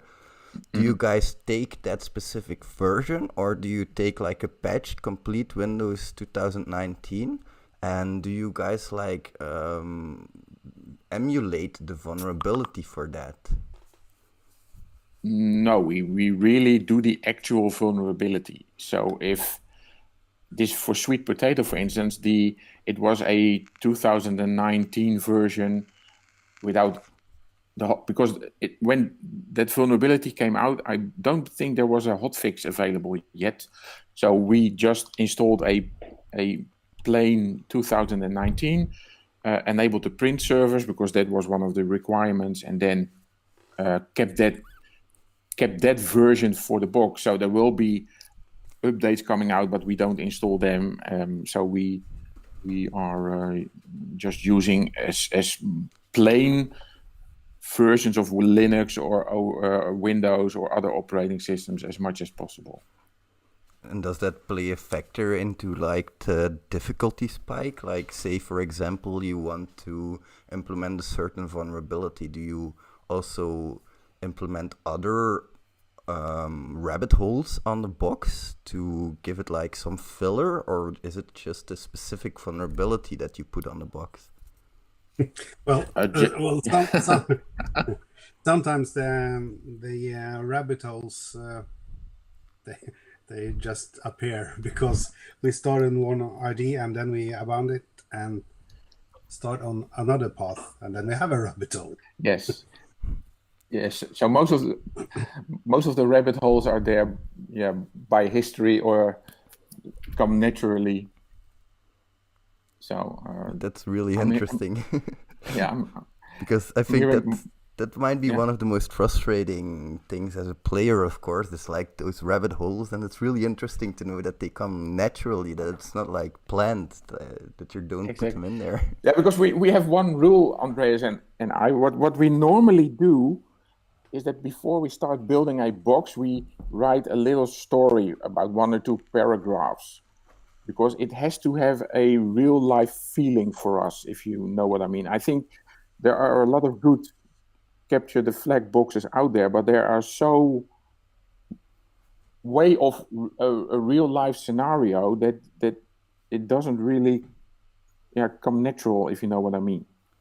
Yeah. So what we normally do, we like to do a series based on, for instance, the Windcore Corporation that gets hacked over and over again, and every time they try to close the holes from last time but introduce new ones. So that's more or less the storyline that we follow, and obviously we base it also on real life experiences from pen tests that I'm doing for customers. So that means that you encounter stuff, and there are a lot of customers that are either lazy or they have legacy stuff that they have to support. So it's not always fancy schmancy 0-day things that we do, but it's often patches that are lacking, or older versions of software that you have, or wrongly configured services, or whatever you have, or people left an Excel sheet with passwords. The stuff that you encounter in your real work as well in most cases. Yeah, install a service and never used it and just left it there, and yeah, stuff like that. Yeah. That's really interesting. That's the stuff, like you guys say, that you find in the real world and bug bounties as well. All of these misconfigurations, people not knowing exactly what they're doing.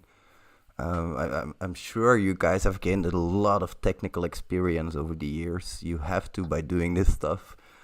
Do you guys have like a specific role, or do you find that each of you try to mingle as much as possible and get all of the knowledge that you can?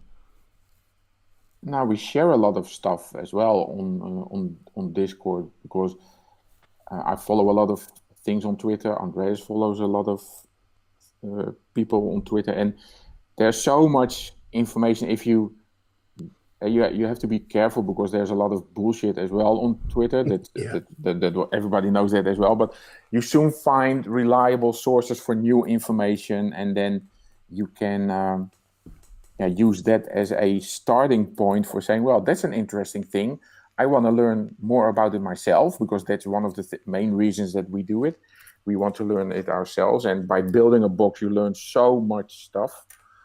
And then by releasing the box, you can share that with other people as well. And then what you do is that you either find a new way of doing a cross-site scripting, or you find a way of abusing web tokens or stuff like that. And it's always for us, it's always finding those little individual vulnerabilities and exploits and trying to string them together to get from zero to admin. That's more or less the path that we try to follow. Yeah, that's really interesting. One of the things I've learned from OSCP is that every single hack starts with a little misconfiguration somewhere, but it always changes to something bigger. It's like also when we talk about the red box, all of the vulnerabilities that you've chained together, they're so awesome. I'm not going to spoil too much, of course, but it's really cool that you've been able to find all of these vulnerabilities and find like a comprehensive storyline for it as well. The storyline of your boxes is always so awesome as well. How do you come up with those? Is it like based on your vulnerability, or do you go in with like you say, we have this predefined idea, we're WinCorp, we want to find some vulnerability for WinCorp, or? Yeah, I think that's a natural process. We bounce ideas off of each other, and that gives you, at the end of the day, it gives you a storyline. That's in my experience how it goes. It's a really natural flow of things. So I think that comes almost automatically for me. Yeah, it does. Yeah, that's part of the creative process as well. I think it's really cool that you guys do all of this stuff. Like, thank you guys so much for creating the box for Red CTF, and also for all of the other boxes you've created, because they're masterful, truly. Thank you. Thank you very much. Thank you very much for your time, gentlemen, and everybody who's watching. Thank you for your time as well. Thank you for playing. I really enjoyed hosting this CTF. I really enjoyed meeting you guys. Like, you guys came into the Discord. You were like, hey, can you do a review on Carpe Diem? I was like, yeah, of course. So that's how it started, really, right? Yeah, it's often those simple things that get started, and then it flows more or less like a natural thing. It shouldn't be a forced something like that. Yeah, exactly. It's a good metaphor for life, I think. Yeah, agreed. Well, I hope that everybody enjoys the box in playing it, and don't get frustrated if you don't find it. I think it will be, it's on Saturday, right? And I think Andreas and I will drop in sometime to help people out with hints and answering questions, if that's okay. Yeah, we will.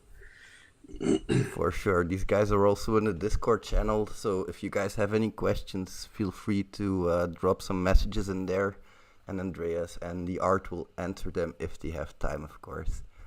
Yes. Thank you very much, everybody, and I hope I'll see you in the next one. Bye, guys. Bye-bye. Thank you. Bye-bye. What's up, you amazing hackers? I hope you're all doing well today. So I have the amazing hacker Matt here with me. How are you doing, my friend? I'm good. I have a great day with my friends. I was on a trip. It was 20 kilometers long, so I'm very tired. I can believe that, man. That's really cool.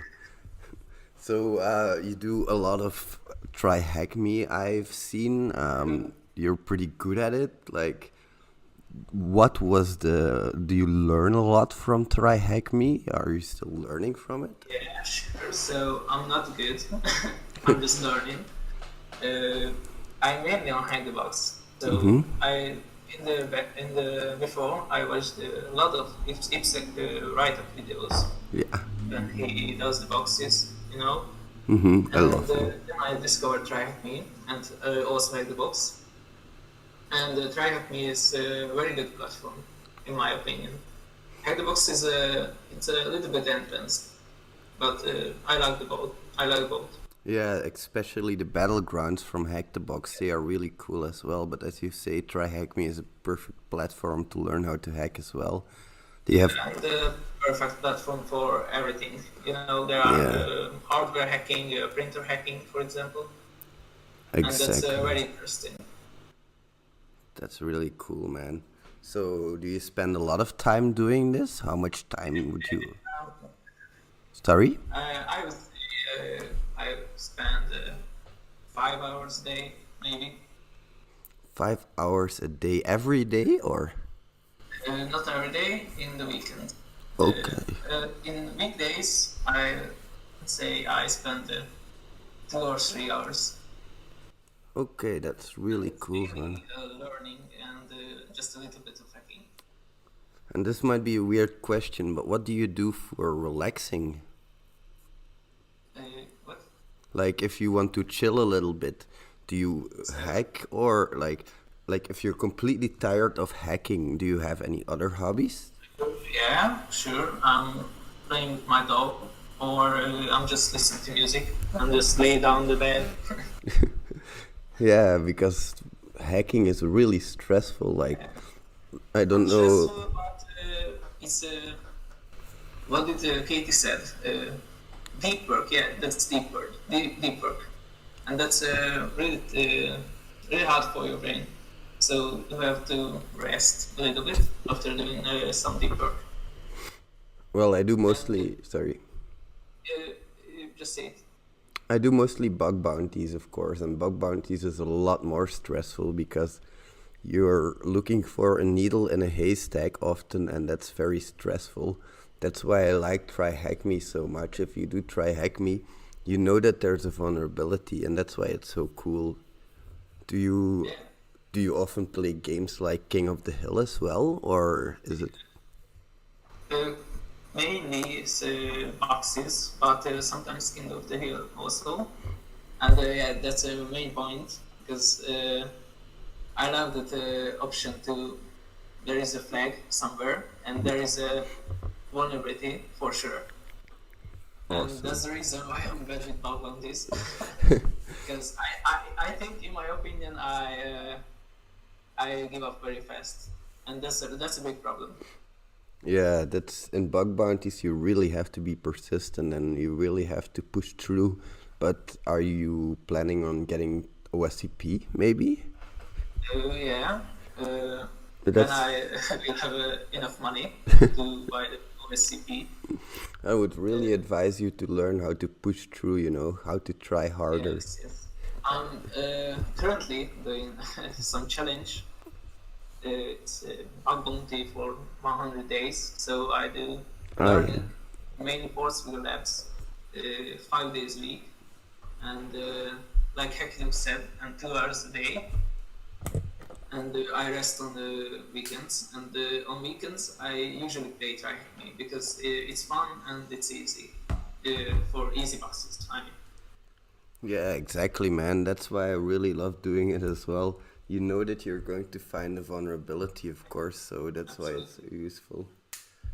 And like, also Hack the Box. I really like Hack the Box because it teaches you a lot of skills as well. I think you can vouch for that. Like, I believe that these platforms really do help create better ethical hackers.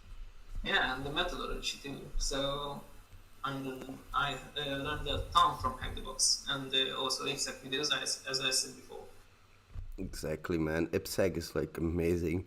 I have a couple of, if you click on my channel, you will see a couple of recommended channels. IPSec is in there, of course, Live Overflow, also some smaller YouTubers.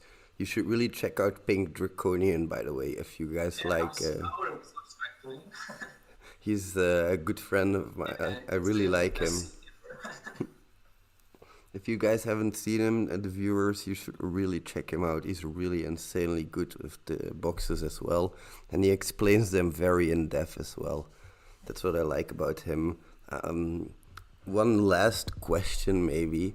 Where do you want to go with your life? Do you want to be a hacker forever, or is it like something you want to do? So after school, I want to be a red teamer. Okay. Mainly a hacker red teamer, and also physical pen testing interests me. Getting into into buildings and through locks. I want to be a physical pen tester. That's really cool. I really like physical pen testers because most companies have no idea how badly they are secured, man. It's insane. I work at some of the top companies in Belgium because I'm sort of like a freelancer, so I often switch jobs. And it's like insane how easy it is to get into those buildings where they keep everything. Anyway, I would like to thank you very much for your time. It was amazing. I really loved this. We should do it again sometime. Thank you very much. It was my pleasure. Thanks. Guys, viewers, if you enjoyed this, Matt, do you want to have a shout out? Like, do you want to promote your Twitter channel or anything? No, and yes. So firstly, I want to give credit to Zero XDF because his blog is amazing. Link in the description. He does Hack the Box write-ups too in his posts, and he writes very in detail. All right, awesome, man. And so I have a web page and a Twitter. Will be also in the description, by the way. All the links that we are talking about in the description. Thank you very much, Matt. I really enjoyed it. It was a pleasure. I hope you get very far. I think you will get very far in your hacker career. I see a lot of talent in you, even though you don't see it yourself. You should look up the imposter syndrome. It's real, bro. All right, man. A lot of love from Uncle Red. I hope I'll see you soon, man. Bye. Hey, what's up, you amazing hackers? I have this amazing hacker called John Breath here. How are you doing, my friend? I'm good. Appreciate you having me on the show. It's my pleasure having you. Can you please introduce yourself for the viewers who don't know you? Sure. So my name is John Breath. I'm a network engineer / cybersecurity professional. I live outside the Washington, D.C. area. Some folks might know me from my escapades online, whether it's on Twitter or on YouTube, where I have a channel called Cyber Insight, where I like to break down IT and cybersecurity information for folks who are trying to get into the industry. Also cover some career advice type of things and also some certification help as well. And I also own my own IT and cybersecurity consulting company called JBC, which I started up maybe about 4 years ago. That's freaking awesome. Also, the fact that you want to help other people, that's freaking amazing. I hope that the viewers get inspired by that a little bit and help their own community who is in need. You told me a little bit about your company. You do some cybersecurity consulting, but can you maybe explain to the viewers who want to be a cybersecurity consultant what that entails? Sure. I mean, so it probably would be good for me to do a little bit of background on, where I started off in my career and kind of how I got to that point. Yeah. Because I know a lot of people like to jump right into cybersecurity right off the bat. And that wasn't necessarily my path. I started off in IT. So I was in the Air Force here in the US for 4 years, was doing some long haul telecommunication and some networking stuff. Pretty much leveraged that to be able to get some educational benefits. So I got a whole bunch of certs while I was in, CCNA, Security Plus, Network Plus. Also did my undergraduate degree. And after 4 years, I got out and transitioned into the commercial world and started working for a very well-known consulting company here in the DC area, doing kind of like network engineering and things like that. And over the course of working for them for about 6 years, kind of, got more and more experience, got more certs, went and did CCNP, CISP, CCIE written, got a graduate degree, kind of built up my career, starting from just a junior level network engineer up to a senior network engineer, and did a lot of business development for them as well. That was kind of one of the side requirements. And in doing that and working kind of the amount of hours that you would work supporting your client and then doing business development stuff, it kind of planted the seed in my head of, if I'm going to be working this hard, I really want it to be for something that's beneficial to me and not necessarily just beneficial to some large company. Not that I'm not thankful for the experience that I had there.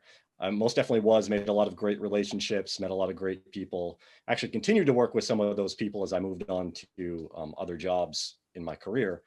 But it kind of planted the seed of entrepreneurship in me, in that I have no problem busting my ass for something, but I prefer it to be something that is, something that's about what I want to do, something that I'm building, something that I have some ownership over. Once I left there, I moved over to start working for a tier 1 ISP.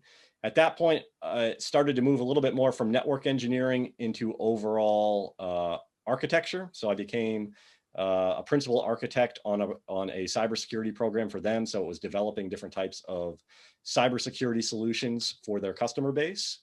And that's really where I started to get a little bit more into the cybersecurity aspect of things.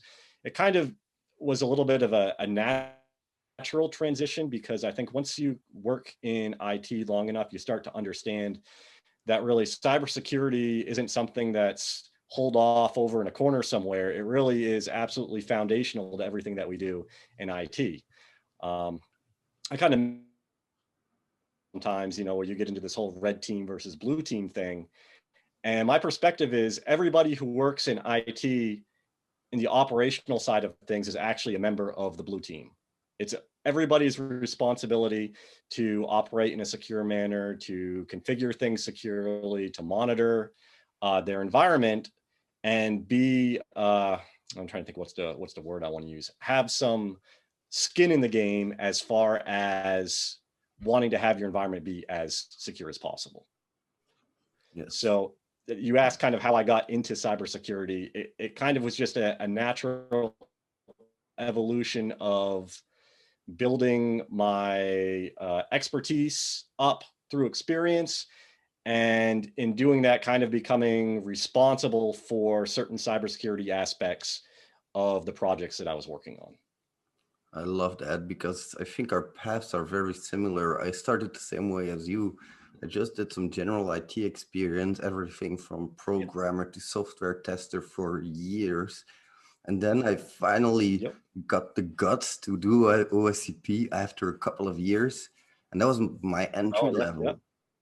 And I love that you touched on the blue teaming as well, because even as a developer, you're responsible for securing your code. You should never trust users, unsanitized input and all that kind of stuff. So it's good that I hope that we can reach some of these developers as well. I always try to do that in my job. The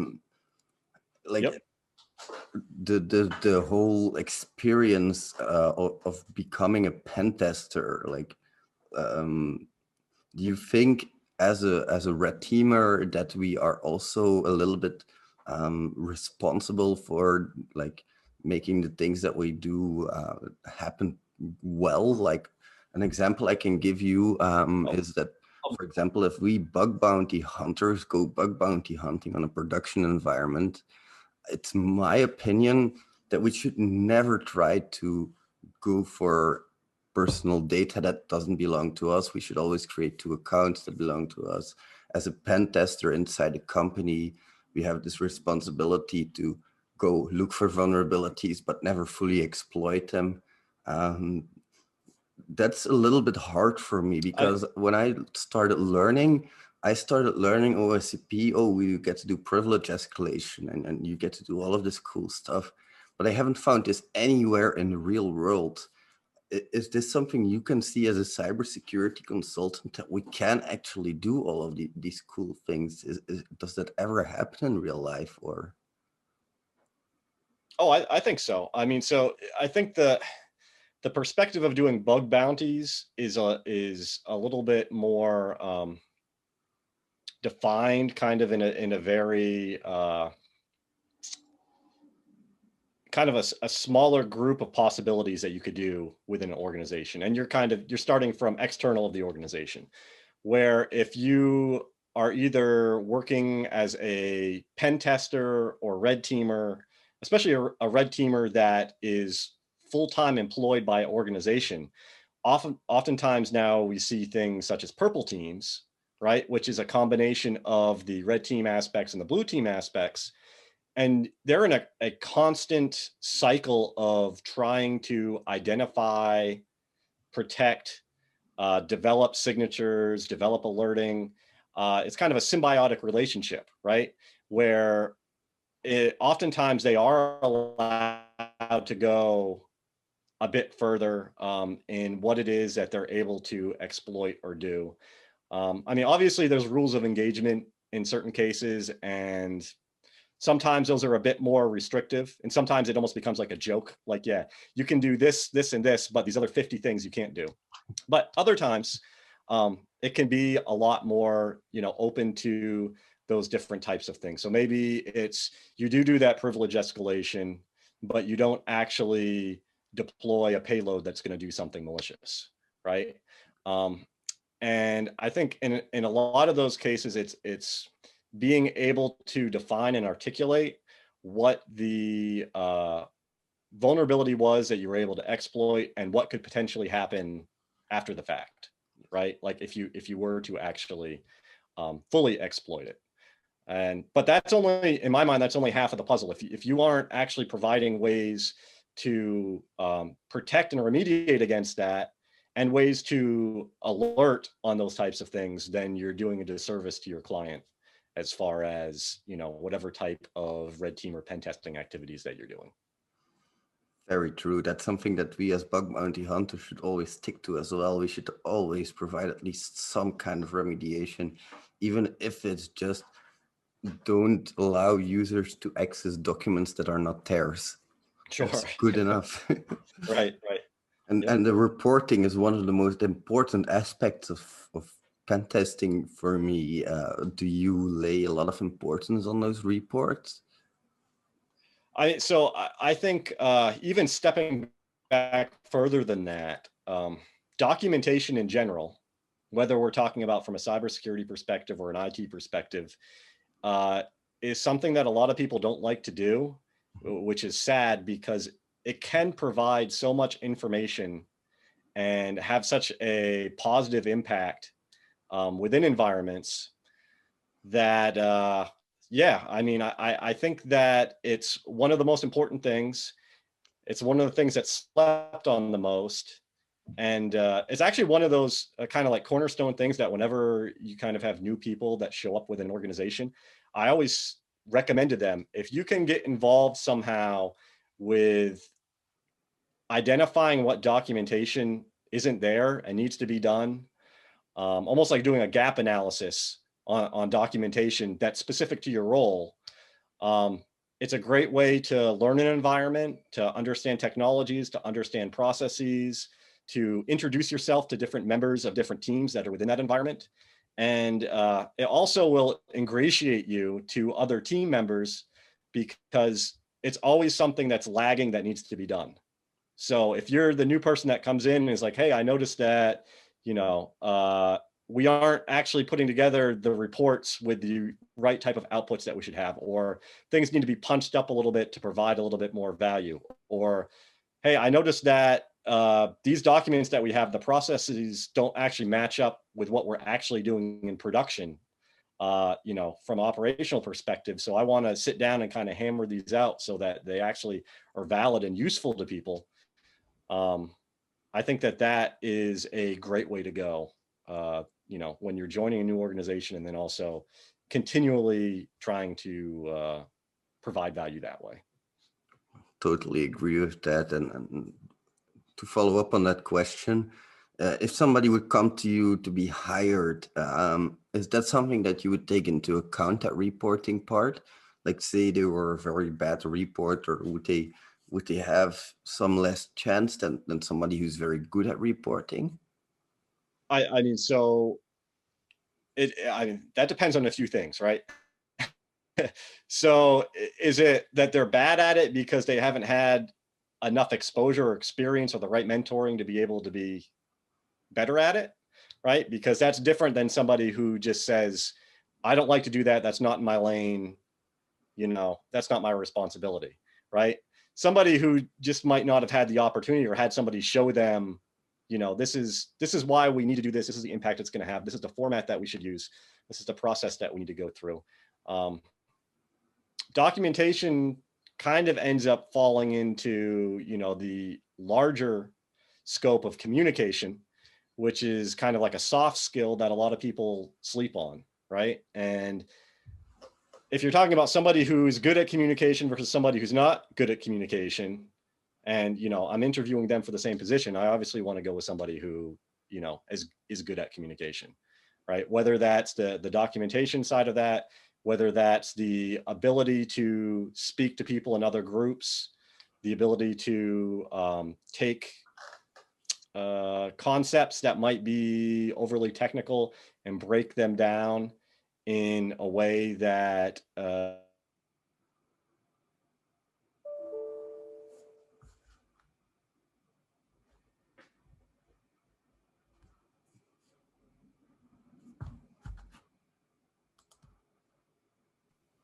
oh, there you are. Oh, that's great. My Zoom crashed. Oh.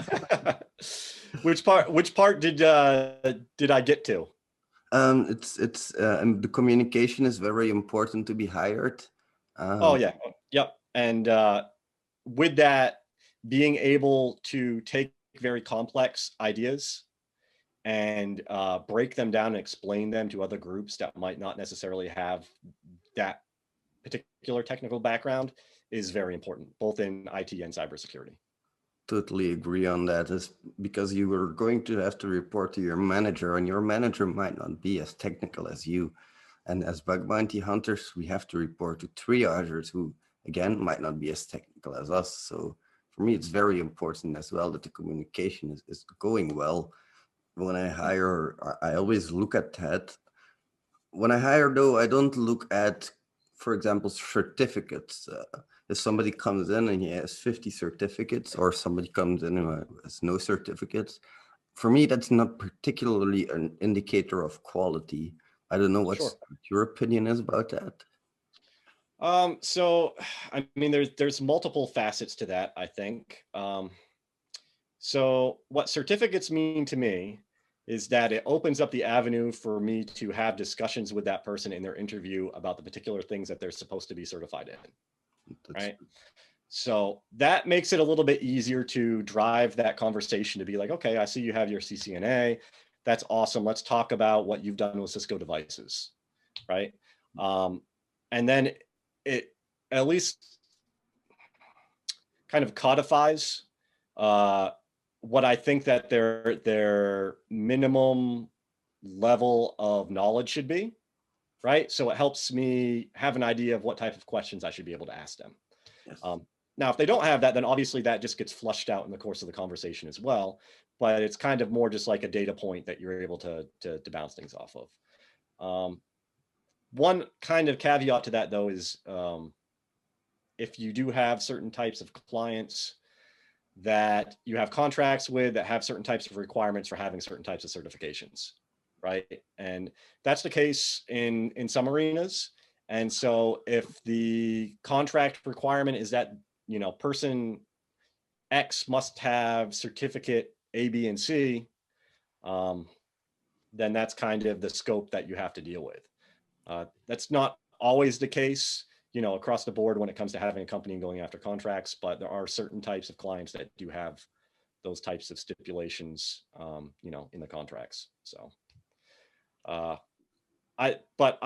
for me, certificates were kind of a big way for me to be able to gain knowledge and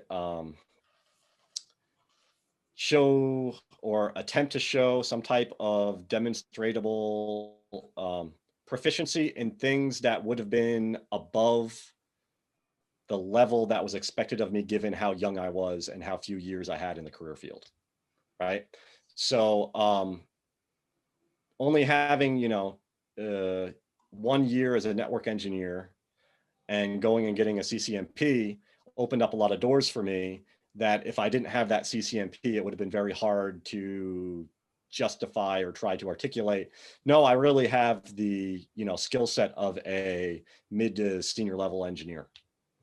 So again, it doesn't necessarily correlate to the fact that that person 100% has that experience. There's lots of people that go and get exam dumps and stuff like that. And, you know, that ends up coming out normally pretty easily in an interview process. You know, when you start asking them questions about things and they're like, yeah, you know, I don't really remember that. I might have read about it a long time ago or something like that. And, you know, it flushes itself out. But I think that certificates have value. I don't put, you know, all of the value on them. I think that they're beneficial for certain groups of people that need to get a little bit of an extra leg up or something like that. You know, anything that somebody can do to make themselves be more marketable, I think is a good thing. So. All right. Thank you very much for that answer. I totally agree with that. One more question about jobs, and then I promise I'll leave you alone about that. No, it's all, you can ask me whatever you want. Let's say I am well, we don't have to say that because I am a junior, super junior in pen testing, and I want to get into pen testing. Now, disregard my channel, disregard all of the bug bounties that I've done. What requirements would I have to become a junior bug bounty hunter, a junior pen tester? I mean, I think that really is going to depend upon the company and the type of work that they're doing and the team and what type of setup they have as far as bringing along and mentoring junior folks, right? Because it could be something where a company is looking to hire somebody that they have to have a certain level of expertise. And, you know, if the role that they're trying to fill is a mid or senior level role that needs no supervision or mentoring, then obviously that's going to be a tough role to fill. But if it's something where, you know, they're looking for junior people that have kind of an appetite for digging into things and, you know, figuring things out, I think that asking, you know, certain types of questions about a person's background in what they have, you know, from an IT perspective or what they're doing that's not directly related to employment, but related to what they're doing to try to reach that goal, asking them about their interests when it comes to pen testing, what types of labs they've done, what types of, you know, avenues within pen testing is interesting to them. I think you can kind of get a decent gauge for, you know, somebody's thirst for knowledge and you know, whether or not, you know, they're going to be good at that. I mean, you can just throw out simple scenarios and just see how they answer those from the perspective of, even if they don't know the answer, you know, what type of questions are they going to ask? You know, you have Google available to you. What process would you go through to try to identify what you should do or what type of information you should look for and things like that? So I don't think there's any like perfect answer for that, but that's kind of my perspective on it. Is it completely depends on the organization and the role and the team that's there, and them wanting to bring in junior folks and bring them along and spin them up. Yeah, it's like you say, it's the level. I mean, everybody has to. Sorry. Everybody has to start somewhere, right? And exactly. Everybody has to start somewhere. And, we all didn't start with a very, very high level of knowledge in whatever the specialty is that we're in. So finding the right job, opportunity, environment, and team to help foster that and bring somebody along is really, really important. Yeah, really, really hard as well. Like you should be as selective of your job opportunity as your job opportunity is selective of you, in my opinion. Sure. They are very, very selective, and so should you be, because you can very easily end up in the wrong company, and that's not very fun. I've had it happen before. Sure, you could end up in the wrong company. You could end up in a role that you were told was going to be one thing and ends up being something else. They're like, hey, we want to bring you in as a junior pen tester. And you show up, and for whatever reason, things change a little bit. And next thing you know, you're doing vulnerability management, right? You're pretty much just doing Nessus and Qualys scans on, infrastructure and stuff like that. And that's not what you wanted to do. You wanted to do pen testing. But kind of once you're within the organization and they have a need for certain types of work to get done, you might be asked to do things that are outside of the lane that you want to be in. But the flip side of that is, if you take that as an opportunity to kind of get spun up and learn as much as you can about Nessus and Qualys, that might be stuff that later on in your pen testing, might help you out in certain ways. Just kind of depends on your mindset and making sure that whatever you do, you're kind of looking for stones to hop on to get to the next point as far as what your goal is. Yeah, it's what you make of your situation. If you're stuck doing Nessus scans all day, then get to know Nessus inside out, right? Be an expert at Nessus, and then start selling lessons on Nessus and all that there stuff. You go. Yep. When life throws you lemons, you have to make lemonade. Right, exactly. Yep. And like that brings me a little bit to my hobby as well, because I spent quite a lot of hours perfecting my burp suite methodology, doing my bug bounty stuff. I'm not calling it a bug bounty methodology on purpose, because I don't think methodologies work in bug bounties. But that's a lot of my free time goes to that. What do you spend your time on? Because I can imagine it's pretty stressful. So I actually have a follow-up question on that, on what you said. So instead of calling it a methodology, would you just call it like best practices? I would call it get to know the types of targets that exist, and then make a mindset for that specific technology. For example, if we're talking about a newspaper, you can hack a paywall, you can hack the login feature, and that's about it. If we're talking about a web shop, you can hack the buying process, you can hack the returning items process, the login process. Again, that's about it. Depends on the web shop, maybe a little bit more. IDORs you can test on web shops as well. And it's that kind of stuff, define your type of target, and then take the building blocks that you've learned, and then walk your target using those building blocks. Whenever people start in bug bounties and they find a new target, I hear a lot of people spin up their tools, or a lot of people spin up burp, and they start hacking away at stuff, looking for SQL injections, looking for cross-site scripting like maniacs. That's not the way to go. Slow down. When I do bug bounties, I explore every single request. I explore every single parameter, because there are so many hidden parameters as well that you can exploit. And there's so many stuff. And while I do that, when I register, for example, I will insert a very simple HTML injection, a very simple JavaScript injection, and maybe also an SSTI attack factor. so that when I'm testing my application, whenever my name is requested, I will automatically be testing it for all of those types of vulnerabilities in a very simple way. And then after I'm done with all of the logic, after I'm done with walking my application, and then I will start using my building blocks like cross-site scripting. Okay, let's dig a little bit deeper. What's happening? Where is my value being reflected? Can I control this sync specifically? So that's more of an objective that I would say is for bug bounty hunters, whereas pen testers, they would do more of a methodology, in my opinion. More of a, you always need to do the same things, because if you miss something, your client is not going to be happy. Right. So what was your question that you asked me before I said that? Like for me, I spend a lot of time perfecting that kind of stuff, learning how I can identify my targets better, perfecting my building blocks. What do you spend your time on? Because I can imagine it's quite stressful running a company, then also doing the YouTube stuff and also doing your own hacking, plus your family, of course.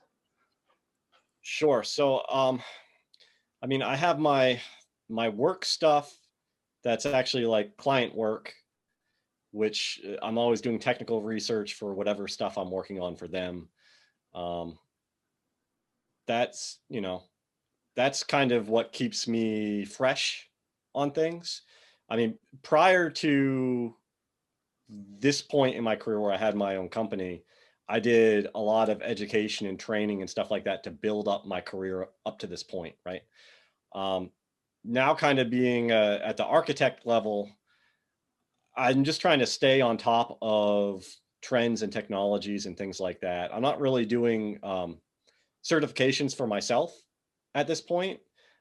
So even in this past year with like all the COVID stuff going on, I started up the YouTube channel, and I think I ended up doing like 7 certifications.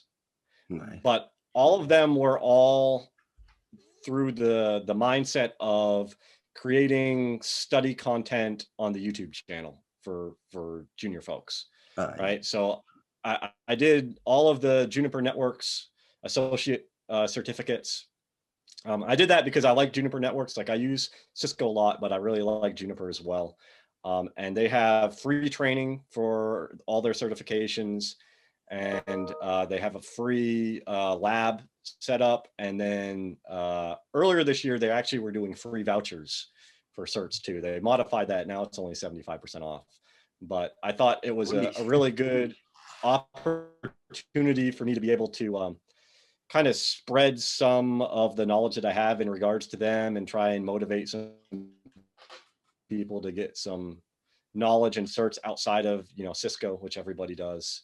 And then I did the Azure Cloud Fundamentals cert, just because Microsoft was giving away free training for that. And it was, if you took the class, then you got a voucher to take that cert. So same type of idea. I was like, hey, this is a very good, solid foundational cert for folks that are getting into the industry. So might as well take it, create some study content, do some, you know, practice test walkthrough videos and some review videos and stuff like that. So I would say that the majority of my time when it comes to technical stuff is more so creating content for other folks, junior folks trying to get into the industry. A lot of YouTube stuff, a lot of blog posts. I actually wrote a book last year. It's a Network Plus study guide. You can get it at Barnes & Noble and on Amazon. Then I developed a 40 lesson class that coincides with that book, which is offered by a learning institute. You actually can also get 3 college credits for taking the class as well. So that's kind of cool. Yeah, so it's at this point, it's pretty much just trying to give back as much as I can, try and, you know, mentor and provide as much valuable information for folks who are trying to get in. That's freaking awesome. Thank you so much for your time and everything. One last question is, do you have any last tips for people who want to get into cybersecurity?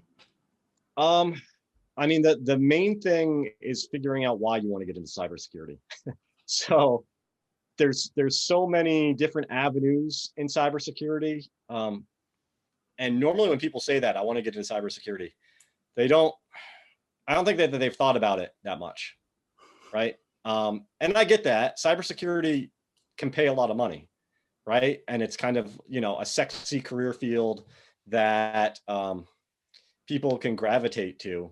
But there's so much about it. It would be like saying, I want to get into the medical field.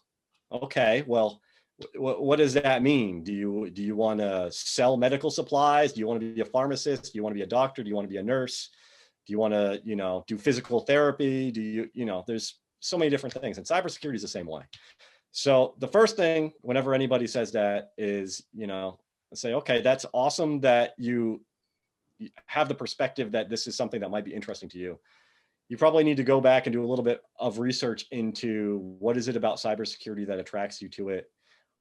What is your background as far as other jobs and education that you have, that you might have other types of skills where maybe there's some overlap, right? Or something that you used to do that kind of has some applicability into cybersecurity.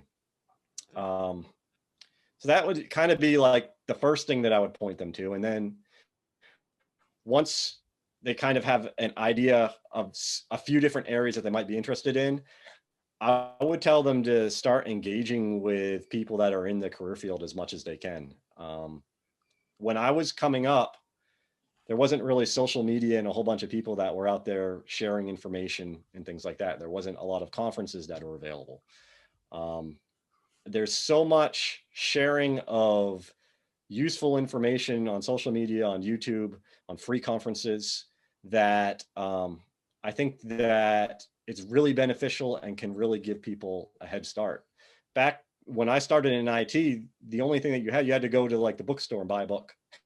That was it, right? So if you knew somebody who was doing whatever it was that you wanted to do, then you could ask them questions. But that wasn't, you know, on social media, that wasn't a virtual type of thing. You just had to be lucky enough to either already be in an IT career field or something like that, that you could ping people for different types of information. Or, you know, you start taking a class in college, or you end up finding a book or something like that. And I think now the accessibility of information, and people sharing their expertise and people sharing how they screwed up or how they were successful. There's lots of different avenues that you can kind of give yourself a good head start and kind of learn off of other people's experiences and their mistakes and things like that, so that you can position yourself to, you know, find something that you really enjoy doing. And that's a, you know, can be a pretty lucrative career, you know, if you end up going that way. For sure. But like you said many times in this conversation before, invest in yourself. Sorry about that, folks. That was my microphone. Take the time to invest in yourself. Take the time to explore your opportunities and take the time to learn. You have plenty of time. Take the time, use it well. Thank you very much for watching, everybody. Thank you so much for being here, my friend John. Everybody, if you... It was great. It was great meeting you. Thanks for having me on. Thanks for being here. That was such an honor. I tweeted at you and you said yes, and I was like a little bit of a fangirl, like, oh yeah, he said yes. So thank you very much. I had a lot of useful information from this conversation, very, very much so. I want to thank you, everybody. If you want some more information, everything is going to be in the description below, including the book and the class. So thank you for your time. Bye-bye, everybody. See you later. Thank you. Today we have something super cool and special for this channel. We have our first ever interview of a cybersecurity professional. Today we're talking with the Belgian bug bounty hunter. His name is thexssrat. You can find him on Twitter, on YouTube. He has different courses on Udemy. We'll have links in the description, and we're also going to kind of dive into that a little bit in this interview, but definitely go check him out. He's awesome. But first, before we get into that, like this video if you find it helpful. Hey, if you want to get into bug bounty hunting, that's a super cool career path. You should probably like this video and then go give thexssrat a follow. And then of course, subscribe for more content, because believe it or not, this is not going to be our last interview. Anyway, here we go. So real quick, just for anybody, you know, that's watching that, you know, may not be quite as familiar with your channel or any of your content, you know, do you mind just kind of giving a quick, you know, overview of kind of what you do, the content you focus on and stuff like that? Yeah, for sure. So my name is thexssrat. I focus mostly on YouTube stuff. I do bug bounties there. I make guides for everybody so you guys can learn how bug bounties is, because for me, bug bounties, it's totally different from hacking. It's totally different from pen testing. And I want to make that clear. I saw a little bit of a gap in the market where I noticed that there was a lot of content regarding bug bounties, but it was more about finding targets and not so much about execution. And that's where I saw a little bit of a gap that I'm trying to fill in now. And I think it's going pretty well, because in a year time, I gained almost 9,000 subscribers, which is amazing. And also I'm made a course over the course of that year. I started creating a course at the beginning, and now it's almost finished. So that's also available on my website, thexssrat.podia.com, if you guys are interested. So that's me, basically. I love XSS. You guys can probably tell that from my name, but I love any vulnerability, basically. I love logic vulnerabilities. I love broken access control, IDORs. As long as it's a vulnerability type, I love studying it.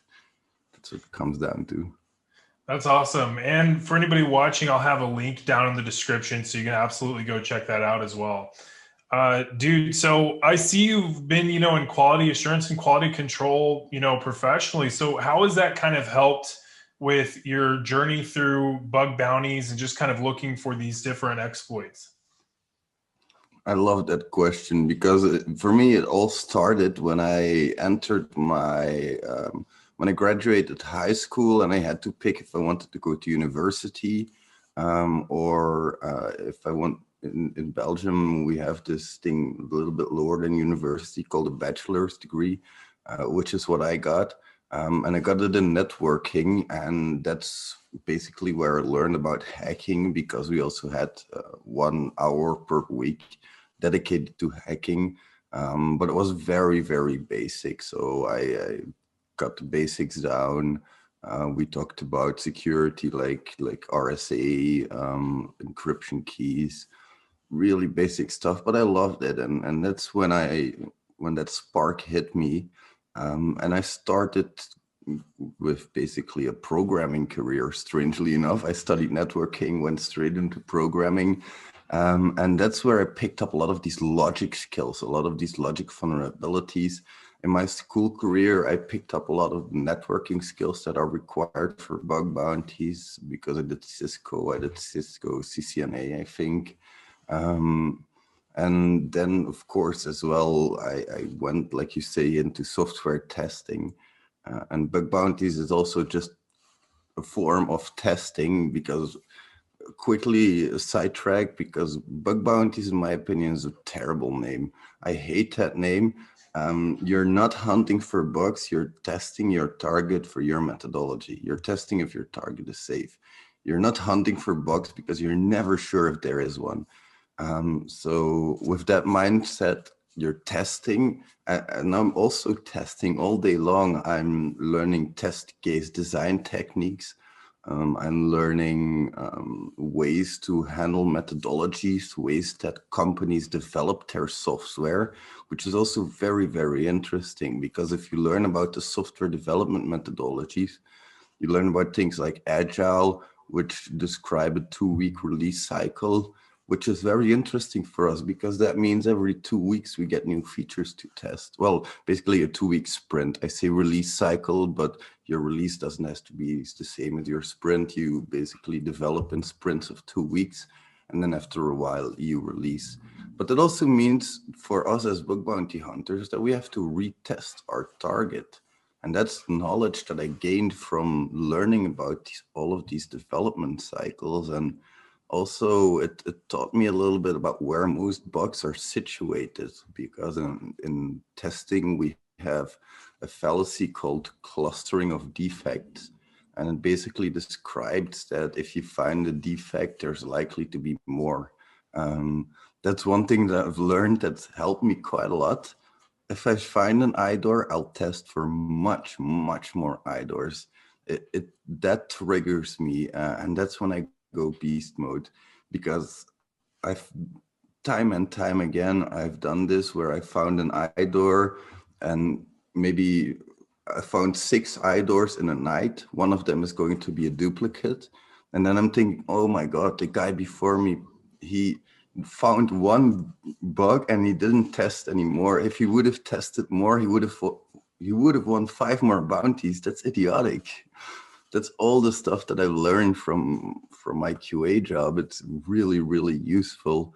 And then also, of course, the API calls, because bug bounties, you can basically test 2 ways in bug bounties. If you're given a specific target, you can test the application itself that you're given, or you can test the API that it's interacting with. And that's what I focus on mostly, because if you can hack an API, that also means that if I give you a web application, if I give you a desktop application, if I give you a mobile application, it doesn't matter. You just have to learn how to intercept the traffic and how to play around with that.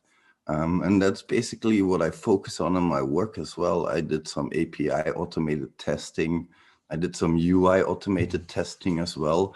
Those things helped me in creating something really strange. I've created a virtual private server, and if I find a vulnerability and it's easy to automate, I'll actually automate the API calls for that vulnerability, and I'll test it every week or so. And then, like I said, if you're running against a target that does agile, then you have a big chance that they might have regression bugs in there, and that might be a very, very quick vulnerability. So that's a little trick that I like to apply, is to do some automation there. And that's all things that I picked up from work, of course, and also mobile testing. I do mobile automated testing. So mobile pen testing is just one step further, it's just one step extra, and that's it. All of these things have helped me, and I think whatever job I would have gotten, it would have helped me become a hacker. Whatever IT job I would have gotten, be it programmer, I would have still known all of these different programming problems. One of the issues that I also found is, or at least one of the things that I found, is that issues, they often center around integration points, because I know how developers work. Developers create software, and if it has to integrate with a different platform, often the platforms are not described properly. It's really hard to program properly for it, and that's where most vulnerabilities are going to arise. Also, if you have software that is built on top of other software, or functionality that is built on top of other functionality. For example, if you have the products right now, and you can create a product, you can view a product. That's the functionality that's created right now. And a year down the line, they want to export products as well. There isn't going to be any original documentation left of those products. So that's going to be pretty tricky, of course, and that's where bugs arise again. They're going to have to guess how that code works and how it's supposed to work. So basically, that's the stuff that I picked up from my QA career. That's about it. Man, I mean, I feel like there's just so much to bounce off of with what you were talking about. What are some solutions and ways that developers can kind of tie up loose ends on those integration points, or to kind of mitigate, I guess, what was it, the way you called it, defective clusters? Yeah, clustering of defects. Yeah. There is, for me, the way to mitigate this is pretty simple: documentation. You can't have enough of it, and that's going to be really important later down the line. I am human. I don't know if I can work. Like, I know that if I develop something now, I don't know how it works a month down the line, let alone 6 months or a year down the line. So I document everything that I do in a very organized structure as well. And one other thing that you have to really be careful about is shadow APIs, of course. That's APIs that you just leave on hanging and never disable.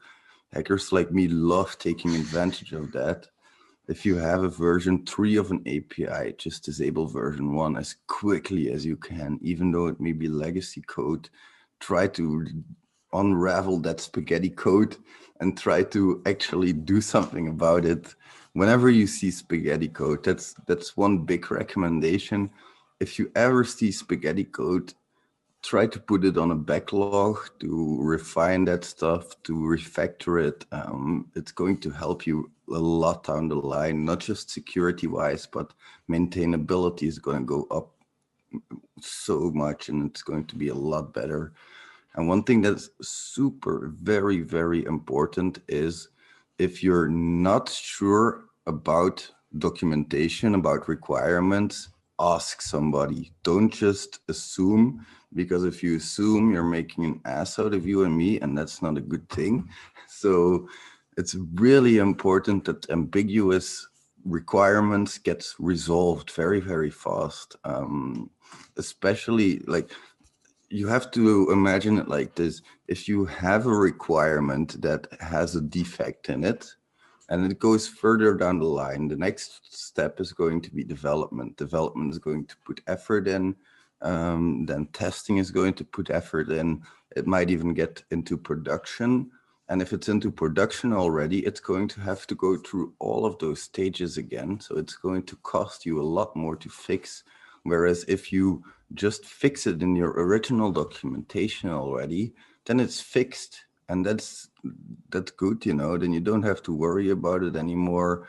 And I know that it's hard, and I know that it's impossible to pick out all of those kinks, but it's really important that you try your best and actually put the testers, the developers, and the analysts together in a room to think about that requirement, that specific requirement.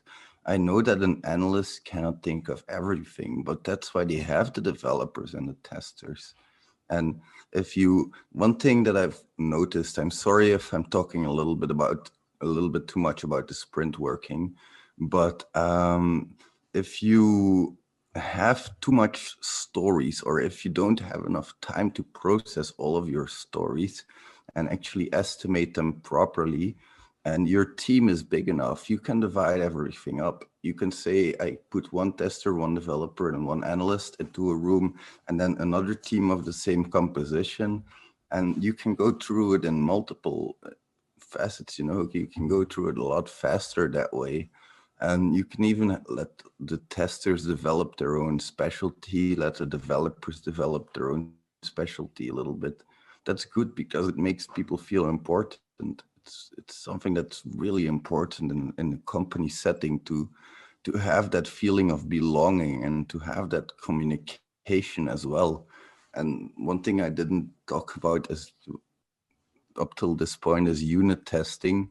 That is something that is going to prevent a lot of defects. The unit testing and the integration testing, but it all depends on good documentation, because you can have 100% code coverage, but it doesn't mean you have 100% functional coverage.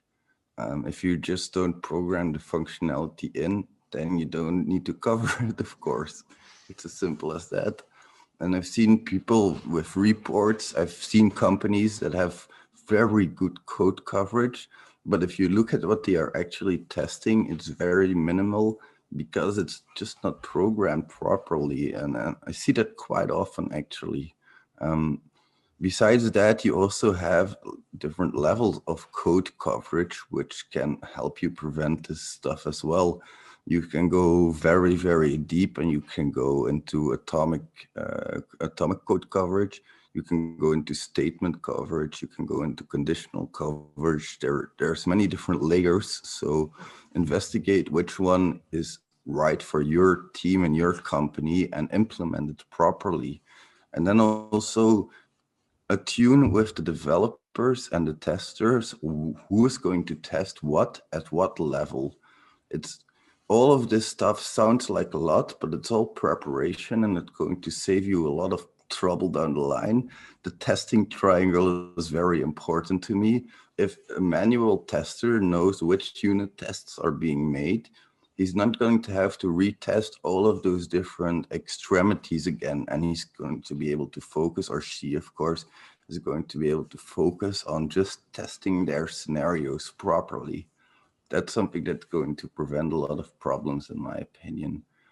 But that's something not every company is the same, of course. So, man, there's some wisdom in that, and I've mentioned in a couple of my videos, like, you know, it's better to just, you know, put the work in early than have to deal with the potential result on the back end. And of course, in this case, the potential result is a breach, you know, and we've already this year, I mean, 2021 is crazy, but we had SolarWinds that kind of came out last year, but rolled into this year. We've got now Exchange, which is huge. And, you know, it all comes down to just, you know, taking care of business on that front end. Quick question on, you know, just how you got into bug bounty hunting, if there was any particular program or a person that, you know, kind of got you into it. Well, for me, it was basically my friends, because my story is that I did a lot of testing. I wanted to get into hacking really bad, and I actually bought Certified Ethical Hacker Handbook from a Humble bundle that was available. I bought it. I asked the pen tester at our company if I should take that exam because I wanted to become a pen tester as well.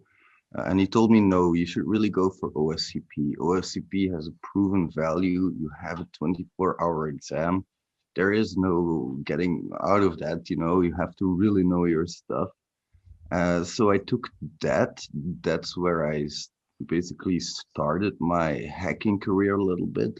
But I met some friends along the way in a Slack group, and those friends, they kept encouraging me to actually try bug bounties.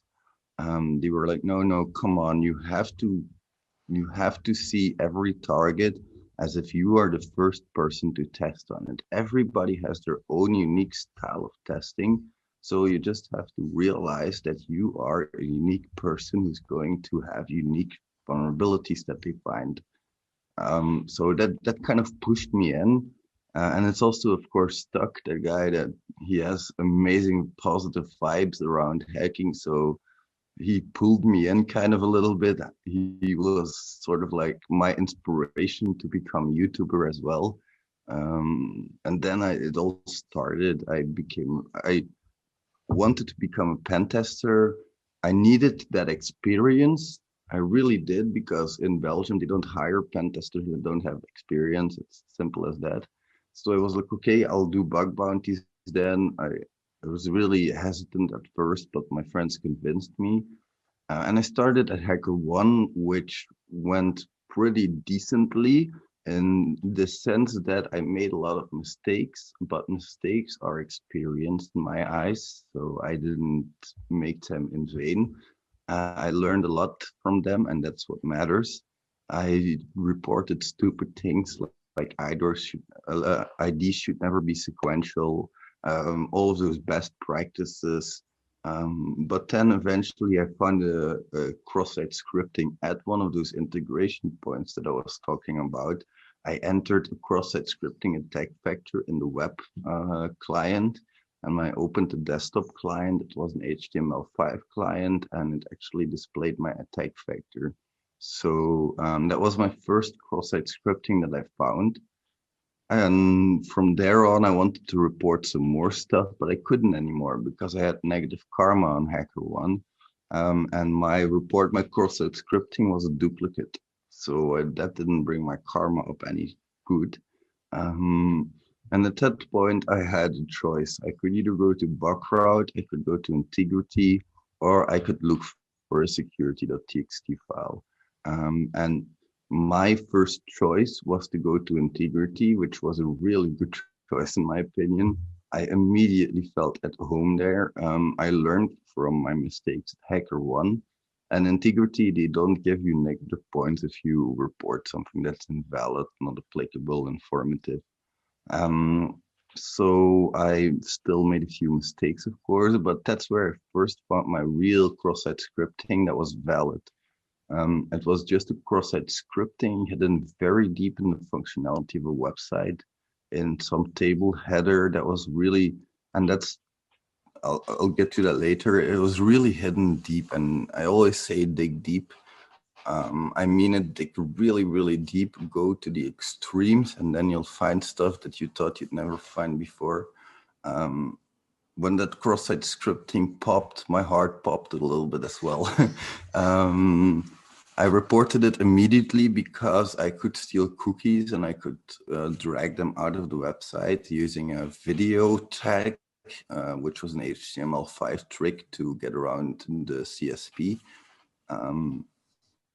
And from there on, I was like, okay, what am I gonna do now? Am I gonna keep looking for cross-site scripting? I really like this type of vulnerability, but if I think about it in the wild, it's not as prevalent anymore. I've noticed it.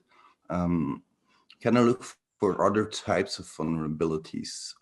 I started looking around a little bit then, and I found that none of the vulnerabilities would be easy to find.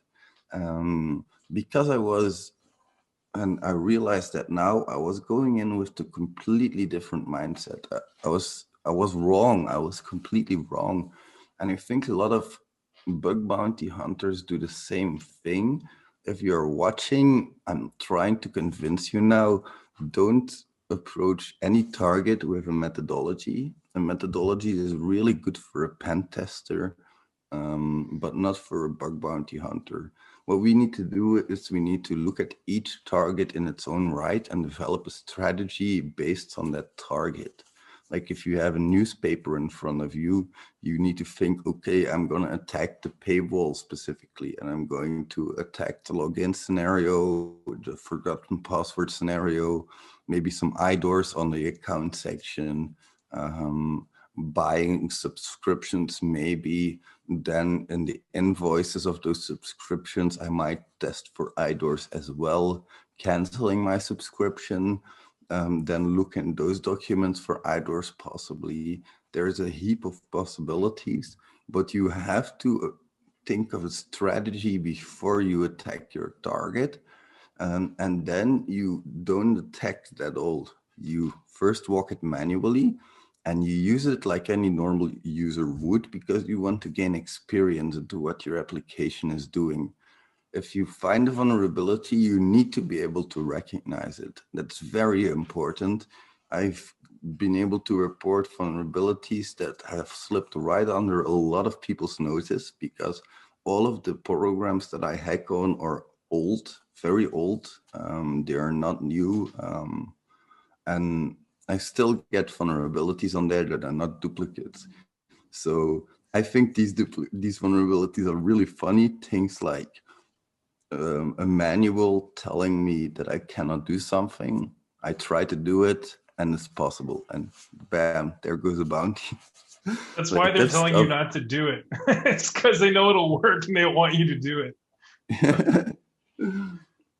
Man, that's awesome. So, I mean, I want to kind of go back on something you said about, making mistakes and how important that was. And I have a question about, just mistakes that you've noticed, novice bug bounty hunters make, but I want to lead that off really with how important it is to make mistakes, especially whenever you're starting off with something. Because, I mean, I know, especially for me with, not only like my career, but even with my YouTube channel, there's kind of a fear with making mistakes. But I've always walked away from that just thinking like, wow, well, if I didn't make that mistake, I wouldn't have learned this lesson. So, kind of what are your thoughts there?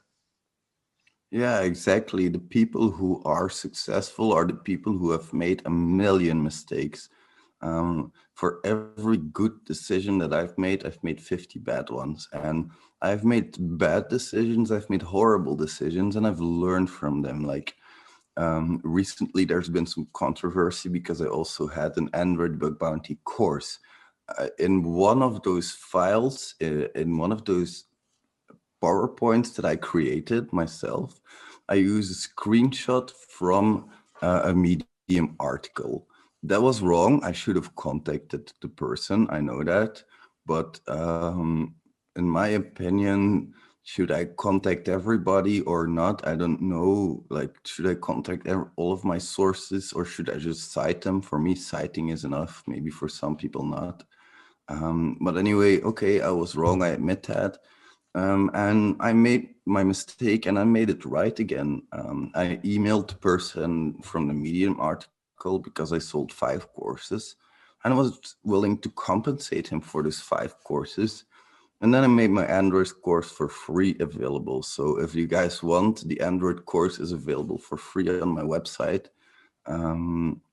So you make mistakes, you learn from them, and sometimes you fall hard, but the higher you go, the harder you can fall, of course. That's also something you have to deal with, something you have to take into account. A lot of people, they don't consider that success also comes with a lot of responsibility, because here in Belgium, we say that high trees catch a lot of wind, and I think it's very, very true. That's something you have to be very aware of. Also, if you want to be a bit of a public figure, that it comes with a lot of responsibilities, and all of the mistakes you make are going to be public. So that's when it gets even harder to admit that you are wrong. That's something very, very important. Admitting that you are wrong and opening up your mind.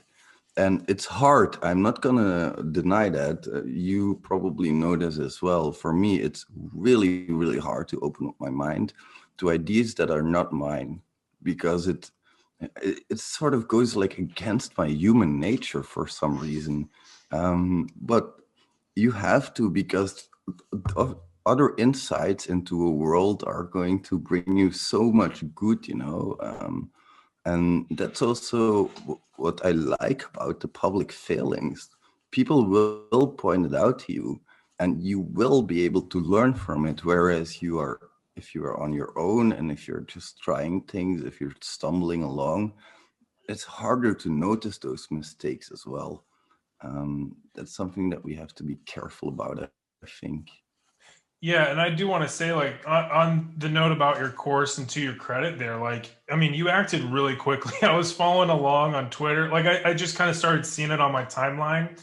And it's like, I mean, just as soon as someone pointed it out, I mean, you were on top of it, acting pretty decisively. And, you know, I think that's a good example to set for other people, you know, that are wanting to get out there when faced with, you know, hey, here's an issue that we need to, you know, grapple with. You know, don't delay. You just jump on it, you know, accept responsibility and, you know, attack it and make it right. And, you know, I think you did really good there. Yeah, that's very important. Accept responsibility for your mistakes. I've seen countless people, they argue when their mistakes are being pointed out, or they go into a very defensive mode. And it seems natural to be a human to do that, but try to put that aside and actually accept the fact that you've made a mistake and actually admit it as well. It's very important, not just to yourself, but to everybody. Okay, I've made a mistake. But it's also important, in my opinion, that if you don't feel like you have made a mistake, that you should stick to your guns. Nobody is able to tell you what's right or what's wrong. There is no human that can decide about that. There is no deity that can decide about that for me. You do what's morally right for you. And for me, this was what's morally right. I felt bad for that person because I had used his content. So I did feel bad for him, and that's why I sent the mail, and that's why I opened up the course as well.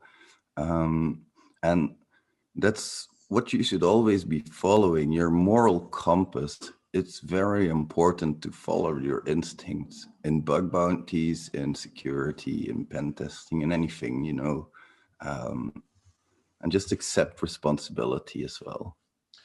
Have you ever, encountered when presenting your findings after a bug bounty, and you encounter resistance to your findings that maybe, whoever you're presenting to is not necessarily, or is saying that it's not necessarily their problem, or that you might be wrong, whenever very clearly, as you have the evidence to back it up, you are correct. That something can be broken in a certain way.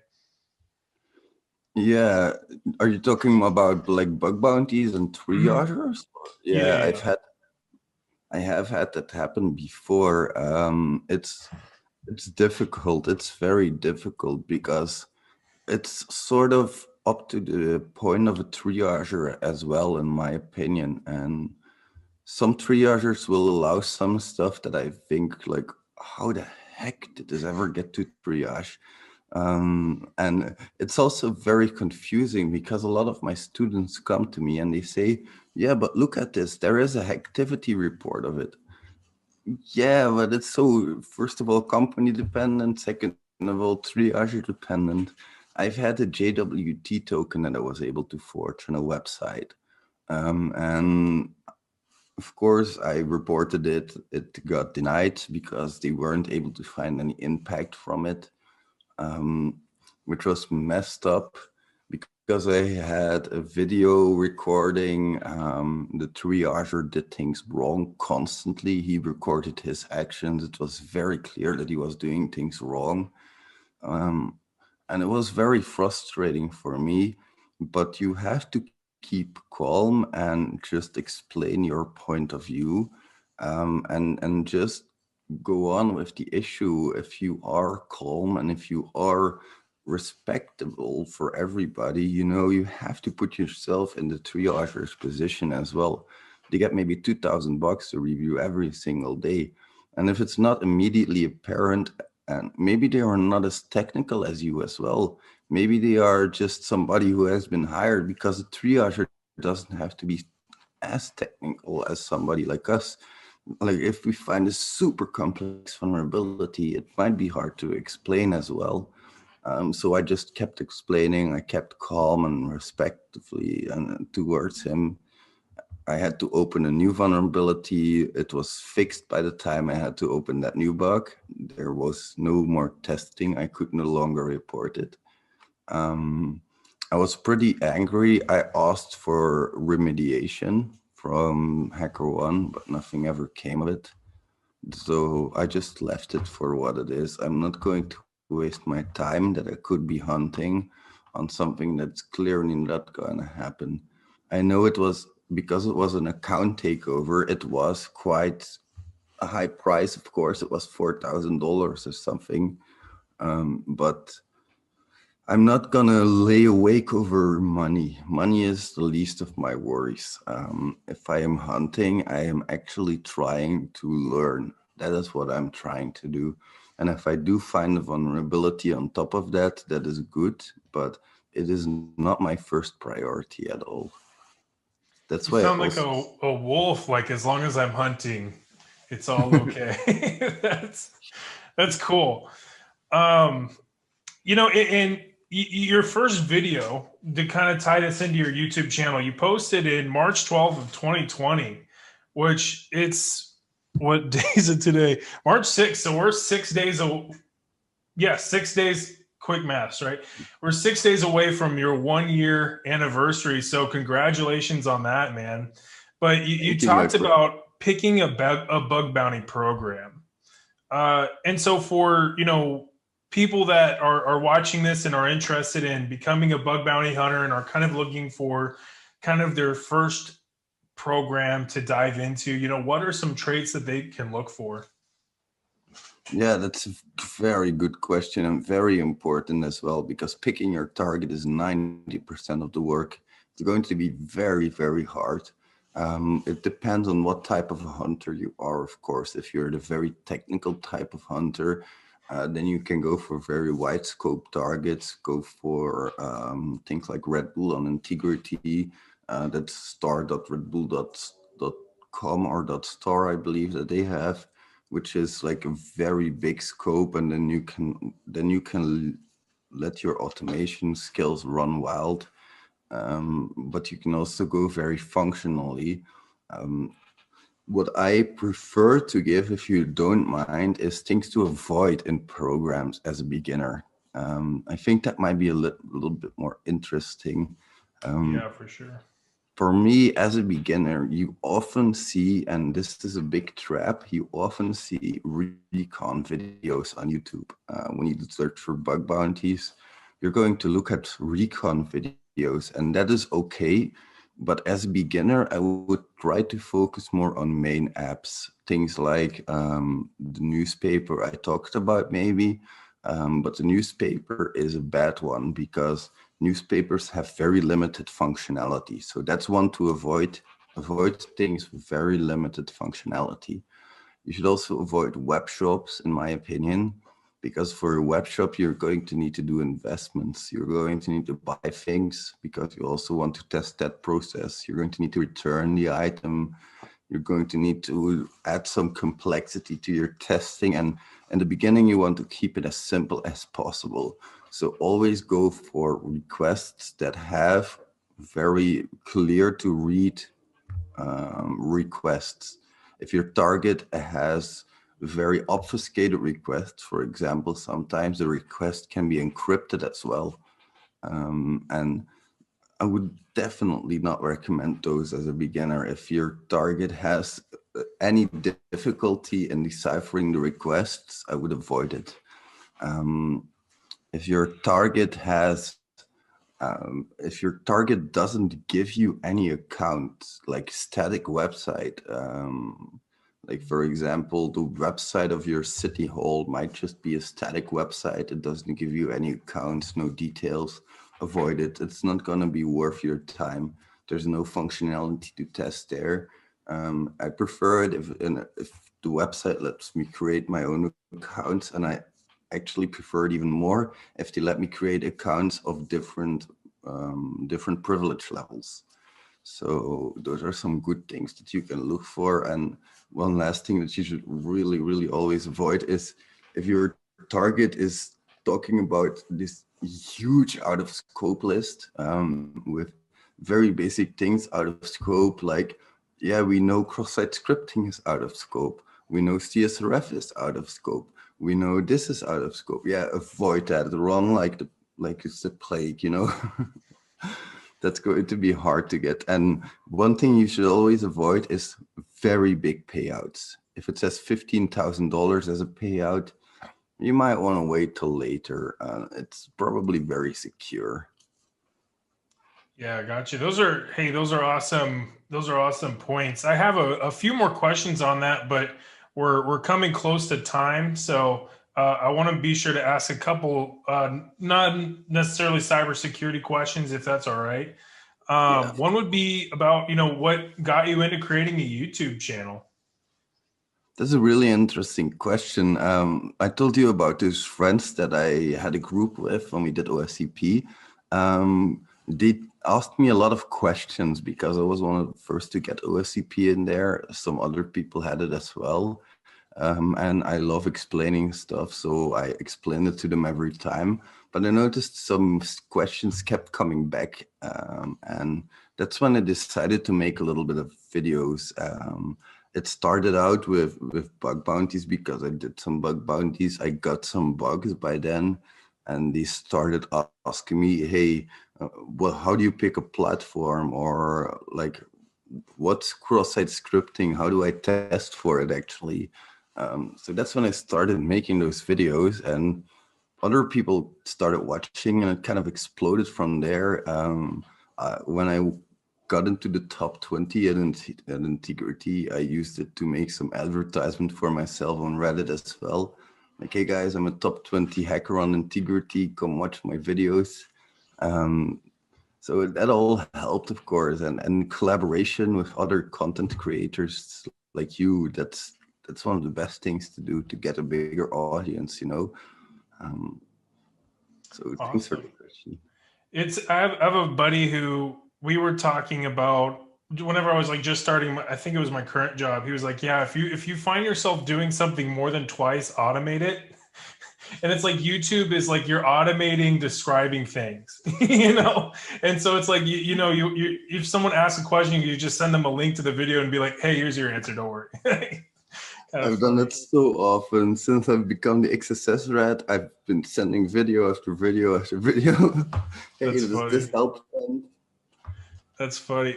So, and then another, quick question. So, as COVID kind of starts to come to an hopefully this year, please. But and people start traveling again. What are some cool things people can do out in Belgium that maybe you wouldn't necessarily find on like Google or like some of the major like travel boards? That's a really cool question as well. For me, I love theme parks. I really love theme parks. Of course, those are going to be on the major platforms. You're going to find them. But the zoos are going to be a little bit less described, and we have one close to here called Powaki Zoo. It's a pretty small zoo, you'd say, but it has a gigantic area to walk in and giant like bird cages, and you can walk around with the monkeys and all that stuff. So really cool stuff there. And also not here in Belgium, but like 5 minutes away from me in the Netherlands. I live really close to the border. There is a game hall. We also have those in Belgium, by the way, where you can play like these old arcade games that they used to play. That stuff hasn't been in Belgium for a while, but it's coming back. So I'm really glad for that. And there's also Center Parks, of course, which is like a park where you can rent a cottage, and it's connected to a subtropical swimming paradise, basically. So really interesting stuff to do. My brother and my wife and I, we all studied abroad, but like in different places. I went to China. My brother went to Paris, and my wife went to Spain and then Greece. But so I haven't been to Europe, but I'd love to go. So my brother has only made I don't think he made it to Amsterdam, but he loved it. I mean, close-ish, and I'd love to go out and just kind of travel around too. So that's cool. I've taught performance testing in Amsterdam to, I think it was the Dutch government even. I taught a 5-day course there, an expert course in performance testing. How was that? That must have been pretty cool. Oh yeah, I loved it. My work paid for it, all expenses paid, the hotel paid. I could eat wherever I want. Even my wife could come along because she had a holiday back then, and they had to pay the room for 2 people anyway. So my wife could just come along, Really cool trip. And the Dutch people, really cool people. They wanted to come in at 10 a.m. and they wanted to quit at 3 p.m.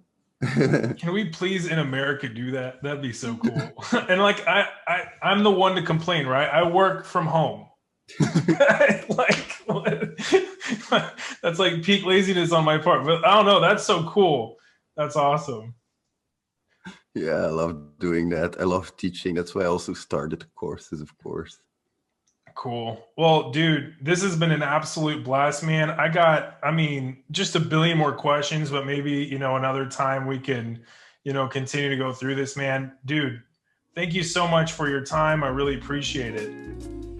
Thank you very much for having me. I really appreciate your time, and it was a pleasure meeting you. Hey, be sure to thank thexssrat by following him on YouTube and on Twitter. He's an awesome dude. I really appreciate his time on this channel, imparting his wisdom, and he's an excellent bug bounty hunter. Just to know, if you want to be the best, you got to learn from the best. And hey, this is one of the best, so definitely do check out his content, especially if you're wanting to get into bug bounties. You'll be in good shape. So with that, like, comment, subscribe. See ya.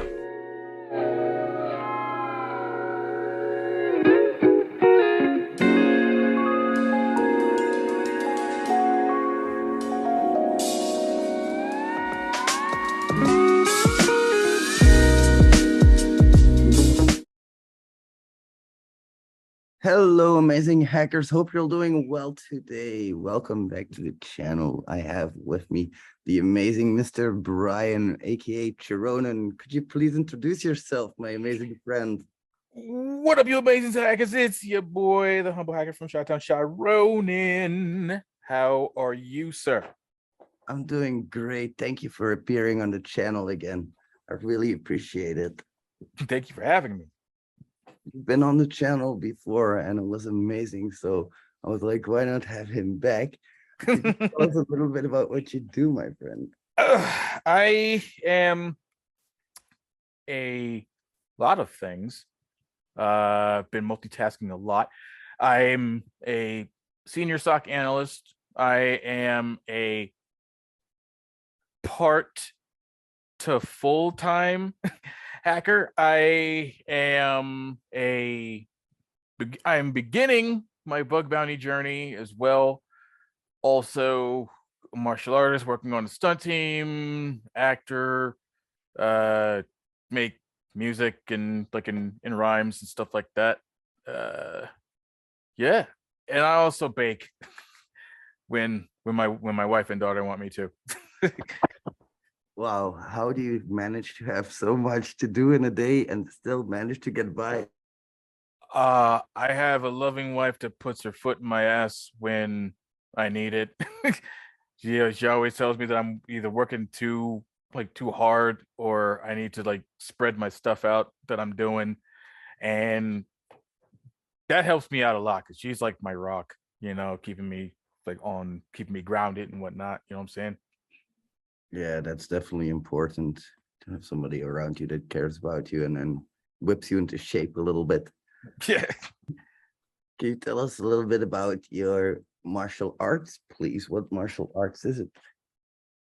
Damn. I trained in a lot since I was like 8. I did karate, aikido, jiu-jitsu currently, Muay Thai, and right now I'm doing Kali, Biketi Tursa, where it's like with stick fighting, knife fighting, and doing like empty hand and stuff like that. I definitely enjoyed it. Really helps in terms of getting my flexibility back, because originally I couldn't even do an infant V like that. Now I can like kind of do the splits because I have to like kick high because A, I'm short, and B, everyone's taller than me, so it kind of becomes like required. Does it also help with mental health? Yeah, because it's productivity. It's stuff that gets my mind moving and like in this out processes the bad stuff and keeps me kind of like zoned in on like the tasks that I'm doing. That's kind of like why I do so much stuff anyway, because I just have because like my mental health stuff, and it helps me out getting that out of my system. If you'd have to think of 24 hours, how would you divide them between hacking, doing your hobbies, and eating and sleeping? Because of course we have to sleep as well. Right. I have to do that. I put my stuff out, like my activities are in blocks. So originally I was like all over the place where I didn't know like what the hell I was doing like at all. So what I do now is I give myself allocated time on my calendar. So like at this time from here to here, I'm doing this. This time from here to here, I'm doing that. This time from here to here, I'm doing this. And then once that like time is up, then I'm done. And I go on to my next task and everything. So I'm not trying to do like everything at the same time. And when you take let's say you take a word block. For the viewers, what does an SOC analyst do? Oh, that's what's known as the best definition I can give is the army of cybersecurity. they are the first line of defense. So if something happens, then we would get the alert in. We would see what the attack type is, investigate on like the host and on like the network to see if there's been any like IOCs, like indicators of compromise, do like end user education, training, stuff like that for end users, like for phishing attacks, stuff like that. Definitely doing a lot of network traffic and like watching and reading, and then having to stay up to date on like a new attack types and stuff like and like in everything that's happening. That sounds exciting. For somebody who wants to become an SOC analyst, do you have any tips? Uh, tips, definitely, like first and foremost, know how to read a PCAP, and that translates to no, actually, I told that so much train of thought on that one, but definitely knowing how to read PCAPs is one. Knowing how to navigate and pull data from reporting, from logging tools like Splunk. I had to learn that, and it was pretty hectic, but I can move through that like no problem with Splunk and everything. Knowing how security appliances work, like FireEye or Barracuda, knowing how they like handle data, what they show like Palo Alto and stuff like that, knowing how to read like logs from there. The simplest thing, that was a lot because that's what I do, but like the simplest thing is knowing just how to read traffic logs, firewall logs, and learning Splunk. I think that those are like the most that help, on top of investigating like IP addresses and URLs to see if they're malicious and stuff like that using VirusTotal. I think that's a lot. Super interesting. See, that really does. That sounds super interesting. I've had the garage here near me, and they told me we recently had an incident and we were looking for somebody to help us out because we were getting hacked, and we had problems with that. Do you think it's viable for people to, would you recommend that they go into SOC, or would you say no, go into pen testing? What's your take on that? Shiitake mushroom. Okay. If you had to, I'll say it like this. I'll say it like this. For SOC, it's easy to go through the front door. But for pen testing, what I've been seeing a lot is like you need a backstage pass and somebody who knows you to vouch that you have a pass. It's like, if that makes sense, because like like for SOC, it's pretty, it's like straightforward, where it's like where if you can understand A, B, and C, okay, like I was able to get jobs like without like my security plus when I was on that whole CompTIA triad thing, and I was able to get into a SOC with just like my A plus and my network plus, and like that was it. But when it came to pen testing, whatever, it's like there was so many more like requirements where it kind of felt like in order for me to even get any recognition, I had to go in there like Sylvester Stallone and Cobra, where I'm like, you're the disease and I'm the cure. And I'd like pull out the pistol, start shooting everybody, and they go, oh, this is what he does. Okay, let's hire him on. You know what I mean? Like that's what I kept feeling when I tried to get into the pen testing field, that I had to go straight like Rambo or somebody, just for someone to go, okay, you're skilled to do the job, but with SOC, it's pretty streamlined, and it's a dope foundation for the other stuff, because you're on the defense side. So now you know how to defend against these attacks, but then if you know how to attack as well, that helps on both. oh yeah, definitely. I understand what you're saying. Like, if I can recap, I think you're saying that certificates are definitely a requirement in pen testing, and quite a lot of them, because I understand that like when I wanted to break into pen testing, everywhere I looked, it was OSCP, OSCP, OSCP required. And no, don't get me wrong, I love the test, but it's a grueling 24-hour exam.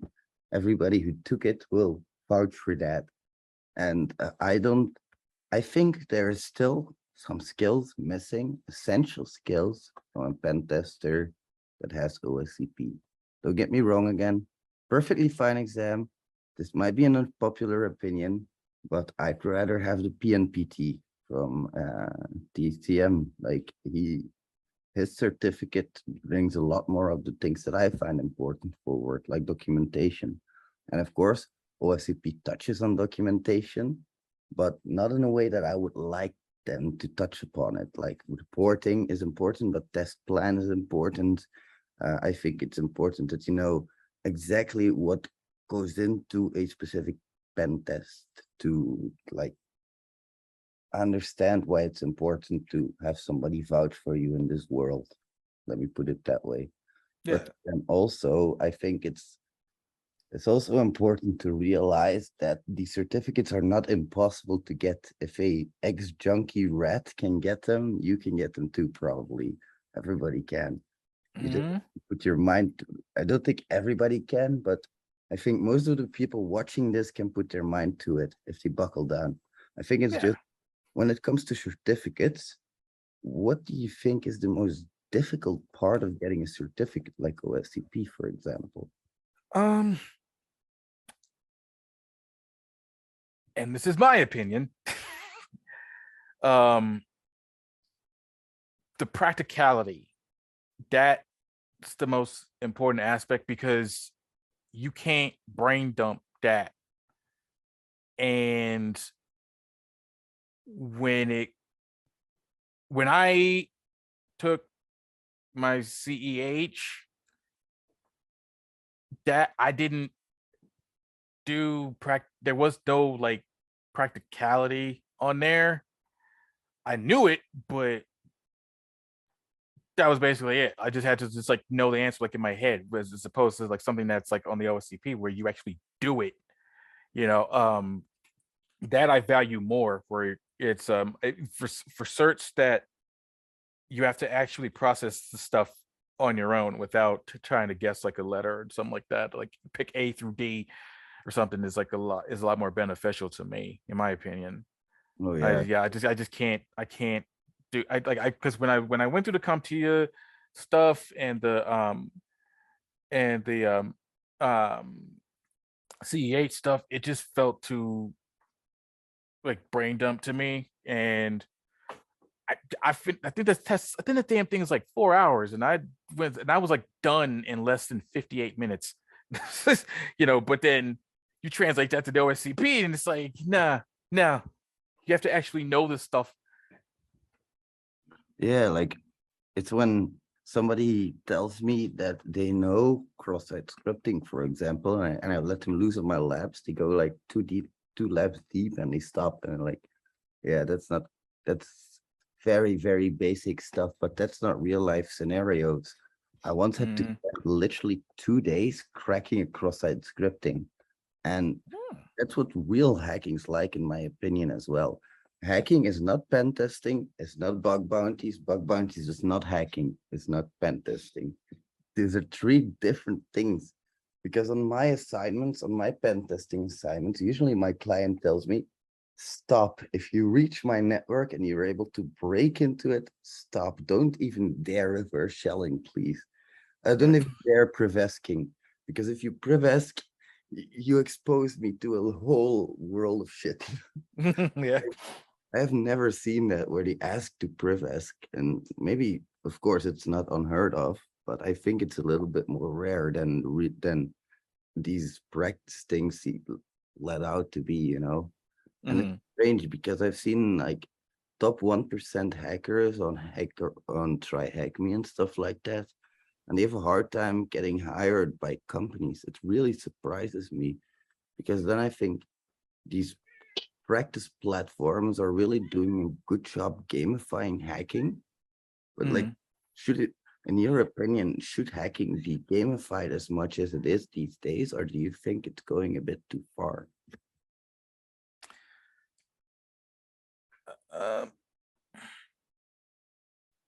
That's I'm a 50-50 split on that one, because like I always see the gray, like the middle of it. You know what I'm saying? Where it's like I see the good and the bad, so I don't pick I don't pick like the whole side thing.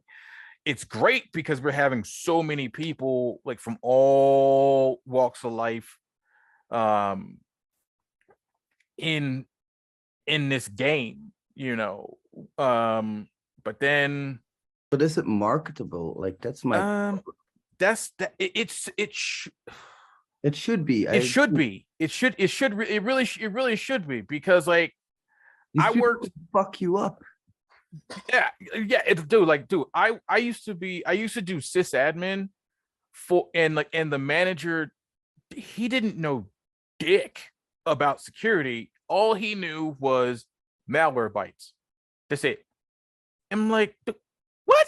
No, what? Get your no.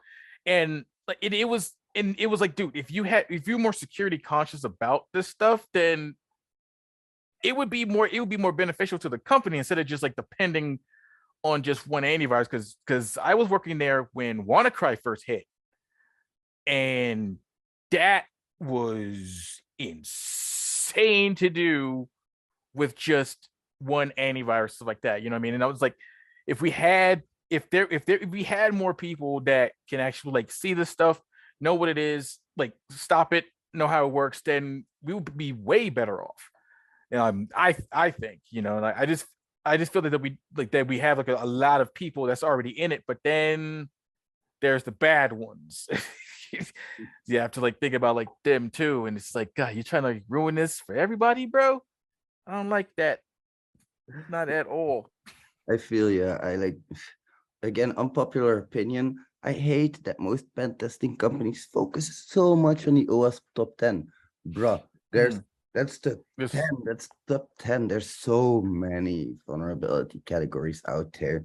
Get familiar with the SUNS list, the CWE list, and try that, and try expanding beyond just the basic vulnerabilities. Like, we're doing an API pen test right now, and it's so far beyond the basics. It's kind of like, of course, you can apply the API top 10, but like I started next week. I'm not just gonna apply the API top 10. I'm gonna apply everything I know about API hacking. And of course, I love it that they've made a guide, but that is the 2017 API top 10, if I'm not mistaken. Yeah, they came out with the 19 one already, right? Or the 2020? They have the OWASP 2021 and the API top 19 or 17, I believe. Don't quote me on that, but still, that's 3 years old, bro. Like, so much has evolved since then. It's insane. Like, I don't even think GraphQL is on the OWASP top 10. Of course, there's injection. Yes. I think there's API. Thought I saw it on there on the on the normal OWASP, but not on the OWASP top 10. I feel on the OWASP top 10, it's on spot number 8. So NoSQL would be falling under that one. It is on there, thank God. But still, it's like a 3-year-old list. Like, I don't like that people focus so much on that stuff, you know. It's of course, it's good to determine coverage to a degree and to assign vulnerabilities to a specific category, but it's much more beneficial to look at what CWEs are applied to a specific category, look deeper into the WE specifically. Like, for example, simple example, improper access control. It can mean so many things. It could. And people don't realize that. Like, there's so many ways to bypass a 403. It's insane. And 403 bypass could be security misconfiguration, as well as broken object level authorization, as well as broken authentication. It could be all three at the exact same time. Sorry, a little bit of a rant on that. Hey, I'm all for it, because that's information that I did not know. And I'm a sponge. I knew info, Johnny 5 input. Little short circuit reference there. I have like too many of those. Too many pop culture references in my brain. I love it. Don't worry about it. And I think it's important that we, like, as testers, as hackers, that we of course learn all of these different techniques, which is why gamification is very important. But I also think it gives a little bit of a false sense of, hey, we can modify our skills very easily, which is definitely not true. It's really hard to find customers. Believe me, I've started a company now. But to get forward in life, I think you sometimes have to take that leap and learn as much as you can without knowing where it's going to end. I don't know about you, but I learned for 3 years without getting much in return. Of course, I got some things in return. I got definitely a huge following. That's a great thing, but I didn't start making money until very recently. And people think you make money with courses, but seriously, bro, the courses are like grand month. That sounds like good money, but not where we come from.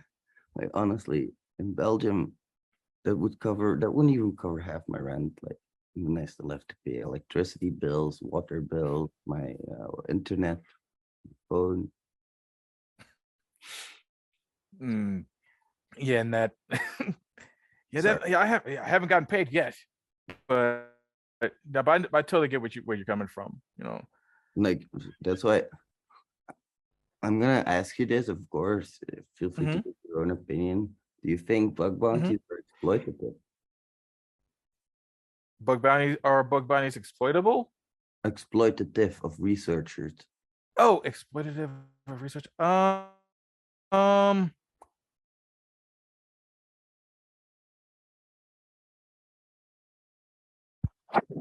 Heard horror stories of hunters who get a little bit like vengeful if stuff doesn't go their way, but then also at the same side, from like the stock end, a lot of the security stuff is like done like in-house in parallel to bug hunting. So like there's like a security team that will be like working on stuff that they're testing out on their own, which won't exploit hunters on the back end, but then also there are like hunters who do like their job looking for stuff and reporting. So I don't see it exploitative to where it's a problem. I just see that that's just how I see it. I totally. Hopefully that makes sense. Yeah, for sure. Sorry, you cut off a little bit, but we got the main message. And I think bug bounties, to be honest, recently, I think they've gotten more and more exploitative, because if you look at the price of a pen tester, dear God, they are giving out literally pennies to a dollar. And that's what bothers me so much, is that these researchers are giving their spare time for you, which is great and all, but sometimes I see that some bug bounty programs give like a case of their own product if you find a vulnerability on it. I don't like that. Hearing that gravitates me more towards your point, because that's information that I also did not know about. I only saw it from like my end of me not like finding anything yet. I only found like one dupe, but then also from the other end, but also from the other end, like how like what a company's already doing on top of hunters like looking for new stuff.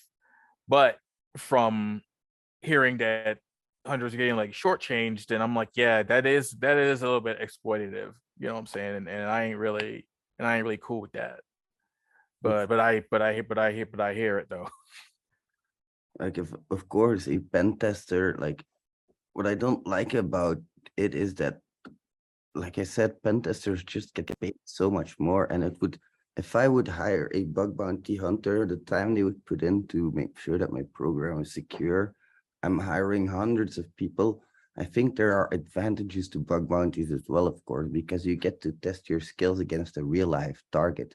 which shows you that those games that are played on those platforms aren't usually the best against real life targets. You'll often find that they're very gamified, but they won't directly lead to a vulnerability.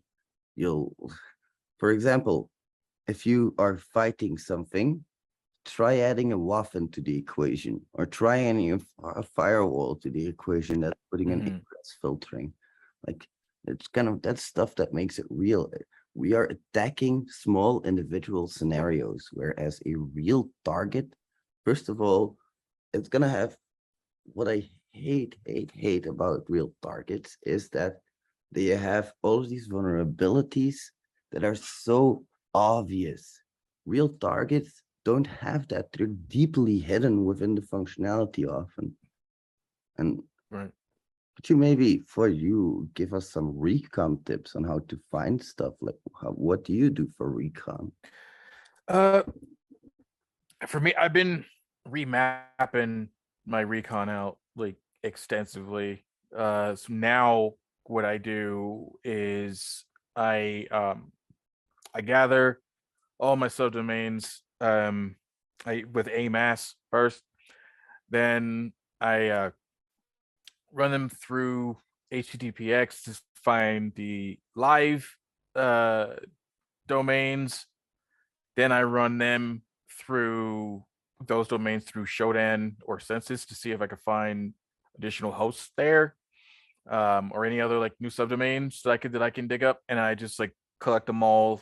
And I went through the OWASP top 10 like checklist, and I wrote each one of them down and what their functions are. And for each subdomain, I did it in OneNote, obviously not by hand, but in OneNote I would take that entire checklist that I built out, and then I would put the subdomain of what I'm working on that checklist, and then I would like just go down each one and just fill in what I like my findings on them. And once I'm done, then I'll start like the whole like testing section and whatnot, because I've been trying to find something to keep me on track, and nothing that I had was doing it until I started doing it that way. Like it became, I was like, it was super easy. I was like more focused. My brain wasn't like all over the place going bananas.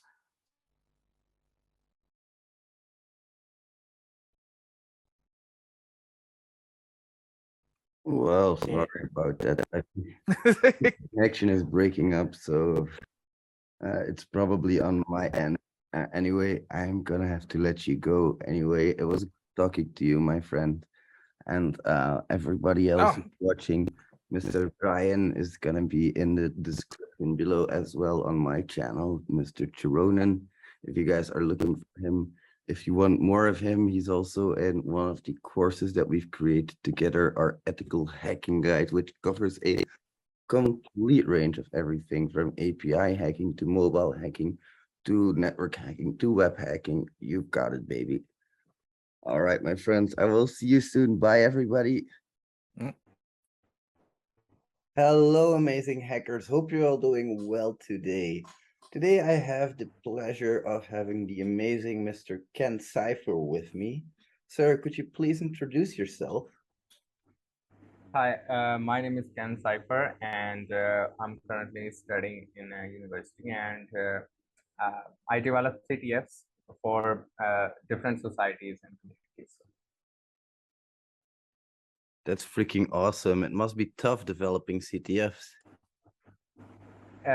Yeah, kind of, especially when I had to like learn to like make websites because I didn't have any like interest in developing websites, so I had to learn to make like web CTFs mostly, and then well it goes on. Well, to be honest, these developing CTF thing taught me many things, to be honest. Yeah, because I can imagine I've created labs myself. To create something like this, you have to have a deep understanding of the exploit itself, right? Of course, I mean, when you're doing a misconfiguration and you know that what misconfiguration caused what vulnerability, so you have to study it first, and not just study, I mean, deeply study. And can you tell us a little bit about the challenges you're creating? Are there like smaller individual challenges or like bigger things that you have? Mostly challenges I created is for my society, and these are like not the Jeopardy style CTF. It's like the CTFs like you play on Try Hack Me mostly. Like you scan and then enumerate and then gain a shell and then escalate your privileges to the root. That's awesome. I think we should talk because over at my website, we pay our content creators. Don't know if you know that. Sorry, a little bit of Well, I saw it in the CyberSec community server, and I was just checking your website, and it's freaking awesome. I was just checking the resource portion, and you just like put really good websites there. I mean, Root Me and other stuffs are really just amazing. Thank you. I really appreciate it. For those of you who don't know, the website is Hacker Rats, and it's a developing website that we're still working on, launching the 31st of August. Can I ask you, why did you get into cybersecurity and how long have you been studying cybersecurity? Well, I get that question a lot, but I had interest in computers from since I was a child, and I used to like play with softwares and hardwares like all the time. My father used to say that you are like wasting money on these hardwares and softwares. I know what you will learn about from this thing, because my country is a little more like behind from technology, latest technology. So like I had an interest like how computer works and how these things work. And when you grow further, and I learned about there is something known as hacking. I mean, you can literally hack someone's system and gain something. That's interesting for new beginners. So to be honest, I was a script kiddie at first. I learned how to hack this and how to make rats, this stuff. So but when I realized that this is not a proper path to go into that, and when I discovered there's a field called cybersecurity, it's like an umbrella, and all domains are like below penetration testing and these stuff. So I literally made a path, and well, little help of little guidance, I like got into cybersecurity because I already had an interest. That's really freaking awesome. So if I understand correctly, you started out creating things like rats and stuff like that. Isn't that really hard to do? Yeah, I mean, I was not creating rats myself. I mean, some tools like I used for Windows and like CypherRat, I guess I used. That was my first rat, I guess, CypherRat. Then I discovered something known as Fat Rat, I guess. And then these stuff, well, to be honest, I really didn't know anything what was going on, but I was interested that I will hack the Android and I will hack that Windows.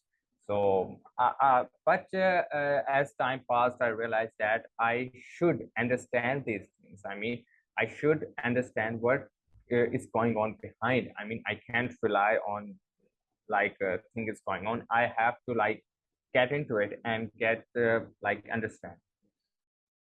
Definitely. That's something that's really important. And I heard that you started by building hardware and breaking hardware and stuff like that. I always say that it's really important to first learn how things work before you can start breaking them and start hacking them.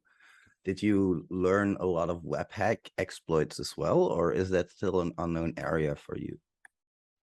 To be honest, I'm still working in web penetration testing. I mean, it's kind of a little bit difficult because I didn't had any interest in web languages before, so it's hard for me sometimes understand the vulnerabilities. Like when you say like OWASP top 10, and I still, to be honest, I still don't know like fully how SQL injection vulnerability like gets on the website or accesses, and I'm still like learning about this stuff. Yeah, it's really interesting to build things and then learn how they work, of course. That's something that I always recommend as well. Would you recommend that people start learning by building? And if so, what programming language should they start with? Yeah, I mean, when I say that to like most of people, like when you learn and you learn something, for example, I mean, you learn the basic Linux, for example.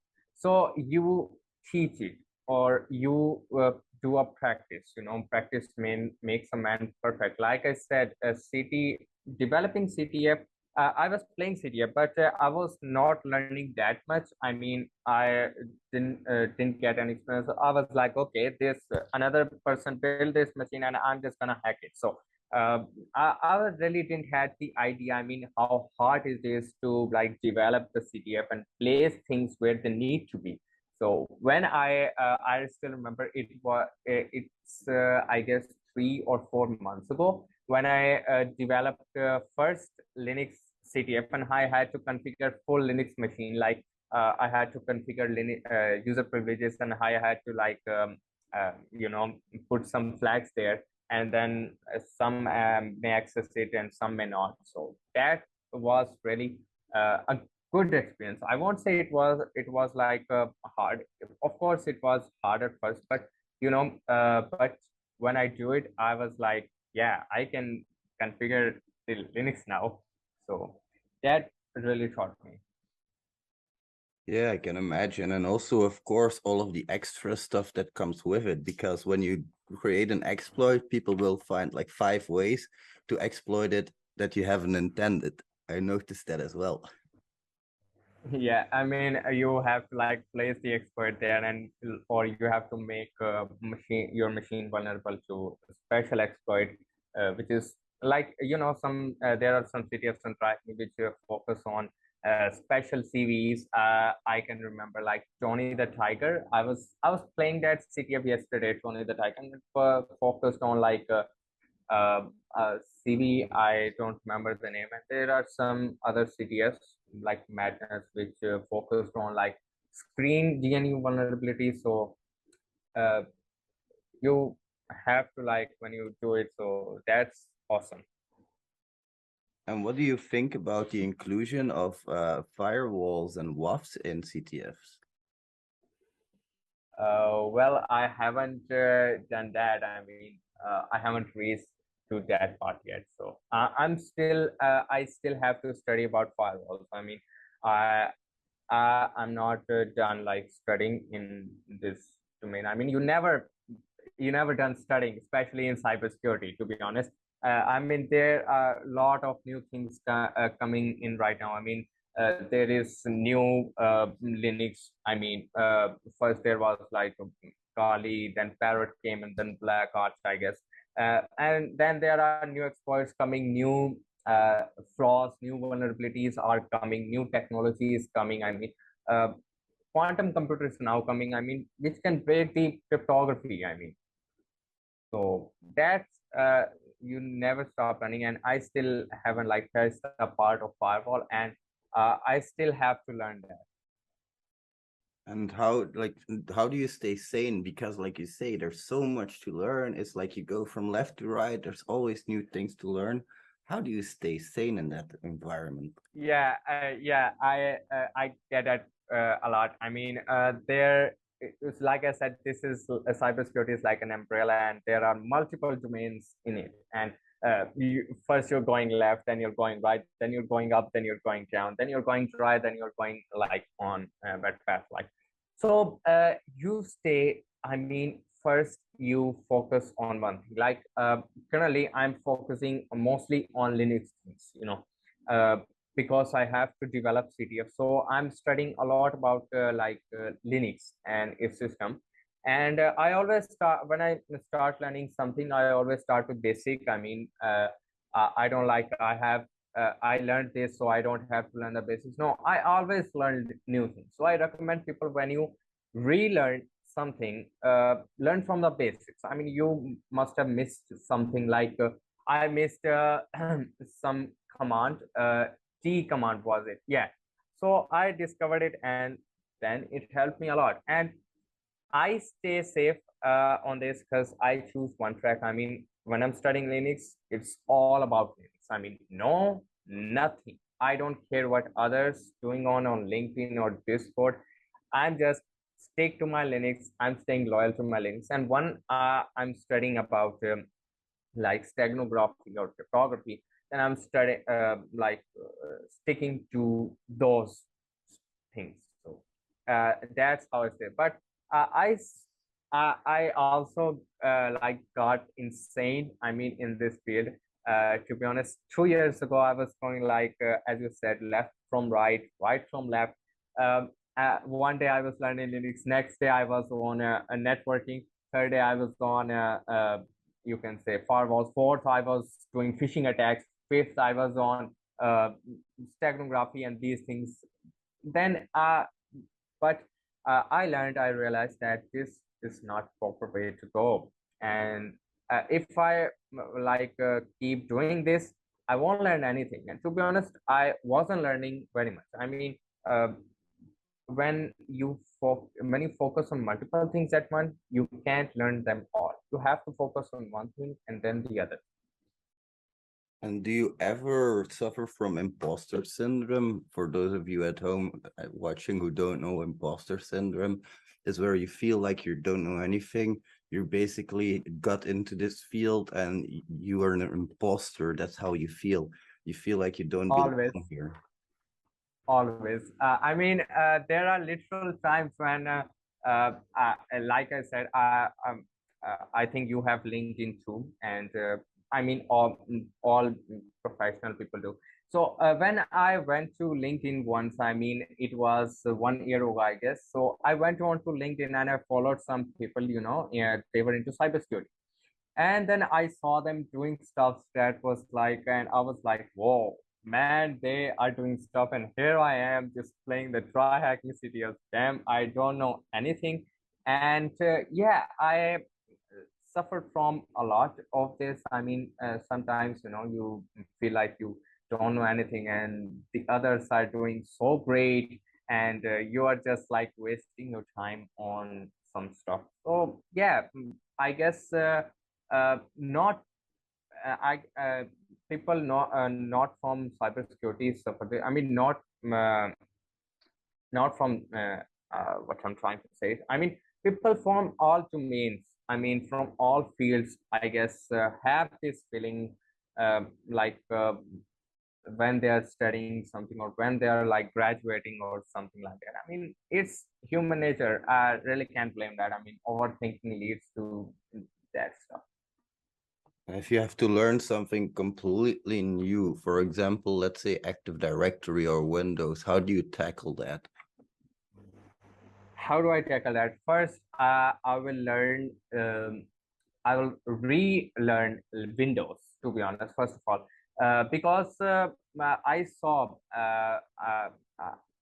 most people, I mean, they're using Windows and they don't even know where the password file is. I mean, I mostly asked my students and they said that Windows is better and we not like switching to Linux or something, and Linux is hard. So I said, if you know Windows, tell me one thing. And I asked them where the password file was, and they all like very confused. I mean, you have to learn Windows first. I will learn Windows first, and I would recommend going on Try Hack Me and do Window Fundamentals, 3 parts of Window Fundamentals. They are amazing to teach you like basic of Windows properly, and then you can learn explore window by yourself. Then you need to learn window about Windows Server, because Active Directory comes in server, if I'm correct. So you have to learn Windows Server first. First, configure the Windows Server like on basic level. Then learn what is Active Directory from very beginning. I mean, you can literally search type what is Active Directory on Google, and there you will see a lot of blogs, lot of Wikipedia stuff, lot of things, and the best approach is like from basic to advanced. I mean, what is Active Directory, how Active Directory works, and most of all, practice it a lot.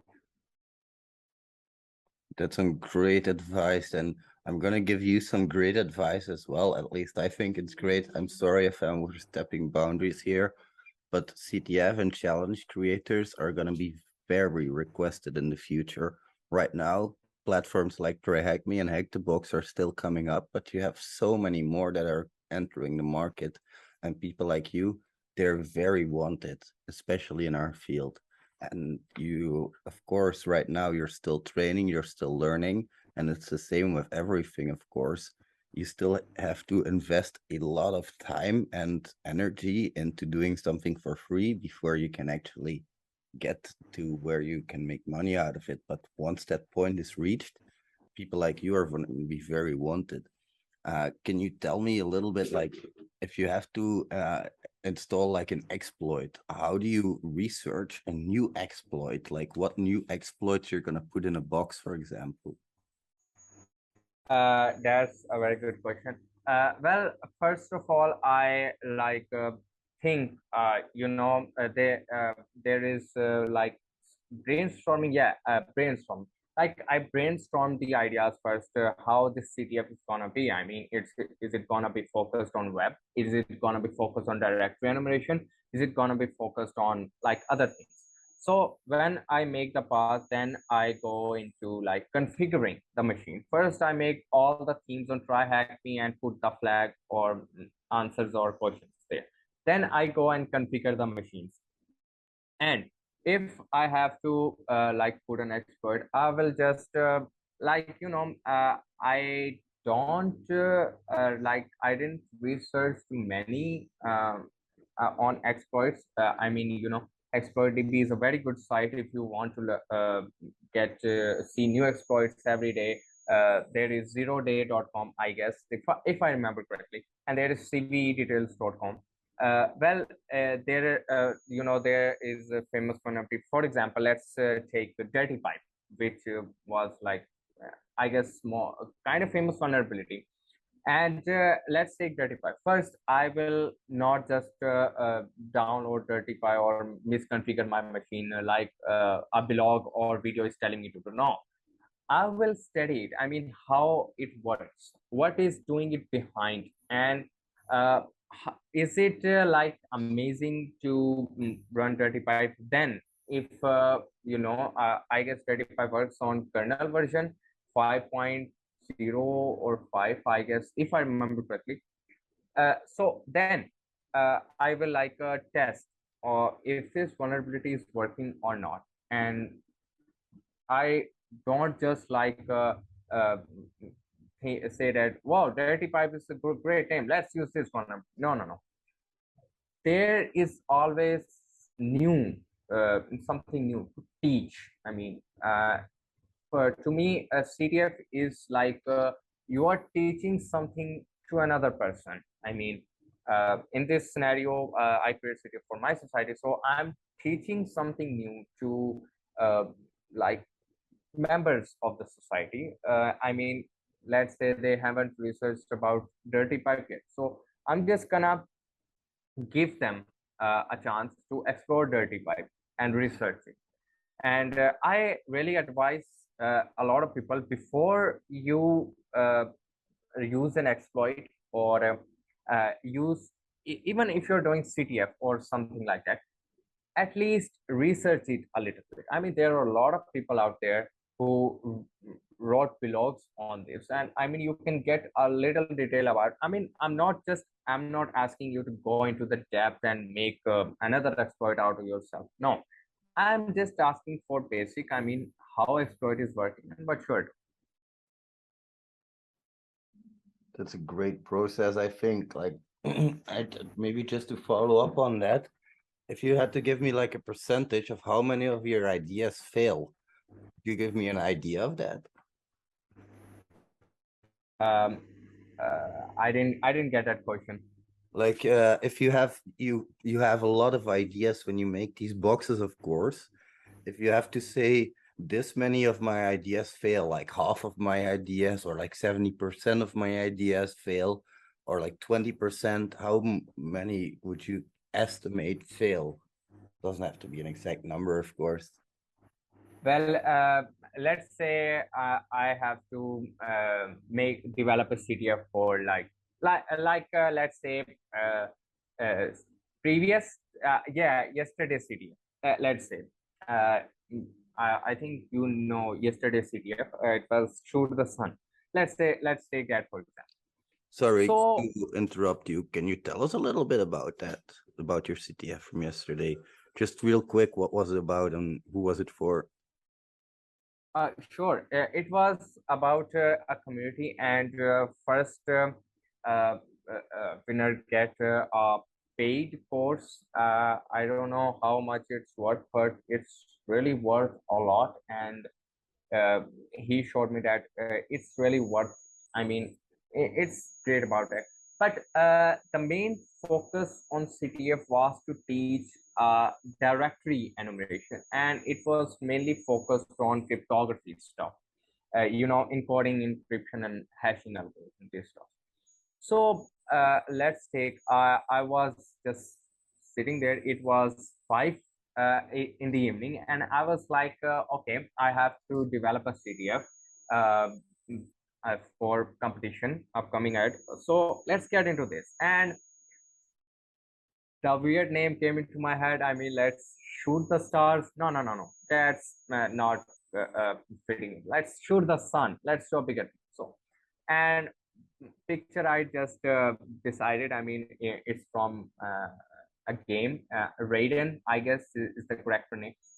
And I was like, okay, let's first do the nmap stuff, and let's open two ports. I mean, one is AT and other is FTP, SSH.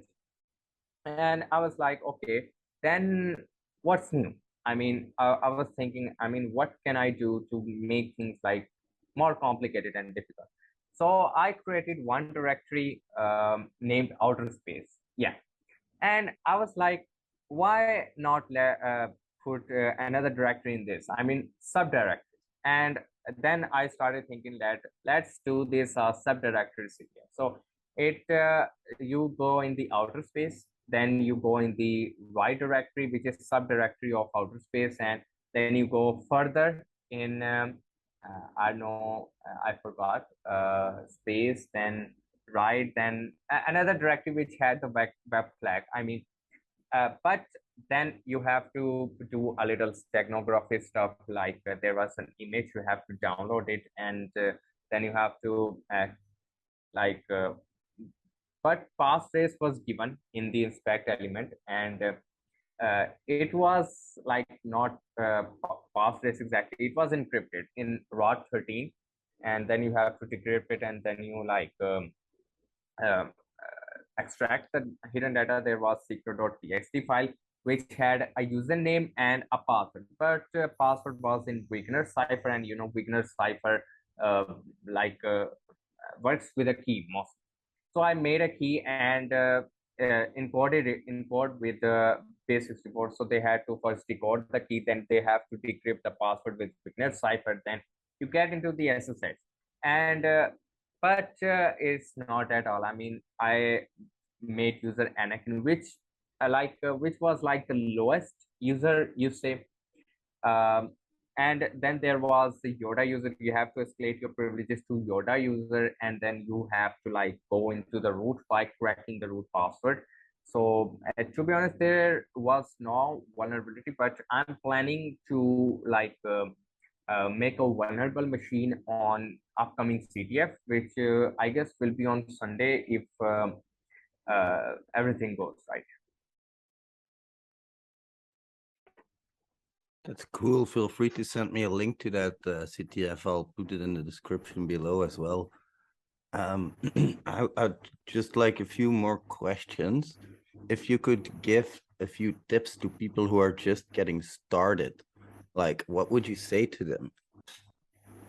Yeah, that is very nice thing, and I always want to say that. I mean, it's not because I'm into this field and I just wanna show it to other people that I'm into cybersecurity. No, it's because I don't want to people go through that I went through. I mean, um, just a little bit advice: don't be a script kiddie, first of all, and don't get negative if you don't get the output as you expected. And I always say don't run from errors. I mean, to be honest, I don't, to be honest, I don't know your real name, so I know I'm just gonna call you the amazing parrot.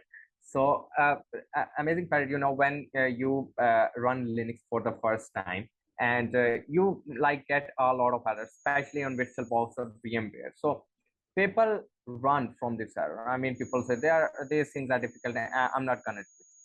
You literally have to do it right now. I mean, if you get an error, then that's a challenge. Do it. I mean, you spend 30 hours on playing a game or solving a challenge. I mean, can't you just solve this error? I mean, literally, you can just copy this error and paste it on Google, and there are thousands of people out there who are willing to help you. I mean, you can join communities, different communities, to like tell them, I get this error. Can anyone tell me the solution? And there will be a lot of people to help you. And first, there are some other tips. I mean, when you go into this domain, cybersecurity, uh, let's start with, I would say, networking and Linux. I see these things are the most important aspects in this field. I mean, you have to know how network works. You have to know how your packet is going into other servers or this stuff. You have to know how other operating system works. I mean, I'm focused on Linux because people may use Windows in their daily life, but also focus on Windows and Linux, and then study more. Then you have to focus on web. To be honest, it's not a joke. I mean, you can't be a proper pen tester if you don't know web stuff. And I'm still learning, and you have to learn how websites work. I mean, you people don't even know what is SSL and what is TLS, and I was literally amazed when I learned this stuff. So, I mean, how your data is being encrypted and what are cookies and these stuffs and the other stuff. What is how web login, how web works. I mean, you have to learn that if you want to be a proper get into. And I would say I have a terminology for that, and it's for me personal. No offense to anyone out there, and it's my opinion that Linux, networking, web are requirements, pre-requirements to get into the cybersecurity. I mean, when you fulfill those requirements, you have to have a red suit in order to get into the party. I mean, when you get that red suit, you're in. And now focus on one thing and go. That's some great advice. Thank you very much. I really appreciate that. Something you hear sometimes is a sentiment, and I don't agree with this, by the way. I have my own opinion about this, but there's sentiment out there that CTFs are not very realistic and they don't really teach you anything. What do you think about that? Yeah, sometimes it is. I mean, some CTFs are based on real life scenario, but real life is much more different. And I would not say that you should completely what you can say. Rely on CTFs to help you. No, do a little practice by yourself. I mean, CTF are just to show you that how the things work, how things will lead us. I mean, you won't find website who has the LFI vulnerability. I mean, you only mostly find this in CDS, but and you have to do a lot of research if a website contains the LFI vulnerability. If, for example, I'm saying, for example, I mean, let's say there is SQL injection vulnerability. Okay, mostly CTFs have that. In the new SQL, you put a little malicious code and you get the all data by using SQL map and this stuff. Okay, you done. But there is a whole different world out there. There are a lot of different websites. I mean, there are a lot of login websites. I mean, when I learned that what is SQL injection, I learned, the basic is 1 is equal to 1 or 1 is equal to 1. I was trying that on my university LMS, and I thought that it would hack the website and I would be get all the data. It didn't work, and I was like, why? Why didn't work? It worked in DVWA, damn vulnerable web application. I was like, it worked in DVA or DVWA. Why it's not working in the real life? So you can't completely rely on CTFs. CTFs are just for practice. So treat them as practice. And if you want to practice some stuff, or you have the laptop and you have the most vulnerable machines, or you can just VirtualBox to have a more operating system so you can practice on them. And don't really rely on CTFs, just play them as practice. I mean, CTFs teach you things like if there is some exploit, and CTF teach you that how this exploit is working, and how it's giving you permissions to do things or this stuff like that. But sometimes it's mostly just machine, Nmap, dirt search, and netcat, pentest monkey reverse shell, and OWASP top 10, and well, that's it. And to be honest, if I remember correctly, I haven't even used more tools than that. I mean, except Metasploit and Burpsuit. I mean, you just use Nmap, Dirtbusters, these stuff in most cities. So Yeah, definitely. That's something that I've learned as well. And of course, when you have a CTF, you see that tricks get reused and reused and they get just expanded on. In my opinion, one of the problems with CTFs is that knowledge gaps are created because if CTFs evolve, of course, the people who participate in it start to know the tricks, and you have to go with those tricks and add more tricks and add more tricks. So it's good that people like you are again introducing normalized CTFs. It's really good to have that. Thank you very much for that. yeah, I when I started creating them, I was like, I'm not just gonna create a CTF which will have try hack me stuff, because I have a lot of experience in try hacking. I completed 70 rooms, mostly CTF. If I say there will be 15 theory rooms and 55 CTFs on try hack me, and I just played a national CTF hackathon, and it was a really good experience. And I participated in HumpCon, and which was really good experience for me as well. I mean, some stuff was just blowed my mind, especially that Python jail stuff literally was out of blue, and I was like, oh no, what should I do? I mean, it's just a jail. Then but it's a lot of practice. I mean, it's like you are playing a game, but with different aspects. It's like sometimes you're playing shooting games like Call of Duty, sometimes you're playing free roam games like Assassin's Creed. So CDFs are like that. Sometimes you're doing web, sometimes you're destroying the limits. So that is mostly stuff. So Definitely, that's a great aspect of CTS for me as well. Thank you very much for appearing on the channel. I really appreciate it. By the way, my name is Wesley. You guys probably know that because OSINT is easy. I'm also known as the thexssrat in case you want to check out the channel itself. That's where you're going to appear on. So thank you very much, my friend. I really appreciate it. And thank you, everybody, for watching. I will see you in the next one. Bye, amazing hackers. Go. Hello, amazing hackers. Hope you're all doing well today. So welcome to the channel. I have the pleasure of being joined by somebody who I admire. Welcome, my friend. How are you doing? I'm fine. I'm fine. Thank you for having me, mate. My pleasure. Could you please introduce yourself? Because I can do it Yeah. for you, but you can do a much better job. Yeah. My name is Dimana, and I'm from India and from the state Haryana. I have learned bug bounty and cybersecurity from by reading books from internet, and I'm inspired get interested in cybersecurity field by watching a movie named Black Hat. And Love that. And then I start searching that what is this movie all about, and then I realized that it's a hacking, and then I start reading more and more about it.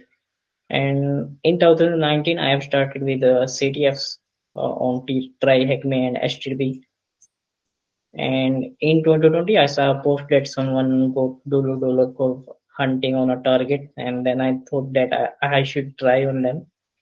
And after 3 months, luckily I got a first bounty of myself of €100 for finding a malicious file upload. And That's currently awesome. I'm working as a cybersecurity specialist in Indian company.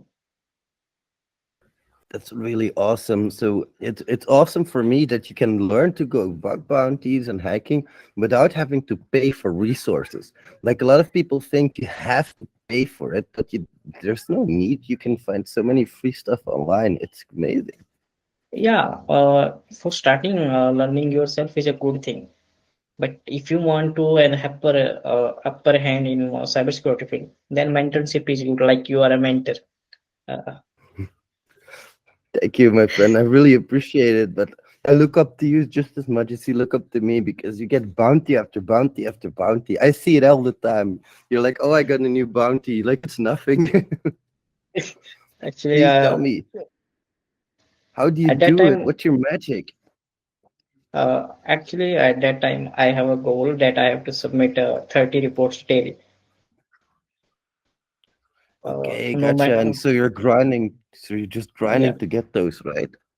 yeah. I just Google look for programs, Mhm. and I will hunt until the 20 pages of that code. And Gotcha. my yeah, on that my average report on daily basis is 50. Nice. Wow. Jesus, that's incredible. 50. Yeah. Whoa, crap. And like, what do you hunt for most? Is it broken access control, XSS, IDOR? Does it not matter to you?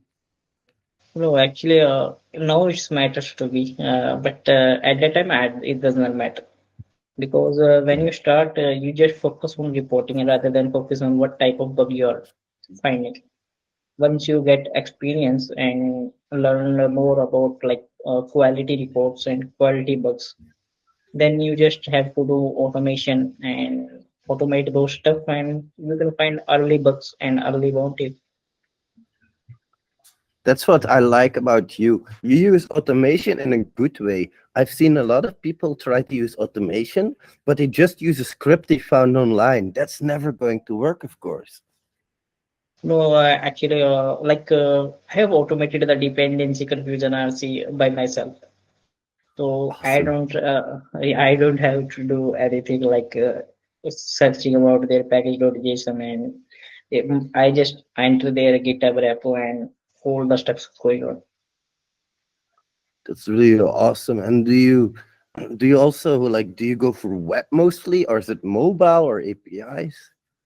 Actually, when I started, I prefer to be web, but now as I'm working in an organization, so I've learned about Android, iOS, API, and thick client.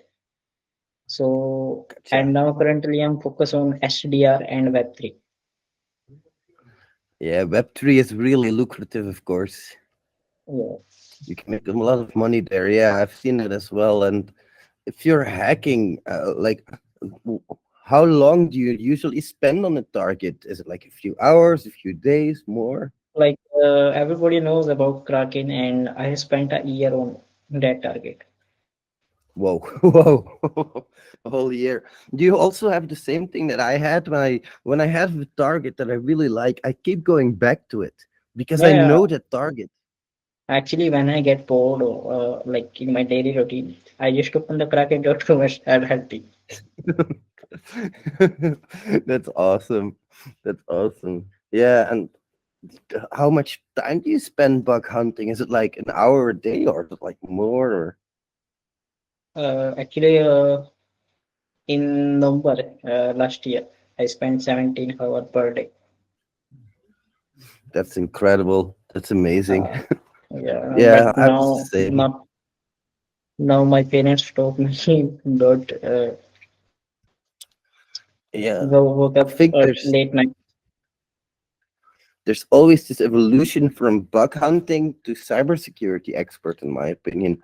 Because when you do bug hunting, you become so advanced in your topics. It's no longer normal hacking, right? Like if I Yeah, hack yeah, for a pen tester, like it's different.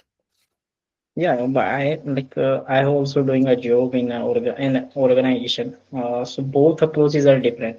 Like in an organization and both approaches are different. Because in pen testing you have to mention everything, and That's true. in bug bounty you can focus on what you want. And I also find that pen testing, you really have to follow a methodology and provide coverage. Whereas in bug bounties, you do what you want, like you say. If you like cross-site scripting only, you look for cross-site scripting only. It's Yeah, that simple. yeah, yeah. Actually, when I go bounties on those, I just keep focusing on those at that time. And And now I have a habit that what type of functionality it is, then I will create a test case for it, and then I will hunt. yeah, I do the same. I explore my targets before I actually start hacking. And Yeah, that's what I think a lot of people lack. yeah, and also I have seen that most of people don't read GS files manually. Uh, Either they use a leak finder or a secret finder or GS miner, whatever. But reading manually gives more results than that. Yeah, and you know what it is as well? What I like is the things that you can't really automate. I like broken access control. I like IDORs. Those are really hard to automate. And Yeah, it's hard to do. and they are a bit tricky. Definitely, but that's why I like them so much because they are so hard to automate. You will automatically weed out a lot of other hackers. And one more thing about broken access control, people think that if there is an ID for them, then they will try to change it. But they don't know that Yeah. you have to find one endpoint that can leverage to broken access control. Yeah, and the thing as well with IDORs and broken access control in general is people only go for basics. Like you will see a certain like people will never change the request method. Just try change the request method. Get to post, post to put, just try make a change or delete. And And the best part for that, as you are mentioning, that to use by interchanging methods, you can try options first. Options method. It will leverage what type of header it is allowed. indeed, that's a very good tip. If you try options first, you will know what is allowed and what's not. And also, Yeah. people don't. What you need to memorize, people, is that if you hack on a target and you have an object can have a property, and that property might be readable, but it might also be writable. Also, even if it's never writable in the application, you can just try changing it. Like if you have an account type and you can read account type, try changing account type. Just try throwing it in a request. People don't do that anymore. Mostly people misunderstanding write-ups due to some write-ups. Indeed. Like Yeah, for example, in a broken SS control, they need multiple write-ups, but they try to do the same thing, but they don't know that if you mix them and try to do three things together, you will get definitely a good result.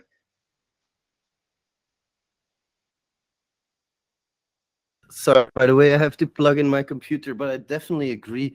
It's also, you have to keep on trying different things that people just don't try. I found a manual once that told me don't do this. I tried it and I got a bug bounty from it just from reading a manual. Yeah. It's so simple. And I'm not saying that bug hunting is simple. 1 second, by the way. I will cut that out. There we go. I'll go cut that out of the video. But yeah, bug No, hunting is actually, I want to say bug bounty is easy if you focus on learning instead of earning. yes. And And if you it's focus on things, sorry, yeah, go ahead. and if you focus on just on earning that I want money, and you skip the part of learning, then there is nothing you can do in that this field. Yeah, exactly. Like I always come to cross new technologies because it's always evolving as well, and it's interesting to learn.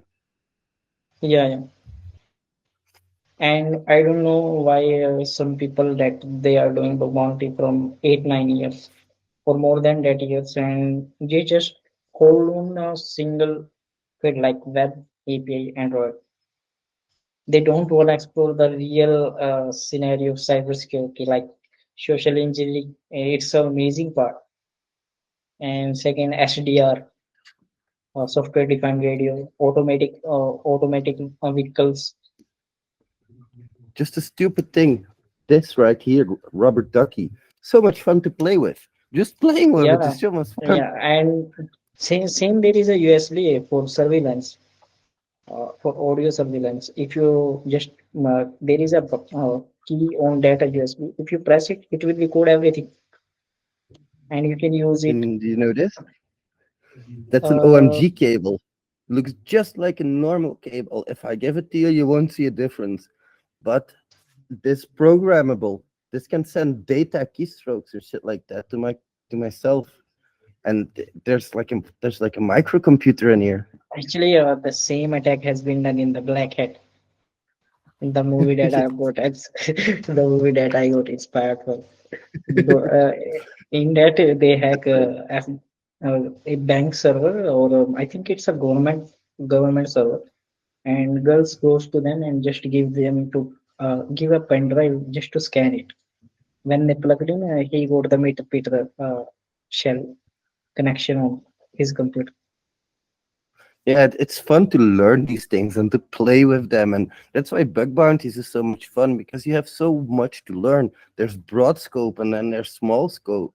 What do you prefer if you need to choose broad or main app? Uh, I will choose main app mostly. But nowadays, I Awesome. got a very good interest in doing recon, like finding subdomains with different techniques like active, passive, with permutation and alteration, brute forcing, everything. Yes, that's something in so many skills, that brute forcing, permutation. They just pick a list and they go with it. That's it. Yeah, I will make a note of every subdomain. Like I got this new subdomain, then I will just keep it and start hunting. Yeah. Yeah, that's one tip I could give as well. Just because the main is not online now doesn't mean it's never online. Like Yeah. people, when they see that it's not online now, they just dismiss it. But why not just do a rescan every now and again? And especially with test environments, you will see this. If you see test acceptance, whatever, sometimes they're offline for now, but they come back online when testing is going on. And sometimes there are some internet domains that is not accessible at that time. But once their testing is done, they will publish that. Indeed. Yeah. And sometimes those subdomains can be accessible through IP instead of domain. Yeah, that's also a good tip. I like that one. Yeah. Yeah, it's Uh, you really have and to there is think about things. there is a target data forest.com, and they have I found them that the domain that I have found is not working. Then I just go to census and start searching of IPs, and I get access that domain. It's awesome. That's really well done. And just if you don't want to tell us, feel free to tell me. But would you mind telling us what your highest bounty was up to this point? Actually, my highest bounty till now is $10,000, Wow, nice! Congratulations. and it's That's really well done. around 6 digit in my country. Good job. That's awesome, man. Congratulations. That's really Yeah, well thank done. you. I'm proud of you, man. Yeah, But it's not easy to get that big of a bounty, I must imagine. Or was it just very simple?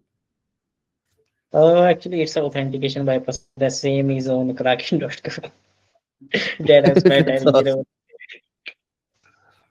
You know, you want to know a secret tip as well? A lot of these, like if Web 3.0, if you hack Web 3.0, a lot of these companies are based around the same technology. So if you find a flaw in the technology, you might have a flaw in like 6 companies at the same time. Yeah, and same goes to web. I don't know why people don't do it. I go to hackerman.com or like Yeah. sony.com, and I just go to their activity. What is going on? If I find a Yeah. parameter that is vulnerable to X, I will fetch that parameter to all subdomains of Sony. Yeah, but you have to be good at Google dorking as well and stuff like that, right? Yeah, yeah. And instead of Google looking, I also prefer doing through different search engine. Like on a Yeah. target on Google.com, I don't find anything. But if I go to DuckDuckGo, I found an endpoint that disclose everything about the users. That's awesome. That's really cool. Yeah. That's like it's in my opinion, bug bounties is still one of the like a great industry to exist. A lot of people think it's a bit exploitative of researchers, but I don't think it is like And if I tell bug bounty in a simple word, there are many books that get your hands dirty. That's the bug that. bounty itself. Exactly.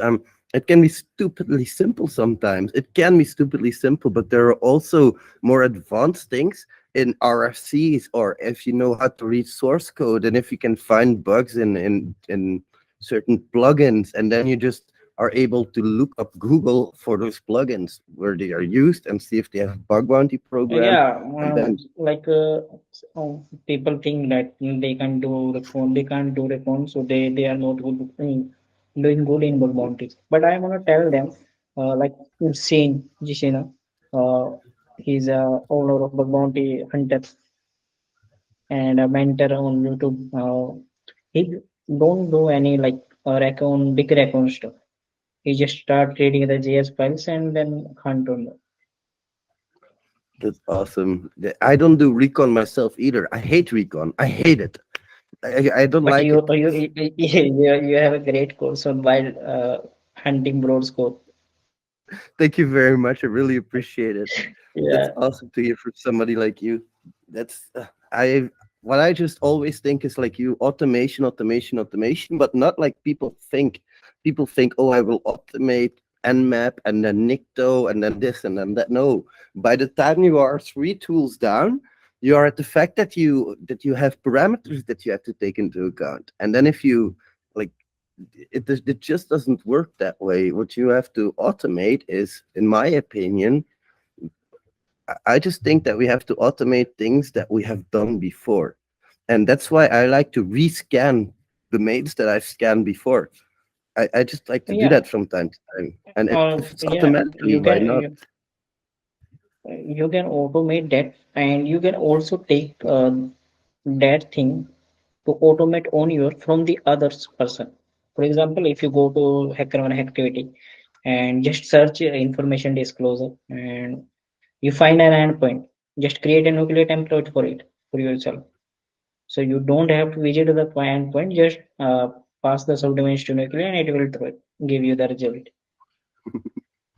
Exactly. And hackers are so sloppy. Have you noticed this as well? They will report one thing and then they will leave the rest on the table, open and wide. Yeah, like people find something low and they will just start reporting it. Like when I am beginner, I do the same mistake. I found Same, an yeah. endpoint of attend. I found an endpoint of attendance and I reported because it's an admin panel. But later on, when I try to go for in deep, I found RC through that due to file uploads. And then I think if I do that at that time, the bounty will be higher that I get for it. Because Yes, after exactly. that, they mark it as duplicate, that they already know this. Yeah, I found the same thing. Like I had 6 vulnerabilities. One was marked duplicate, and the rest were all valid. But they were the exact same, just on a different endpoint. And I thought, oh my god, why did you leave money on the table? Yeah. And actually, one more mistake I have done that I shared a program with one person of my friend, and he got $2,200 for that. And when I report the same bug, I found the same bug at the next day from him. When I report, I got duplicate. And then I think if I don't give him, then that dollar Damn it. will be back. Oh my god, Jesus. Do you what's your favorite platform if you don't mind me asking? HackerOne, Integrity, Backrau, one of the Actually, others. my favorite are two, Hack and Proof and HackerOne. Hack and Proof is a good one. Yeah, I like Hack and Proof as well. And I don't like what I don't like is negative karma systems. I don't like that. It's bullshit. Because I found a vulnerability, I get negative karma, and I wasn't able to report it. What's your opinion on the karma system? Like I have found the same issue on the HackerOne also. Like if you don't have a signal and your report is legitimate, but the trigger market is informative or any, and you want to mediator help to look into the report. But if you don't have a signal greater than zero, you can't do that. Exactly. Yeah, and I just moved away, but everybody makes mistakes at the beginning. That's my idea, and especially bug bounty hunters. Like Yeah, it's so like new. You can't. uh, How do you you learn from the mistake. The exactly? more you And in our the more mistake you make, the more you will learn. do you think in our field there is enough bounties for everybody, or is there too many bounty hunters? Well, actually, like everybody wants to be a bug bounty hunter nowadays because Yeah, it's a good earning, good like second income option for everyone. Like good whatever they want. Uh, Third thing is that people attract to money, not to the field of cybersecurity. very true. And I have That's seen true. that most of the company now get out of budget, like self-hosted program, and they start marking everything as NA, and you can't do anything Yeah, on that. I found the same problems, and I think it's really important to not be discouraged if you get non-A or if you get a duplicate or whatever. Just don't be discouraged. Bash your head against the wall. Actually, you have learned something, even if it's NA, or you have found something. Like people ask me that, bro, I have found this. Can I report? I just say that just report it. You don't think what will be the result. Just go for reporting. Exactly. Yeah, we can't even like they ask us sometimes, should I report this? I don't know if you should report it. I don't know the program. I don't know the rules. I don't know what you found exactly because you're not allowed to tell me. How do I know? And like people get frustrated. They got any in starting. I also got frustrated, but when I start working in organization, I realized that it's depend on actually on the functionality of the application. That if they want to it's trigger or any, but we think that it's a good bug, but in reality it's not because it does not affect business of the target. Yeah, and I think we really have to be careful there that we don't think like I think we as bug bounty hunters are easily discouraged and easily burnt out. Do you have the same feeling sometimes? Oh yeah, but I have started punishing myself like do 30 crunches or push-ups, 20 push-ups like that. And literally, I have lost 10 kg too much.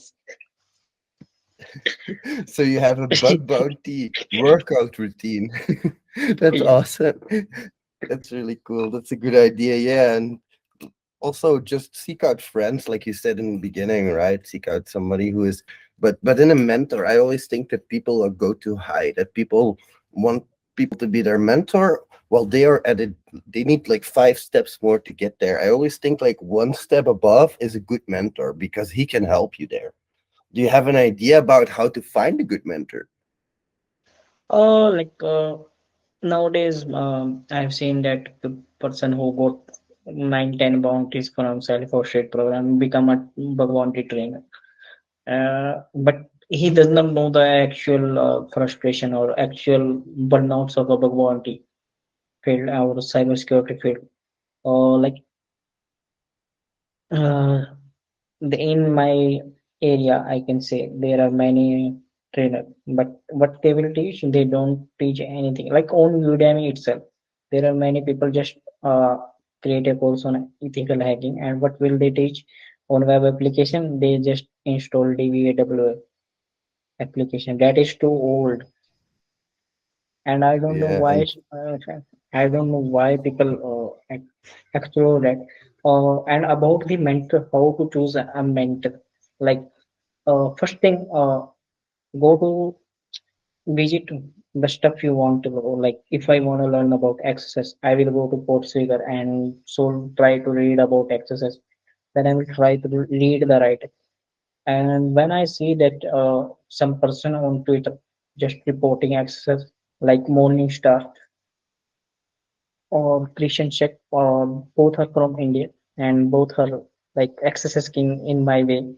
Uh, so I just message them that hey bro, what will be the resource to learn it?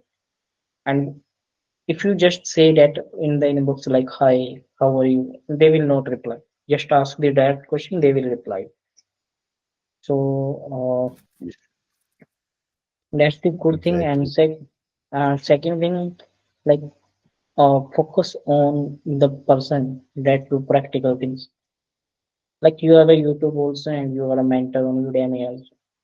And both are quality results. So like both are the quality contents. I can say that.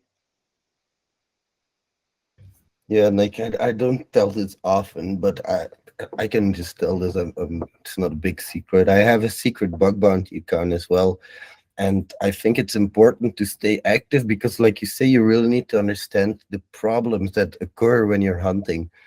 Like I can hunt now, and I can make a course now, and I can teach people. But in 3 years' time, or in 2 year, or in 1 year, it will be different. The bug hunting landscape will be different. I have to stay up to date myself. So Yeah. it's important, like you say, and even there are more advanced courses on Udemy that teach mostly web app hacking then, but they call it a bug bounty course. And I don't really see that as bug bounty course because bug bounty isn't normal hacking anymore. Do you agree that it's more Yeah. advanced than normal hacking? The bounty is getting more like every company is secure, and most of the company got internal assessment, cybersecurity assessment or AppSec assessment for them.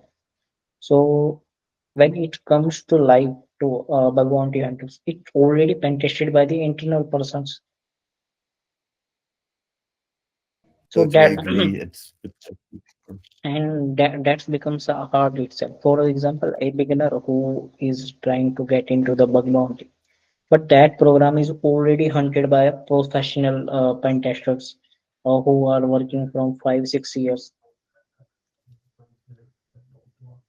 Yep, I totally agree on that. That's what I see a lot as well. Programs are first of all pen tested, but also other bug bounty hunters have gone before you. How do you Yeah, get rid of that feeling like, oh, it's been tested before by other hunters? It must be secure. I have that like feeling often. nowadays, I don't focus on getting like bounties. If I get that is good. My focus is like if something is going to happen in bug bounty community, like there is a bug, I want to learn. Or like Jason gobbling, that is a good thing in idols and all. I don't know what it is, so I just start searching it, and where I can find the Jason, I will try to do the same stuff. Yeah, and And by the way, if uh, sorry, go ahead. like people ask me for labs, I will just say that go to any bug bounty program. That's a labs itself. Yeah, that's what I have as a problem with labs. Labs are labs. You know exactly that there is one thing, and it's a very small application usually, right? Yeah, yeah. That's why I created RedSite, by the way. If anybody wants to practice, you can go to hexpert.com/RedSite. And Like, there, in my organization, within my team, that I have a team of 25 6 people, 25 or 26 people around, and I will share about XSS that challenge about XSS that people ask me what is about XSS. Then I will mention them that go to this and try to explore about XSS. And it's a good thing because you don't know what like normal, like give a hint and anything else. You have to do it on your own. yeah, and if I give a hint, it's stupidly and difficult. Like it's not really Yeah. useful at all. Sometimes I try to mislead people as well. Like I will I will encode in base 64, and I will tell people base 32 or something silly like that. Yeah. But yeah, I appreciate it, my friend. But like for you, what do you think? Like, what would you give as advice to people who want to get into bug hunting but are afraid to do it? If you are like first of all, then you have to overcome your fear. If you can't, then you can't do anything in your life. It's not about Bhagwanti, but in any field, if you are getting feared about, and then you can do anything about it. And second thing that if you wanna come to Bhagwanti, I like people say that you are lucky that you got bounty, you got luck. Yeah. No. So first thing I want to tell you, there is a difference between a hard work and luck.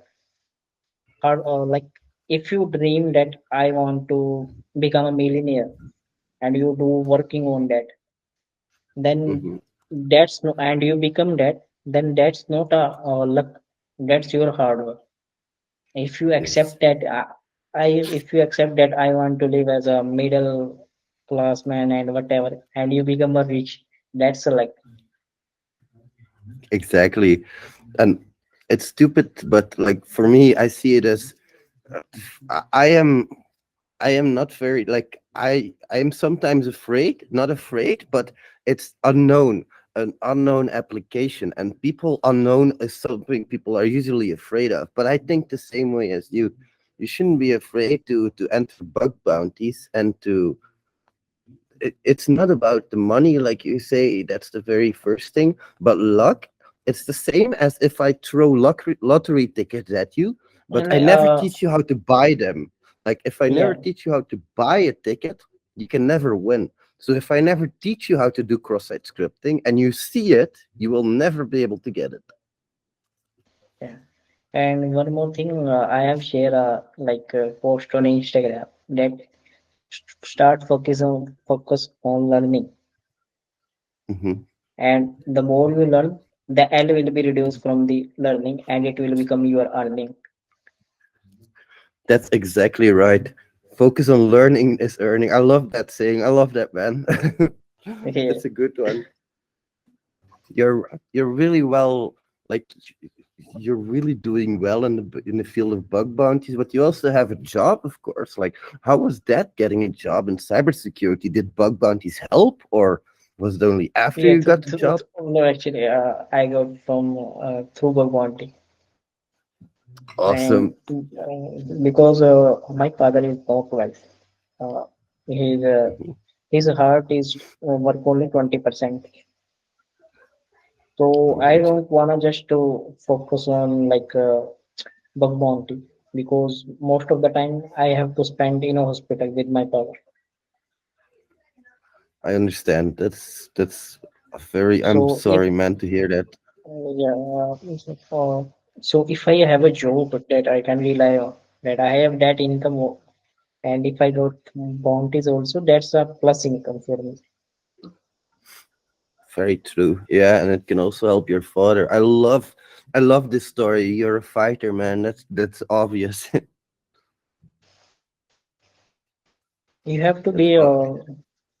if you want to be like if you want to go ahead in your life and wanna live a happy life, you have to struggle a lot. I like that. I like that. I always say that if you want to be free, you have to be disciplined. It's very similar. Like, Yes. you have to have discipline to be free, because if you don't have the discipline to clean your room, and you don't have the discipline to teach yourself this, and you don't have the discipline to go out there and hunt, you will never find it. It's discipline that makes you free, because then you get money and then you're suddenly more free. And I like like the way you think about life. Sorry, go ahead. like I have think that people just underestimating the job itself. Very much so. Yeah, Mhm. cybersecurity is an intense job. You're responsible for a company. People forget that. Yeah. You're You are responsible. you are responsible, and you have explored things that you never able to do. Very true. Yeah, what I find most intense, and I have my own company, is just finding customers. It's incredibly difficult, because we are hackers. They don't trust hackers. That's the Yeah, problem. yeah, that's the biggest problem. It's not a Yeah, small and problem. Even do even you also? even even if you do a proper document that you doing ethical pen testing, Yep, and definitely. if and till after that, the customer also try to find like mistake by you, so that he can Hmm. charge or can get a money deduction from your pen test. Yeah, and not every customer is like this, of course. We also have very good business relationships, but we've also had customers who, It's like customers are like a Bhagwan programs. Some are good or some are bad. That's going on. exactly, yes. I've seen plenty of bad bug bounty programs before as well. Yeah, and I think it's important to take enough time to pick a program, right? Not just to rush in. What's your opinion on that? If you are a beginner, like if you are a professional, like if you are doing a good job and know how to get into frustration, how to get burnout, then you can go on difficult programs. They are good, but they are difficult. Difficult, but also sometimes impossible. Like, I've seen programs that haven't had a report in a 3 year period, and then I think, like, why do you even have a program? Like I have an example of private program on Hackathon. There is a single domain in scope, and that is not accessible. Jesus. Yeah, it's important to pick it right. and they want logical bug on that. Then how I will find that logical bug on that? And if you think about iOS pen testing and iOS and Android, do you think that there's a lot in bug bounty for that for mobile? Oh, yeah, well, I can say from the September 2022, people start moving into mobile application pen testing. Before that, there are lot of chances to getting lot of bounties from mobile pen testing. Yeah. But now And it's it's not also in a, hard. yeah, it's not hard, and but now it's also in a competition stage. But right now, I can say that iOS pen testing is still a field with less competition because for I that totally you first need to have an iPhone.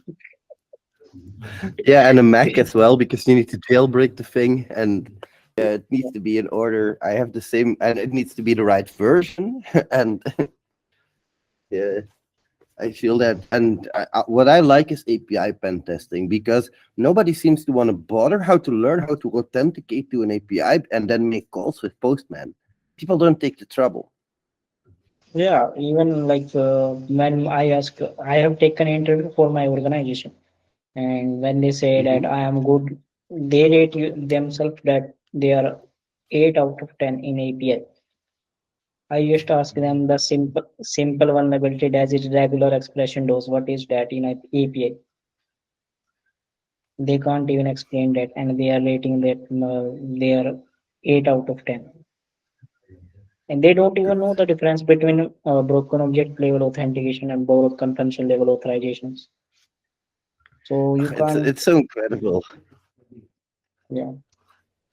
Yeah, I get that as well. I'm gonna ask you one more question, and sorry if it's a bit on the spot, but what will be your advice for a happy life? For happy life, if you really want to get happier, you have to be successful. And the mantra of successful is that if you are making $1,000 this year, just don't rely that you will make more than that, like 1,100. You have to double that, Yep.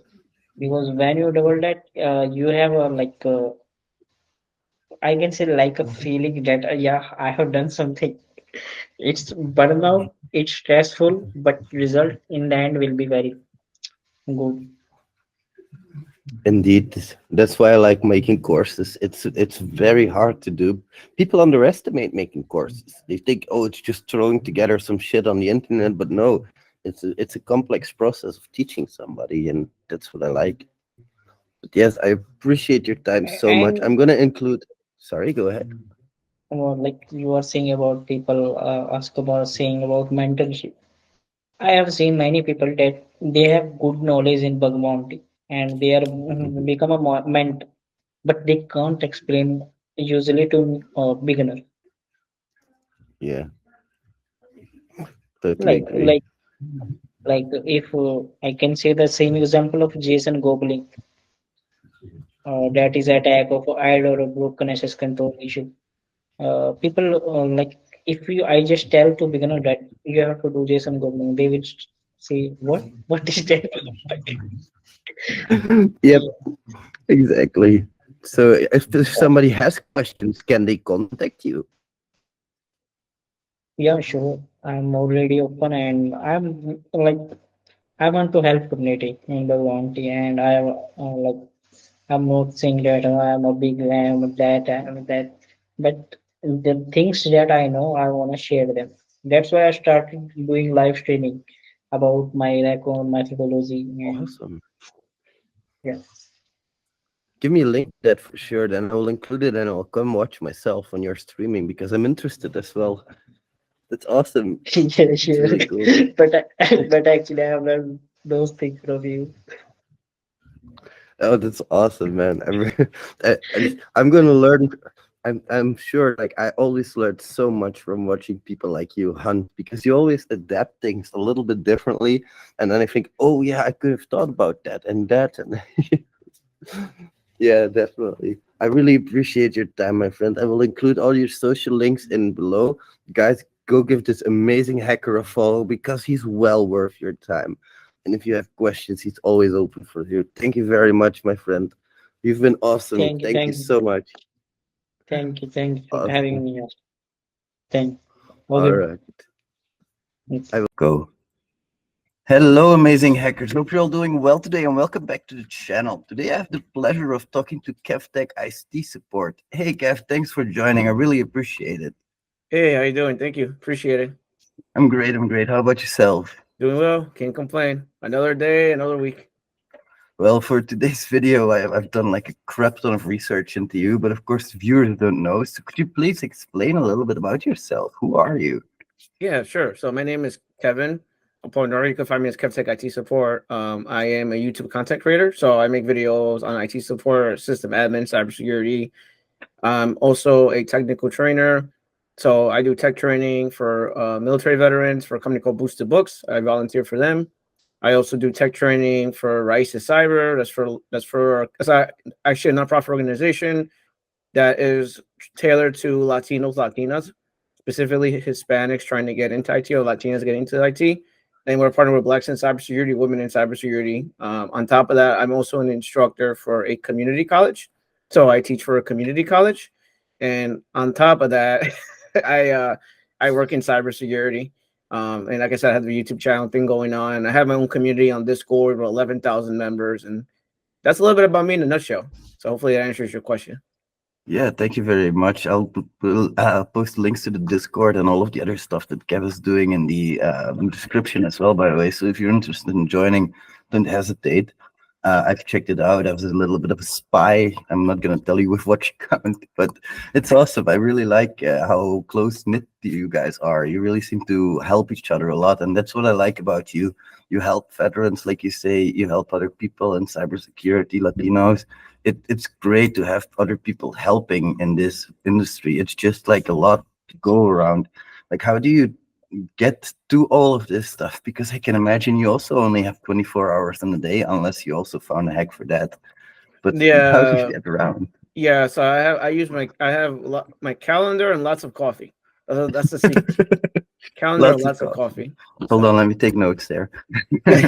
Yeah. So I do sleep like 6 hours 6 hours a night, but for the most part, I like have my calendar schedule in a way that it's like, okay, Kev, it's time for you to take a break for a walk for 30 minutes. Don't get out of your ass and get out of your seat and go walk for 30 minutes. So like my calendar is set up in such a way that, and I'm saying not to be lazy. I'm saying that it's in a way that let's take a break because you already did like 2 hours of studying, or let's take a break because you just did a class for this person or that person. So that's how it is. My calendar is super duper organized, and I use Calendly for that and a bunch of other stuff. So Is that because you also get into like a flow state when you're working, where it's like, okay, now I'm in the flow, and then it's really hard to interrupt that? It's like you lose yeah, track of time and stuff.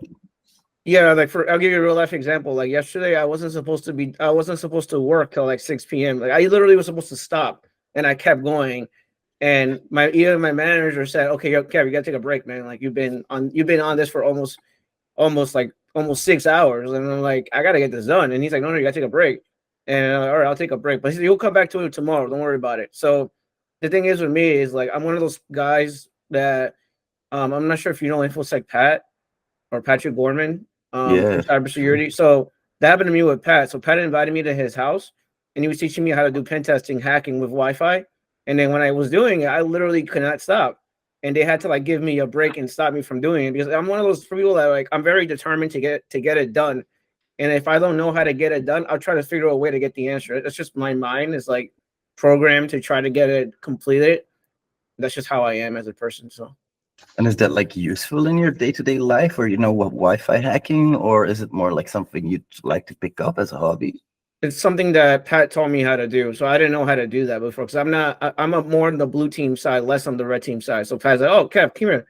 I'll teach you how to hack this Wi-Fi. And he showed me how to do it. And I brought my laptop and everything. And then, yeah, we had fun. It was really interesting.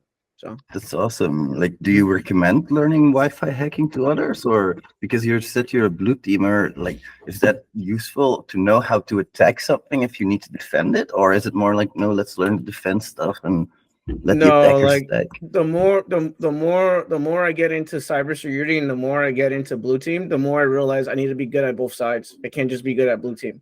So that's just the reality of cybersecurity and IT. You cannot be good at just one thing. You should be good at multiple avenues of things. And I'm not saying spread yourself thin. What I'm basically saying is try to be a little bit well-rounded, if that makes sense. For sure, yeah, definitely. Like I get that fully. From my end, I also like to try to at least know different things, and I've realized that, well, my labs get hacked, so I need to defend. I need to blue team as well. When it comes to blue teaming, like I think a lot of people want to get into cybersecurity. Would you recommend them to go into blue teaming or red teaming, or is that more a person dependent thing, you think? I think it's a personal depending thing. It depends on where you want to do. And a lot of people that do blue team, I'm just being honest with you, you may find it overwhelming because it's like you're looking at logs all day. That's one. And then the other thing is you're looking at Sentinel all day. So you're ingesting lots and lots of information, lots of queries. And also you're connecting a bunch of applications inside Sentinel and basically ingesting all that information and then basically throwing it on a backup like Google Workspace or some sort of backup solution.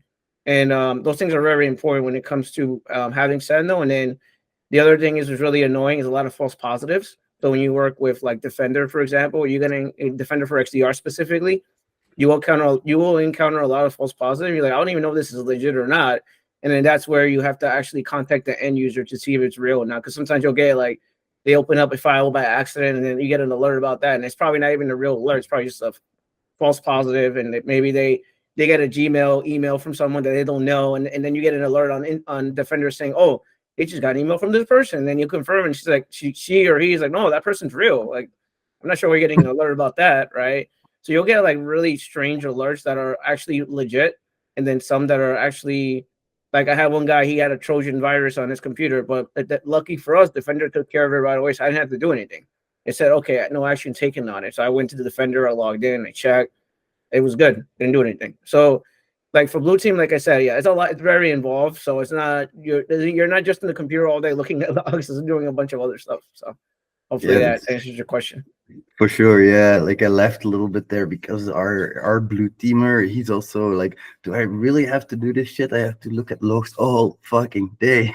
I was like, poor guy. And the good thing, like the weird thing about blue teaming as well is like if a hacker gets into your system and he's able to erase your logs, like is there still like a possibility to trace them, or is it more like, okay, the logs are gone, screw it, nothing to do here? I mean, if you have a backup solution, you should be okay. Like I typically, the thing is with my company, we have backups of backups of backups.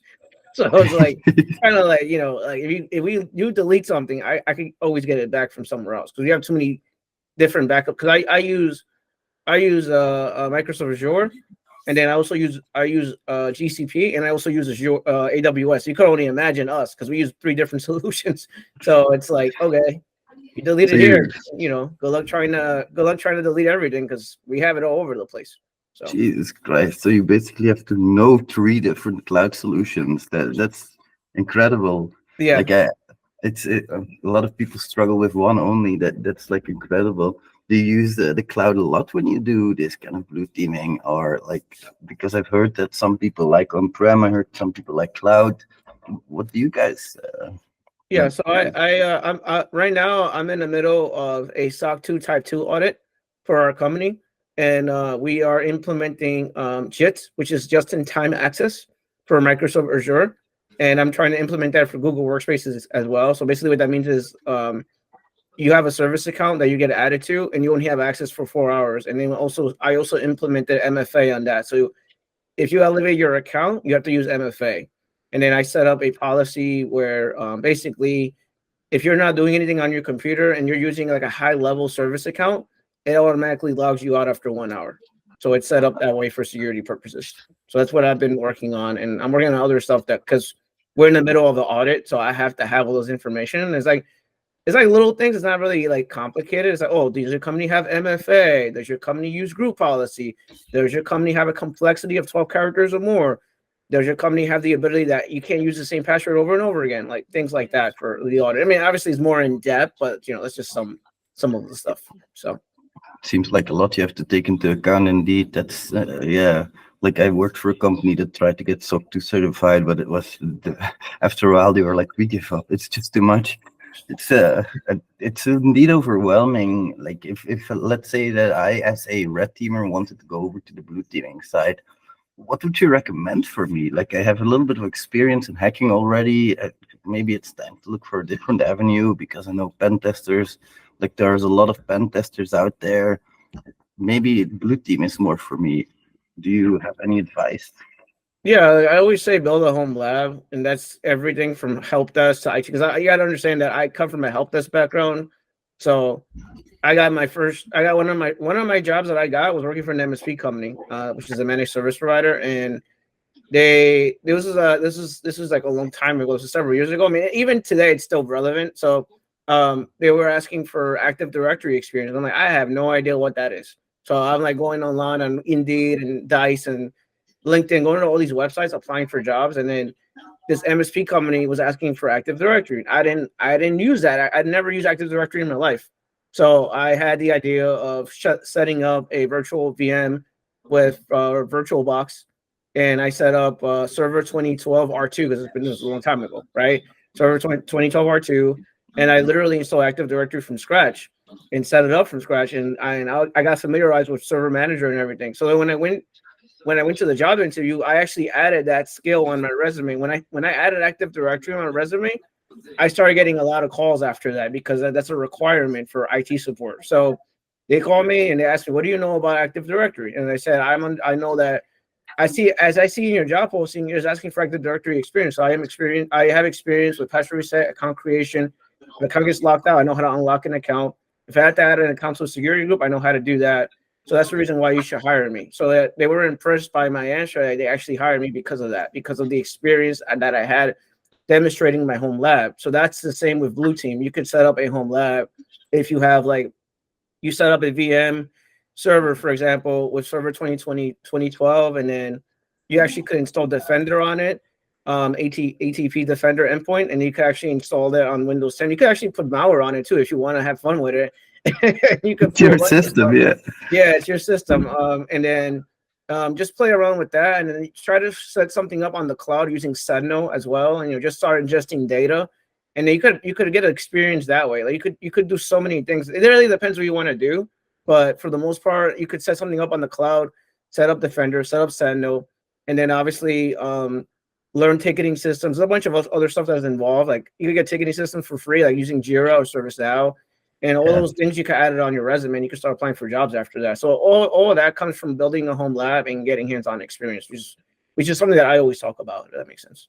So I love that answer. Yeah, for sure. Like I think for the attacking side, we think the same thing. You have to build your own website before you can hack it, and then you learn how insecure it is, etc. It helps a lot to do that kind of stuff for sure.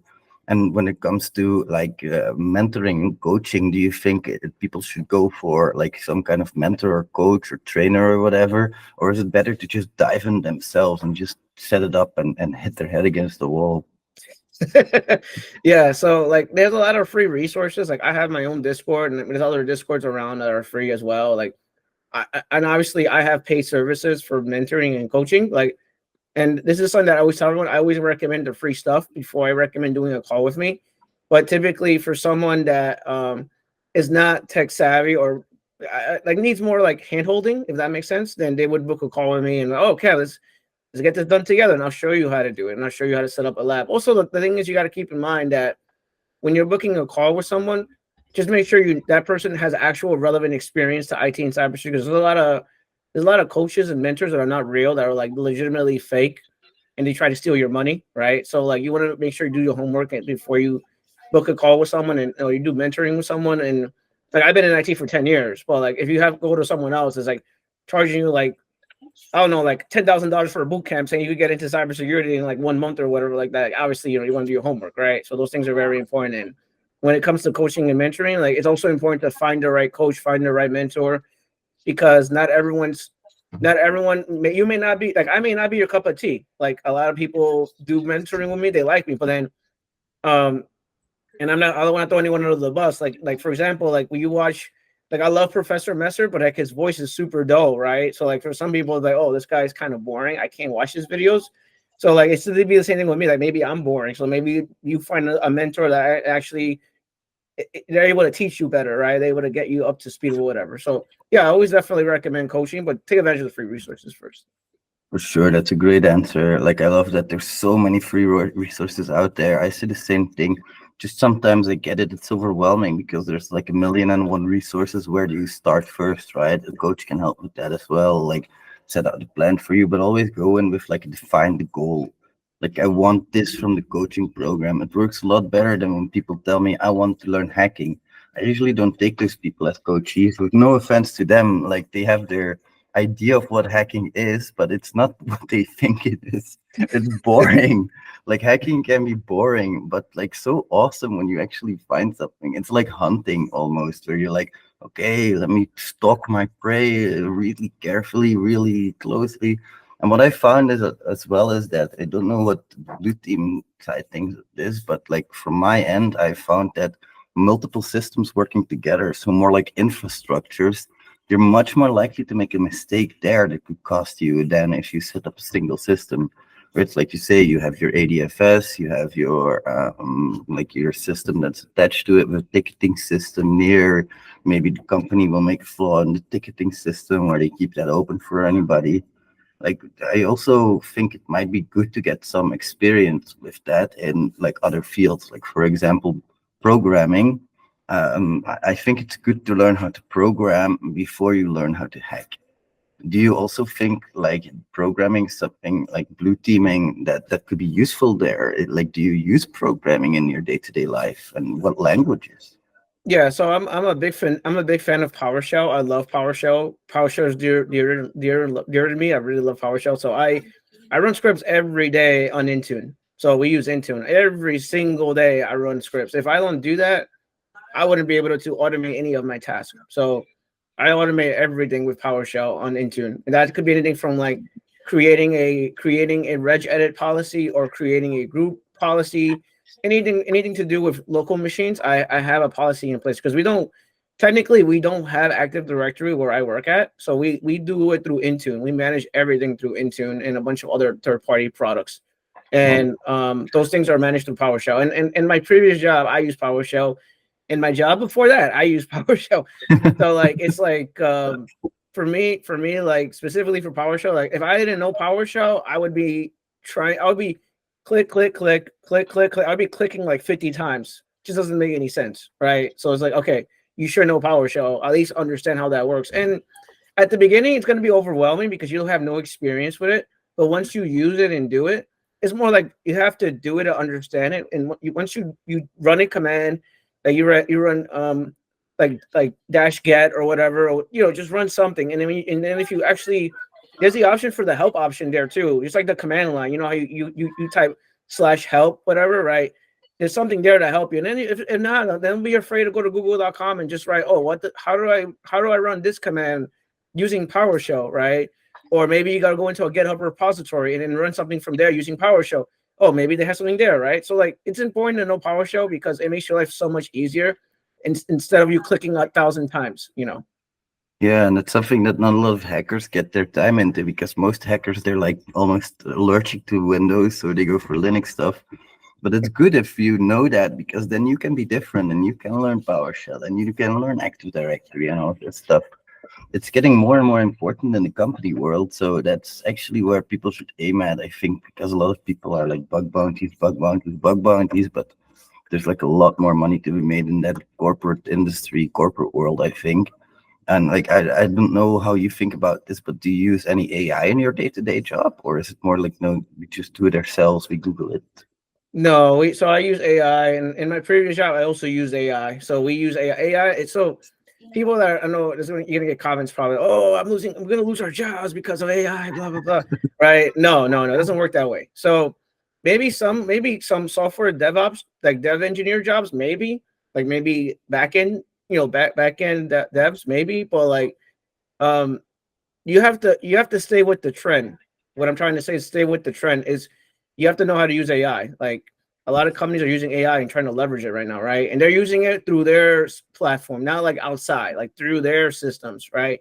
Whether that's through Confluence, Jira, they're using it through their system. So you have to know, if you don't know how to use AI, you're going to be in trouble. Just letting you know right now, because every company using AI, and I'm using it right now, using it in my previous job, and it's not going to take away your job. It's there to help you. It's a tool to help you so you could do your job a lot better.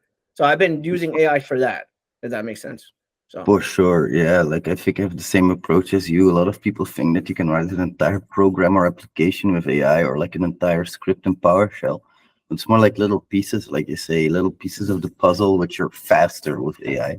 It's like we can't remember everything anyway, right? So we have to write shit down, but and Google stuff maybe 20 times because we're lazy to not write it down. But like with this remembering and note taking, how do you tackle that? Do you have like a huge notebook what you fill everything into, or do you like not take any notes? No, I take notes. I use OneNote, so I take notes for everything. It's just, and I also do a lot of documentation, like documents, like Word documents. I always write a lot of Word documents. We also have our Confluence page, which is our knowledge base article, where we actually write things down in there for everyone. So like, thing is, like, I could do something. I could get a ticket right now and do it, and know how to do it. Like, for example, like setting up an Azure service account, and then setting up budget for it with billing and budget on Microsoft Azure portal. And I know how to do that now, but then maybe I forget how to do it in like 3 months. Maybe I get a ticket 3 months later about the same thing, and I'm like, oh shoot, I don't know how to do this.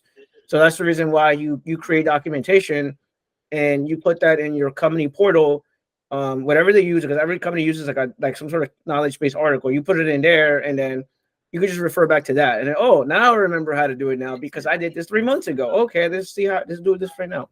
So that's why it's important to like write things down. And I know documentation is super duper boring, but it's necessary for a job, especially even your hiring manager will love you if you do documentation. So. For sure. Yeah, even if it's never read, they love it. Yep. That's something that I'm struggling with. Like, what do I document versus what do I not document? Like, you can document everything, but that's a bit too extreme, of course. But you need to document certain things. And even if it's just like, oh, I found this on Google with this link or whatever, keep the link and then you at least have that. But I don't like to rely on external resources. So I try to at least word it on my own words.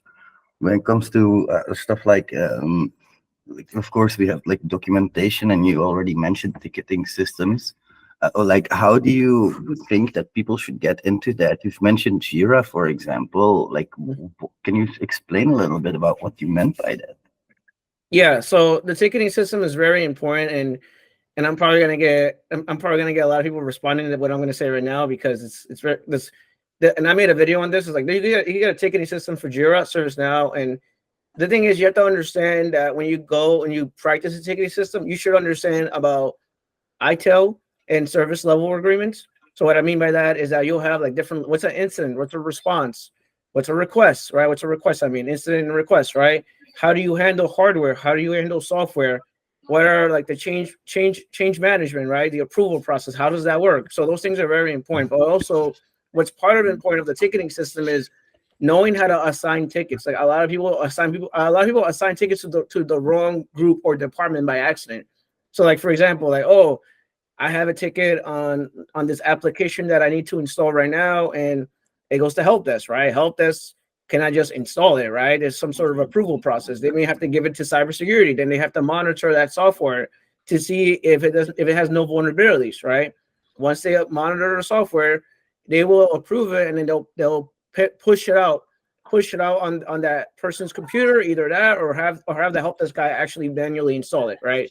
Depending on your environment. Maybe you use SSCM and you open up the SSCM portal store and you just install it from there, right? Every company is different, but that's an important thing about ticketing systems: understanding the approval process, understanding ITIL, understanding change management, incident response, because obviously the importance of ticketing systems is also important. That when you make a change, like, we have like a change request, right? You make a change, and God forbid you make a change today literally right now, without any consent of approval through a ticketing system, and you just took down 200 PCs, and the executive is trading right now, and you just took down his PC, and he just lost $200,000 because you just ran a push without any approval or anything.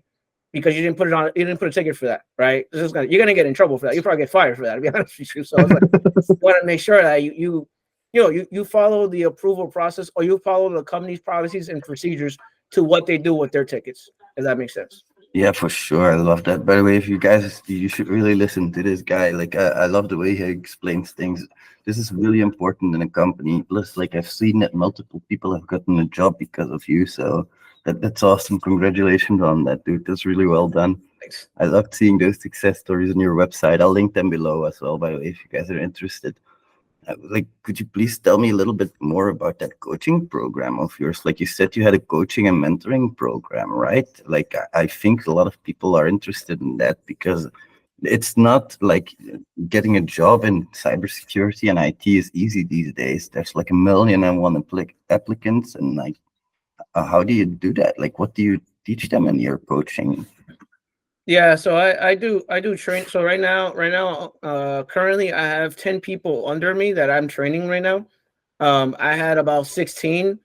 The other 6 got jobs already. So like, if you get a job, you're not. So like, I charge a coaching subscription base every month, and basically you do training with me. So you do, and it varies from person to person. So like, it's not one size fits all, right? I'm not gonna say that. I'm not gonna give you like, you know how you go and work out and you go and do a diet program and they tell you to eat chicken, broccoli, and rice, right? I don't do that, right? I give you an actual plan that makes sense. So depending on where you're at in your career, I'll either have you get your CompTIA A+ if you're trying to get into IT support or help desk.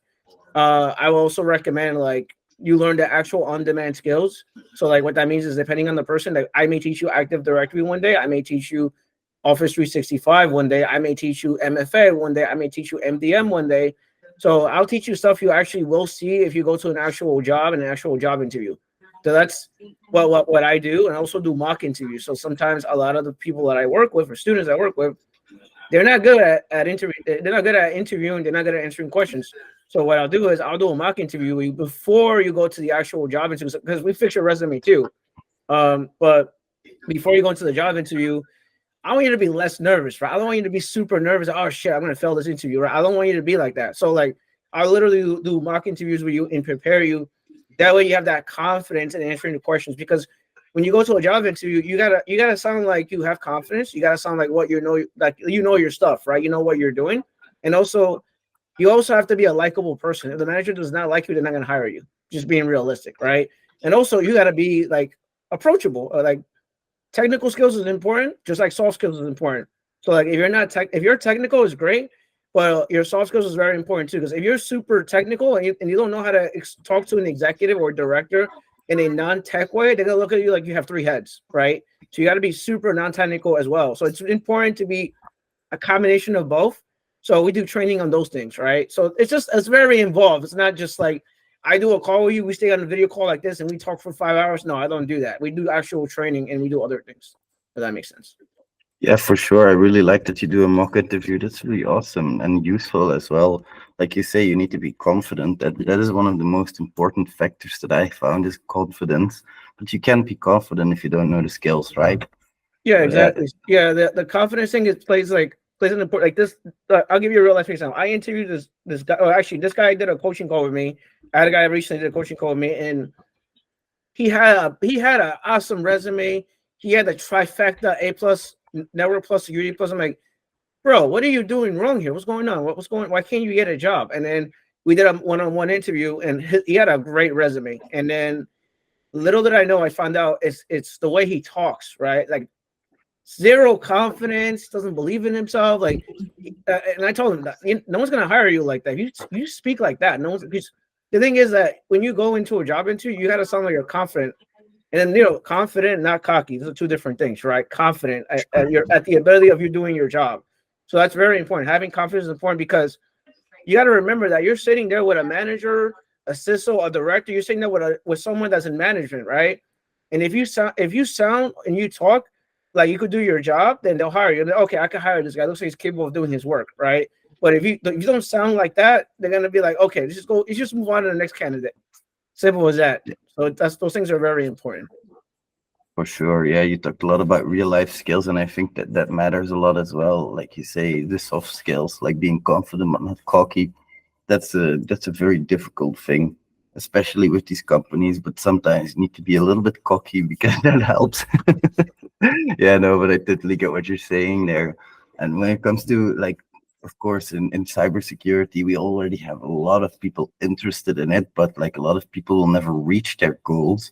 I think it also has to do a lot with what you say, where they are like they don't feel confident in themselves either that they can do something like that. So it helps, I think, to have an experienced person there next to you telling you, okay, this is the direction that is best, and now learn this, and now learn that, and now let's go do an interview. I think that's really awesome. But what I really like today is that you've touched upon a lot of skills that are very important in the industry, and nobody else talks about them. It's like hacking, blue teaming, but nobody talks about the ticketing systems and the release processes you have to go through every day and stuff like that. It's important. So I really appreciate you taking the time to talk to me about that stuff. I have like a really important question for you. What's your favorite hack? Me? My favorite hack, huh? I like so I like the golden ticket attack, silver ticket attack. So when I worked at 701, we would manipulate the KRBGT account, the service account for Kubros. So that was like my favorite one. Literally, I was like, I would spend my whole day on running Metasploit and also running a couple Kali Linux tools, which is kind of cool. But we would do all our attacks on Active Directory, so it was fun, but it's kind of annoying at the same time because it's like, Microsoft, why do you have this open? What are you doing? It's like, so but that was fun. It was fun. I enjoy that. So it's because in 701, I did a lot of red team stuff, and this is coming from a guy that I worked at help desk. Not like I didn't have that. I didn't start in cybersecurity. I worked at help desk, and then I did a few try hack me rooms, hack the box, and I started learning more about red team stuff. So then when I got the job at 701, I was like, oh, okay, this isn't that bad. They started making me use tools, and like Metasploit. I was using Bloodhound, a lot of different tools, and yeah, I love this. I love manipulating and attacking the service account. This is fun. Okay, gotcha. So mini cats, obviously, mini cats can go wrong with mini cats. can you remind me to disable my service account? I would really appreciate that. Thank you. That's awesome. That's awesome. Are there any like aspects of your job that you like less? Something that you don't like per se about the job, or is it all fun, rainbows and ponies? No. So like, if you got the harsh reality of cybersecurity is that you're going to spend a lot of time in meetings with vendors. That's the harsh reality of cybersecurity. It's going to be a lot of meetings that you're doing, and you're going to have Zoom fatigue. So that's a real thing. Don't worry, that's normal. So at the beginning of your career in cybersecurity, you're gonna have to deal with a lot of meetings and some of the meetings are like really important, some of them are not important. But like for the most part, you're gonna deal with a lot of meetings, and that's totally normal in cybersecurity. What are you talking about? I only had 6 meetings today, and I only have 8 tomorrow, so that's okay. Oh Christ. I had to like one of our vendors, of course, I'm not gonna name any names, but we had to first describe the issue. Then they didn't get it. Then we had to put in a video. They still didn't get it. We had to show them in a live call. They still didn't properly get it. They sent everything on to their licensing team, and only then was it resolved. Like, and you can imagine, you can ask me what the issue was. It was really simple. We forgot our password, and we had to reset it. That was it. All we had to do was reset our password. But yeah, it can take a while, like you say. And not because they're bad or whatever, but of course they also have their support that you need to go through, and like especially with the vendors, like you say. So you probably have like a lot of contact with vendors. These vendors, I'm assuming, like it's because they are selling their product to you, or maybe want to sell their product to you. How do you see through that sales talk? Like we always, of course, we get a lot of vendors on our plate, but they're like, okay, this is our magical product. It's beautiful. Like, how can you get past that? Yeah, sometimes I'll be honest with you, I don't answer emails or phone calls. and I have a separate phone for that because I don't want people calling me all the time. I also don't just say I don't say that I don't I actually don't make my email like public. So like my work email, I don't make it public. So I don't get a lot of emails because otherwise it's gonna drive me crazy. That's not a bad idea. And when it comes to like the active hacking itself, do you still have time for that, for the red teaming, or is it like I don't have a whole lot of time, let me spend it on my work? Yeah, I don't like. I'm gonna start doing more red team stuff because they don't. Our company doesn't have red team stuff. Kind of, they don't really have that, so I have to learn that myself because I'm gonna be part of that. And awesome. as far as training or learning is concerned, I'm taking a blue team course right now for a company called Cyber Education. The CEO gave me a license, so I'm doing that right now, and I've been spending like the last 2 days taking their hands-on training with Splunk, which is pretty interesting stuff. So it's good. It's a good learning experience for me. That's awesome. I think I am all out of questions. Is there anything else I forgot to mention? Sorry. One more thing. The veteran resources that you have, I'm gonna put a link to that in the description below as well, because I really appreciate the fact that you're doing stuff for veterans. Like they already don't have it easy, and the fact that we can help them is fucking amazing. So we've gone over the academy. No, I haven't gone over the academy just yet, right? There's also your KevTech Academy. What is that? So I'm friends and I'm buddies and I'm cool with TCM Security. They're like the red team training platform. Yeah, Heath is awesome. I love Heath. He's cool, guys. He's a really cool guy. So he has some stuff there that's red team. He doesn't really have stuff that's like help desk system admin. He just started a help desk course. I just saw that, but mine is more tailored to help desk system admin and cloud. So I have a couple courses in there that you could take. Some are pay what you can, and some are as low as like $10. And the max is like $20. So I try to make my courses affordable. I don't make it really expensive because I know that some people cannot afford it. So basically, you're basically buying a course for me is like buying a lunch, basically. So it shouldn't be that expensive. And then inside my actual platform, I have coaching is there, but it's like one-on-one coaching, which is what I mentioned earlier, that we meet up every week and we do training, we do coaching, we do mock interviews. You also, if you subscribe to my coaching program, right now I'm not taking anyone because I'm maxed out right now, but if you subscribe to my coaching program, you get discounted vouchers for CompTIA because I'm partnered with CompTIA. So all my vouchers are discounted. So you get discounted vouchers with me. So that's pretty much what KevTech Academy is. So I am working on another package where we will give you A+ vouchers along with A+ training, along with me training you, along with resume writing, and you could talk to recruiters and stuff like that. So that's not going to be live till next year, but I'm working on that right now behind the scenes. So that's something to look forward to. That's awesome. Thank you. Yep. And by the way, if you guys didn't know, this is like a little bit of a sidetrack, but TCM Security just launched a free tier for their cybersecurity track. So if you're interested in that, I'll put a link in the description below as well. That's awesome that you're such close buddies with CompTIA. Like I will definitely put a link to in the description. The thing is, guys, if you want to work in this field, certification is a must. It's a must, period. Like, of course, there are like 1,000,001 hackers out there. If you have like top bug bounty hunter profile where you are like number 1 or number 10 or whatever in like a big site like sorry, what the fuck am I saying? Hackthebook. I meant, of course, HackerOne. Like if you're like at the top there, then you don't need per se that certificate, but it helps, like especially for headhunters.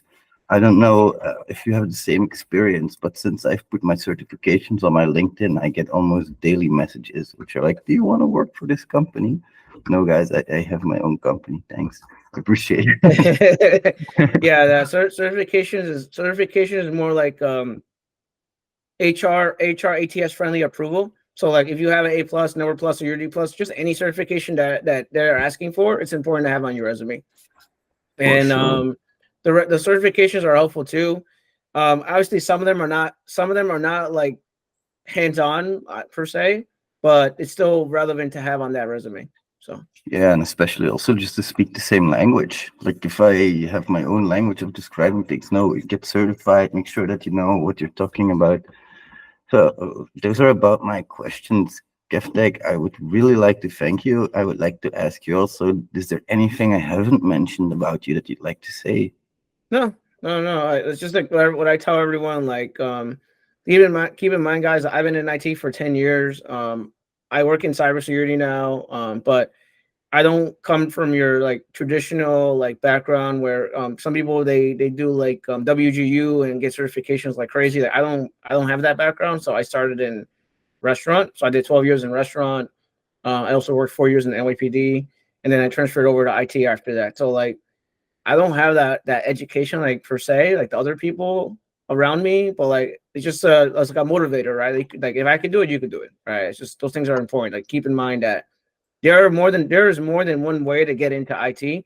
There are several avenues to get into IT. Like you get a certification, which is very important. Also, networking is very important. And I'm talking about TCP/IP. I'm talking about being active on LinkedIn by going to conference events like B-Sides, DEF CON, Black Hat. Those things are very important too because you never know who's hiring, and just bring a copy of your resume. So that's also it plays a very big factor when it comes to trying to get into IT. There's like so many things are involved, but certifications, networking is important, and just building the home labs as well. So that's my 2 cents. So Yeah, for sure. Thanks a lot for that. I really appreciate it, Kevin. You're awesome. And a lot of people say if I can do it, anybody can do it, but you're darn smart, admit it. Awesome. Thanks so much for the interview. I really appreciate it. And like I will put a lot of links in the description below as well, guys. Go check it out if you're willing to get an interview in like blue teaming, or if you want to get like some job training. This is an awesome resource for you. Like Kevin said already as well. He has a free Discord, which is a lot of members. I see 1,200 members online. Amazing. Really awesome. Thanks so much. Appreciate it. And I'll see everybody in the next one. Bye, amazing hackers. See you later. Bye.